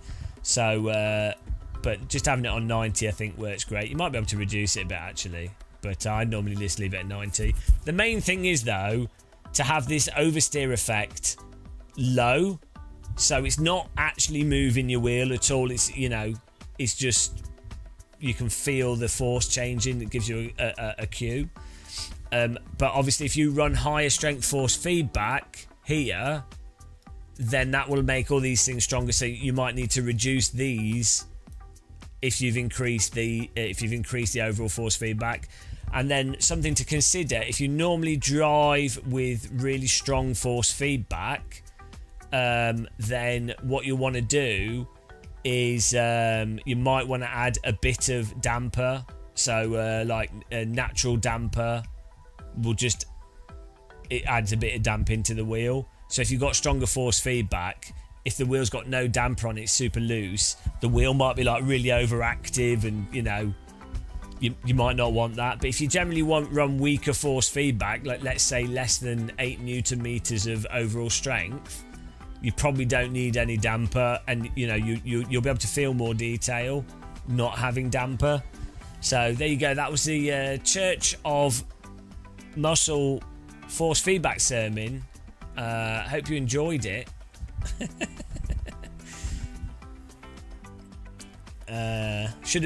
We did record that. I could upload that as a video, but it's probably too low res.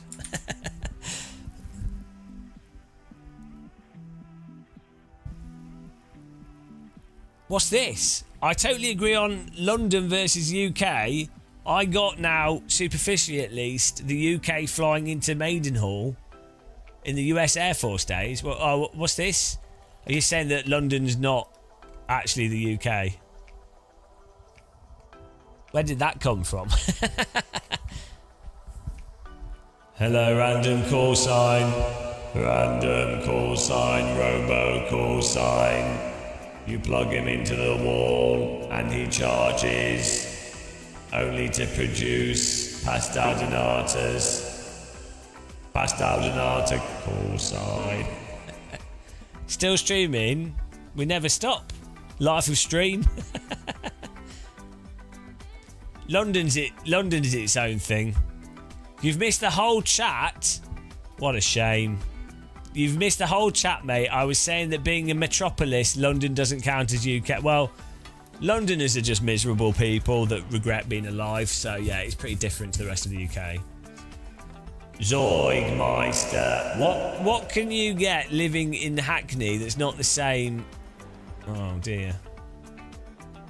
You can get diseases more often.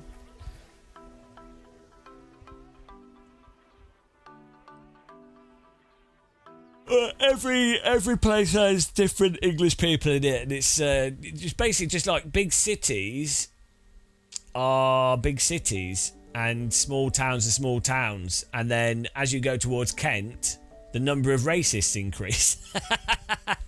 That's just how it works, right? The further south you go in the UK towards Kent, the shitter the UK gets.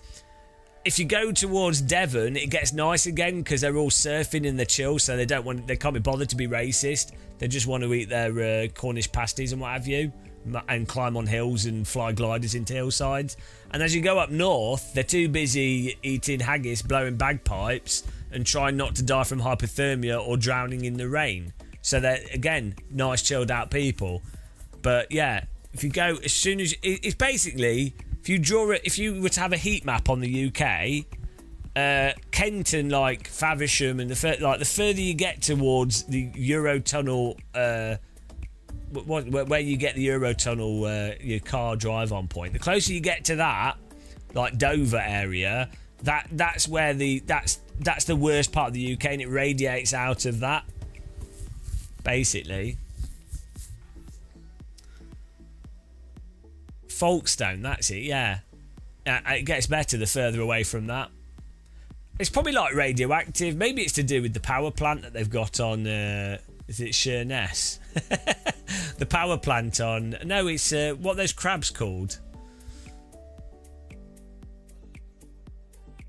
It's not in Dover, it's like near Dover. Theus, what I love about living in the Netherlands. I live in a small town, but I'm an hour's drive from almost everything in the country. Yeah, you're only ever 2 meters from being above water level, and you're only ever 5 meters from a windmill. So that's nice. Copy up the side track because I thought it's like really light. That's a great thing about Holland. And you're only ever at least 10 meters away from some really obnoxious Euro techno music. Everybody left, everybody left, everybody right.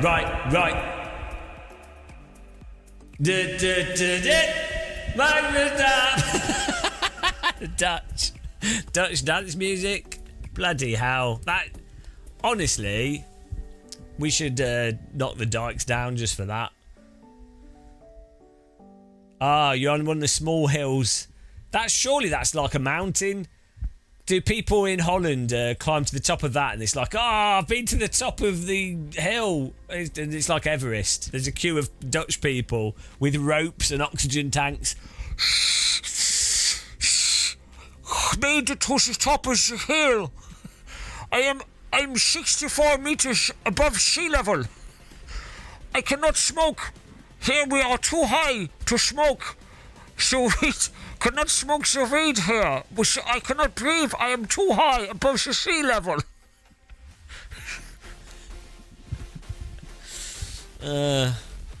Zorgmeister, they were trying to build some other inland sea.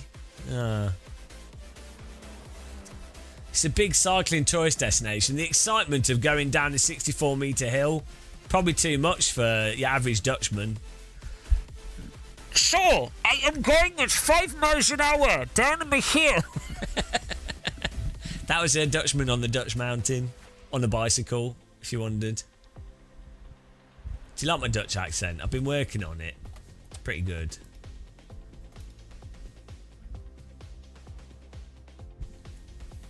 Hello, Portugal. Fudus. I'm only 10 metres below sea level. Jekko was in Netherlands this summer and didn't hear... Stupid song. Imagine if someone made that song about you. It would drive you mental, wouldn't it? What would be really funny is hiding a speaker in Max Verstappen's house that on loop just plays Max Verstappen every day, and it plays it randomly so we can't work out where it's coming from. Genius. So that's a good punishment for anybody, I think.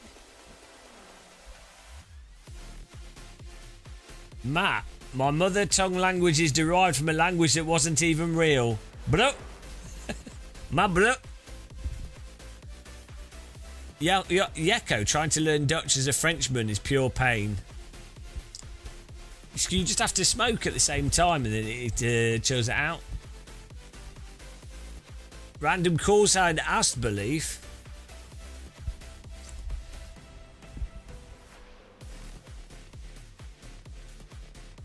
Everyone should go and subscribe to Random Call Sign, guys. He's doing a special topless live stream next stream he does. I'm looking forward to it. He's got butter and he's got little nipple hats with tassels. I'm well excited. It's what I've been waiting for. Finally, my sub will pay off.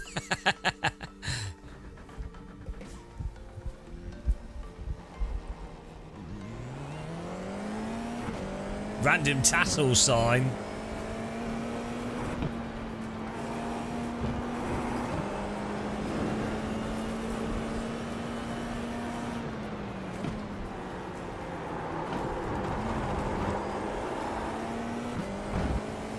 Look at my tea bags rotate. I'm sorry, but I think we've reached new levels of car dash. I never thought I'd have a Formula wheel with tea bags rotating on it. It's pretty good.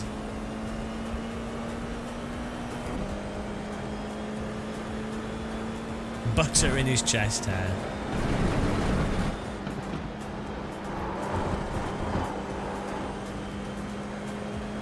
Yeah, the tea bags wouldn't change colour. I need to get a template because I can't get half the stuff to work properly. The original plan was for the tea bags to go green when the tyres are warm,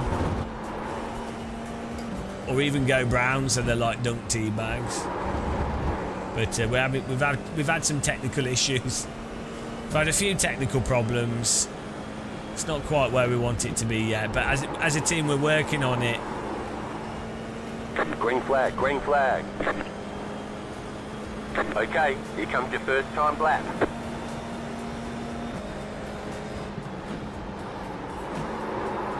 Oh, here comes your first time understeer, thank you.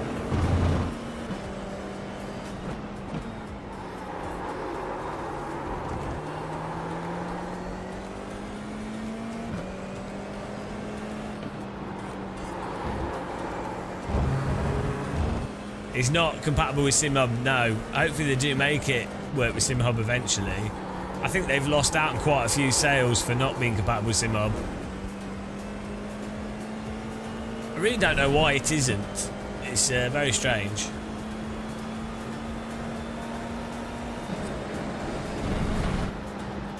I'll ask him next time I talk with him.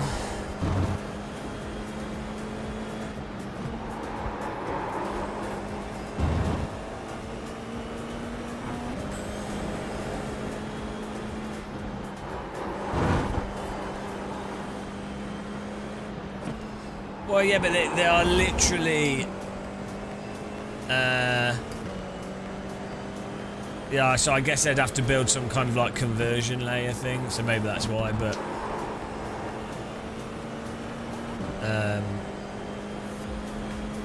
One more lap.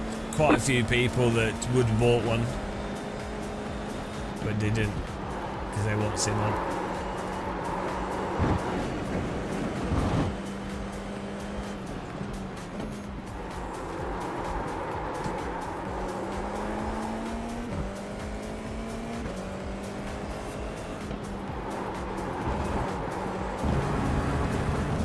You can go well wide out of that.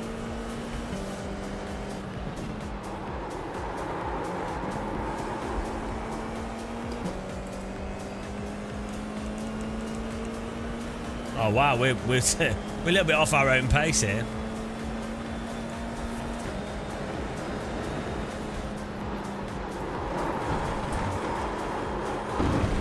Ah, no.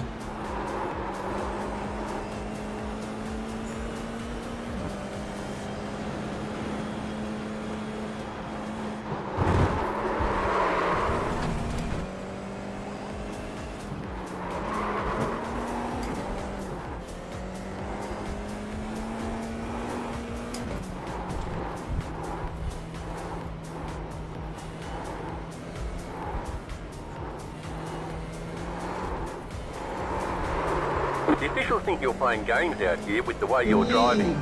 Your lap times will be deleted until you reset the car and try again. Hope we didn't delete both of them. Jared Gutierrez, welcome. Thanks for subscribing.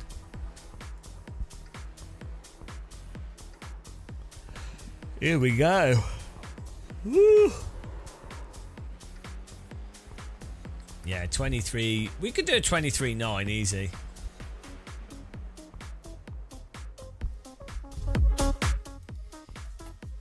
Let's have a little comment check on our last video. Let's see where we're at. Most of the comments were a bit positive, which is a bit worrying. I thought they wouldn't be. The video was too critical, which is illegal in sim racing.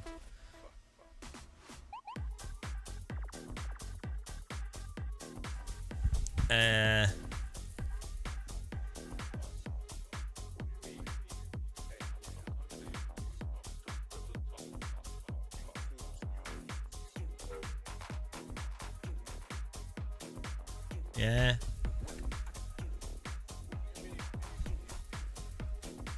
How do I get so many comments? I think they're just angry random. I don't know.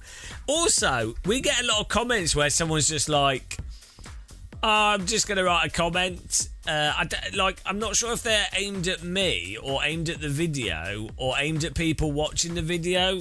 Like, some comments are very clearly like, oh, this point in the video, I agree with this, I disagree with that, which is great, you know, or they call me an idiot or something, which is great. But you do get, like, I'd say a good sort of 10-15% of comments. I'm kind of like, who's the comment for? Like, are they just writing it for them just to like, which is fine. I don't really care. It's good for them. But sometimes you like, because I don't.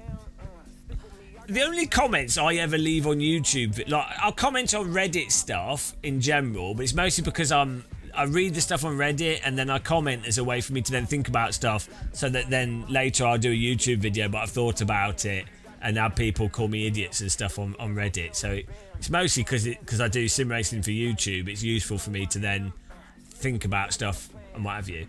But on YouTube, I'll normally only comment on a YouTube video if I think of something stupid and that I think is funny to say. Normally it isn't. or it's like another YouTuber and I'm like, oh, that's good, or you know, they've done good work. I say like, keep the work up or good job or something. Do you know what I mean? Just like encouragement. I tend not to write like lengthy comments on YouTube. Because I think if you're on YouTube, surely you're doing it to watch a video, right?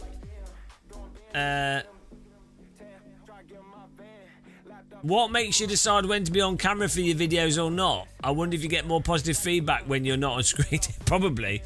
Now, it depends. It's more just if I'm just doing a voiceover and I've got gameplay footage, then I don't bother doing my camera. But if I don't have gameplay footage, then I'll talk to the camera because it's then that's footage in the video, right? That's the main reason. I don't think people want to really look at my face too much, to be honest. So it's probably better not to have my face in videos. Like I'm not a hottie. I guess having your face is quite good for when you're making jokes and being silly, because people can tell you're making jokes and being silly.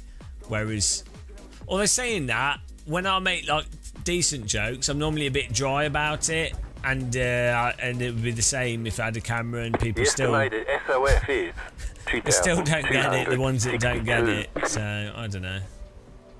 We expect to be fighting for the podium. Is there a reason why I drive Formula so much? Yeah, they're lighter, and so you get more interest in racing with them. They're smaller and lighter. 5 cars left to grid. Maybe I should do a video talking about that, actually. I mean, we've mentioned it in other videos, but maybe like a specific video. Like the lighter a car is, the more agile it is, which means you can have more freedom for doing overtakes and moves, and the more interesting it is for racecraft. And the smaller it is, the more lines you can take through a corner, or more cars can be in a corner. Yeah, and exactly, the downforce. When you're at speed, downforce allows you to hold a bit of slip in iRacing without the tyres completely turning off. I don't mind prototypes, but I'd rather just be driving a lighter Formula car. In a more realistic sim, I would 100% not care. So if everything drove like AMS1 or AC1, I would. I'm not too fussed. Or like, they could be even better than those sims. But waiting on the final car. Yeah, see, on oval, I'm super boring. I just like super speedway on oval. I just like following behind cars, drafting. Green flag, green flag.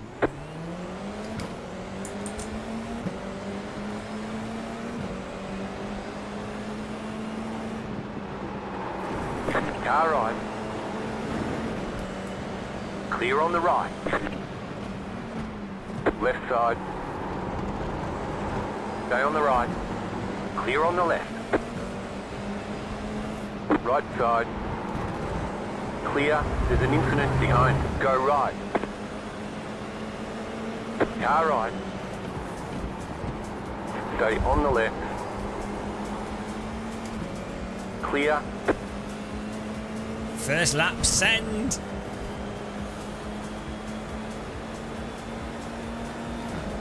Ovals have a very good voice chat. Oh my god, the brake bias. Car right. Clear. Left side. You're on the right. 3 wide. Car on your left. 2 wide. Clear on the left. I forgot to move the brake bias back, so when I broke, we just chronically understeered. Fortunately, all the other cars decided to drive off the road. It's very nice of them.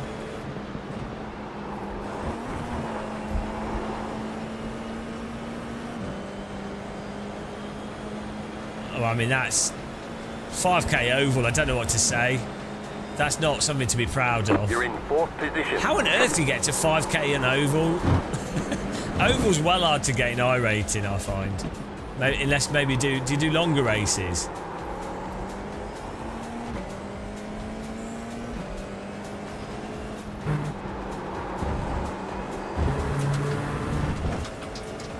Yeah, the shorter oval stuff I find super random for people driving into you.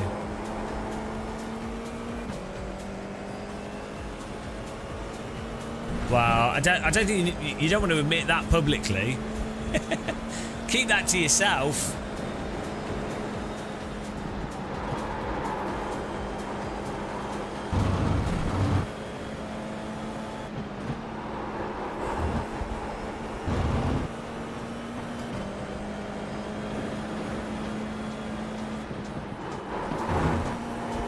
Surely Dirt Oval has the biggest fields.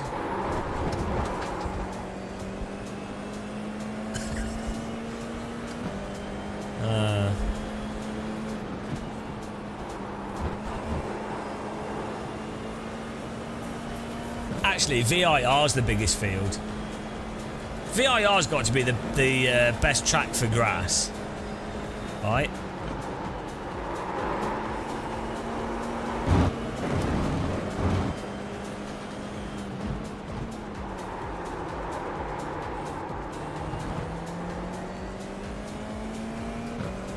Road America's quite grassy.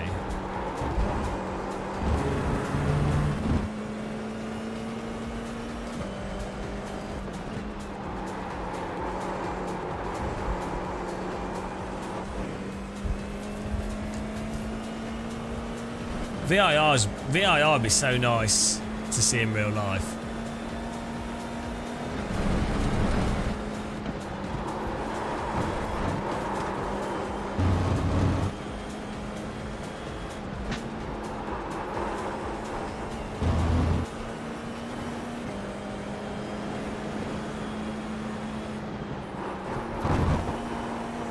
Wow, you can cut that a lot.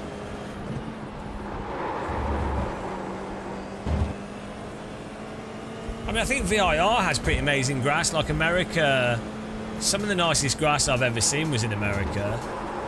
Like on the around the surrounding area of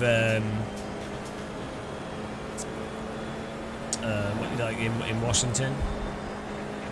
Just set your fastest lap of the session.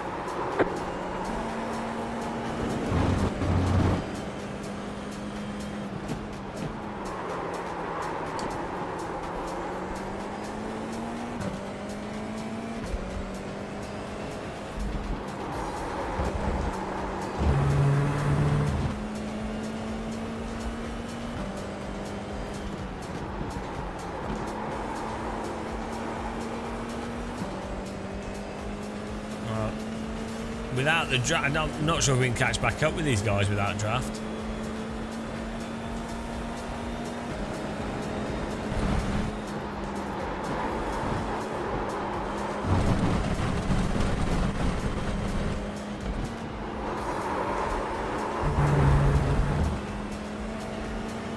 Car right.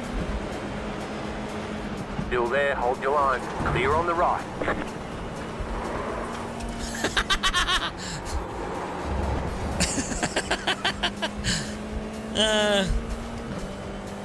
Oh, not sure what that was.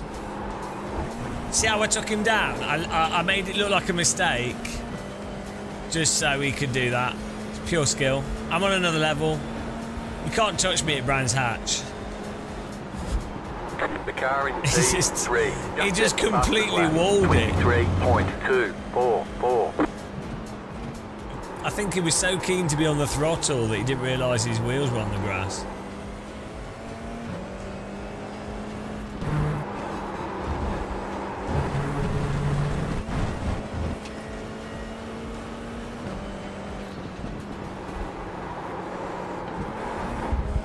I'm just trying some different lines to see if I can work anything out that's faster. So far, the experimentation is not going well, but we're trying.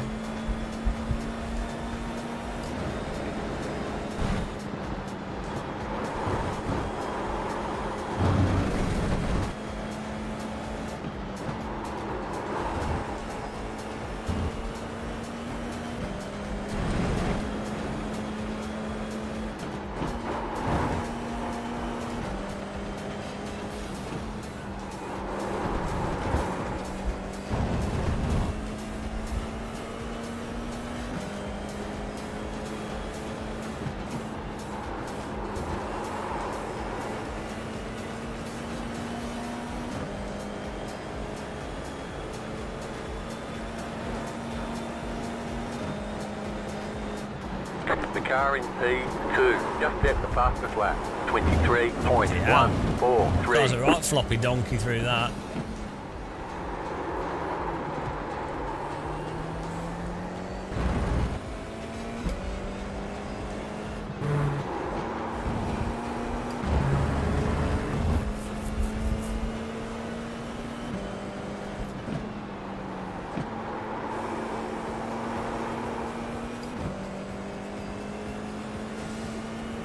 So what was our best lap time? 1:23.4.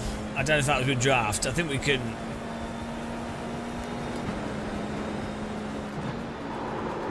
We can do better. What's our all-time best lap? Let's see if we can improve this.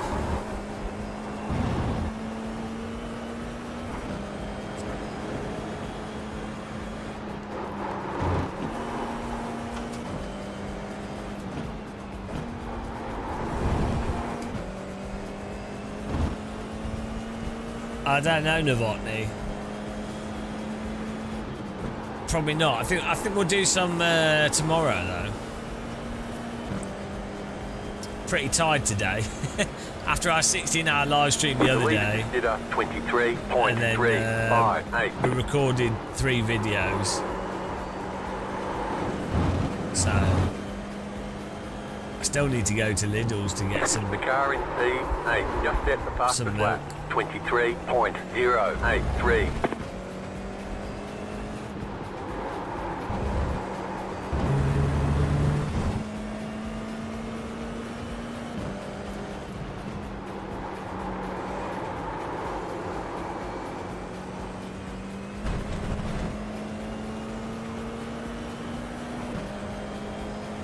Milkman.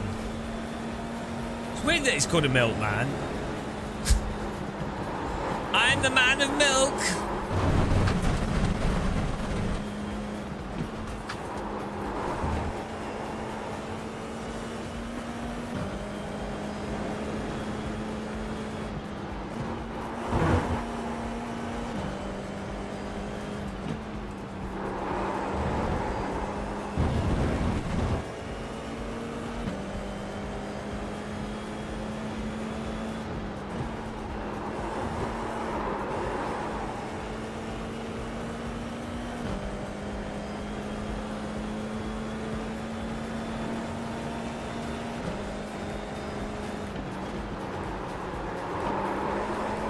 Wow, I'm so slow. How many laps we got left? Oh, 4 minutes, like 3 laps to go then. They're just following each other around the track in front. They're not even racing.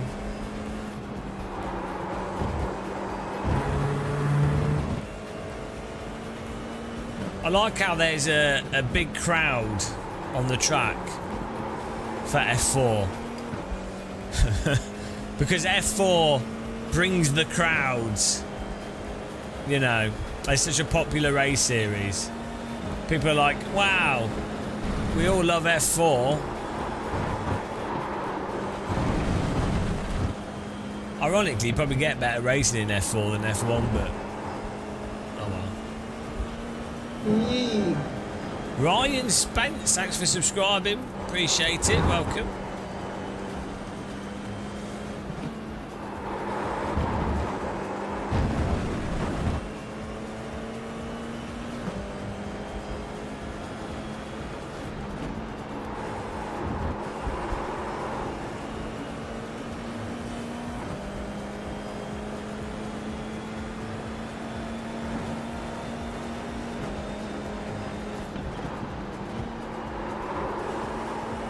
Every lap this guy's tickling the gravel. Maybe it's fast.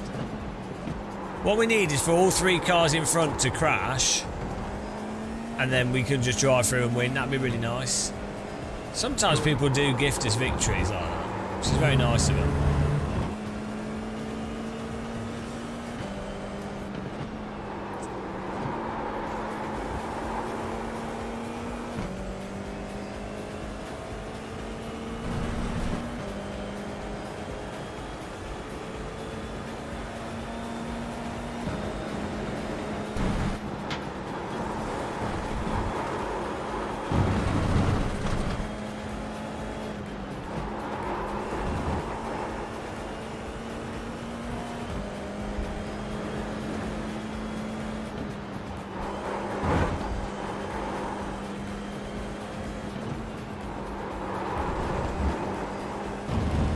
Look at that, 2/10.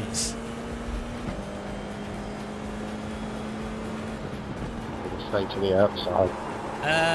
Formula 5 would be Formula Ford, wouldn't it? And then Formula V would be Formula 6.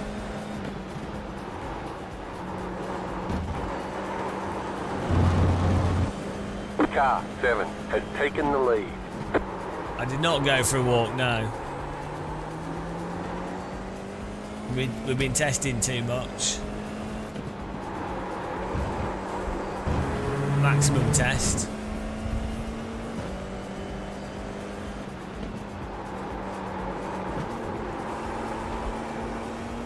Maybe staying in 4th gear through there is good. I'm struggling to stay awake, guys. I feel really tired all of a sudden. Oh, here we go, back markers. Beautiful.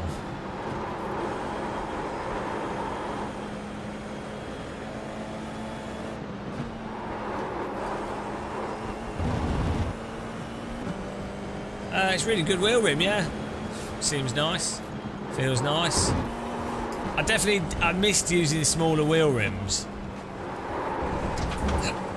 I find it easier to be precise with a smaller wheel rim. I learnt sim race with a small wheel rim, so it's kind of what I'm used to. I do find for longer racing, I do find slightly larger wheel rim a bit more comfortable on my arms because then my arms are less squished in. But other than that, it's nice. Car 10 has taken the lead.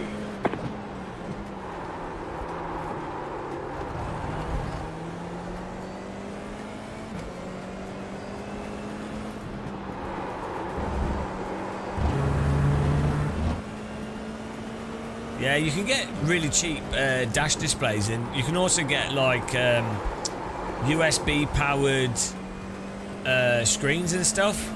So you can just plug it into USB, and then when you turn your computer on, the screen goes on. And they work really well with SimHub, and they're not expensive. And you can buy like screens in loads of different sizes that do that.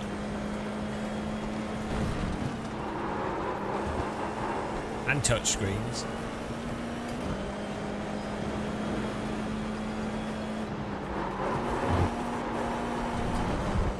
Well, I almost did what he did.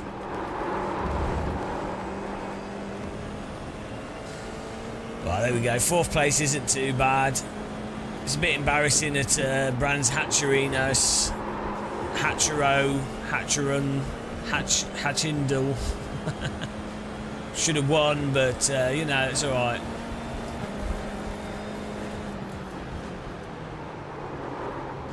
Alright, let's check a flag. Good driving. Good job. Very good job. Oh. Yeah, it was good the first lap. We gained quite a few places.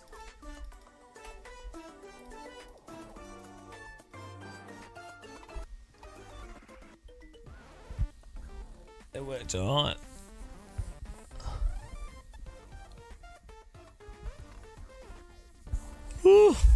Right, beautiful. I'm gonna have a break. I might be back tomorrow. I'm falling asleep. I'm exhausted all of a sudden. Right, let's raid.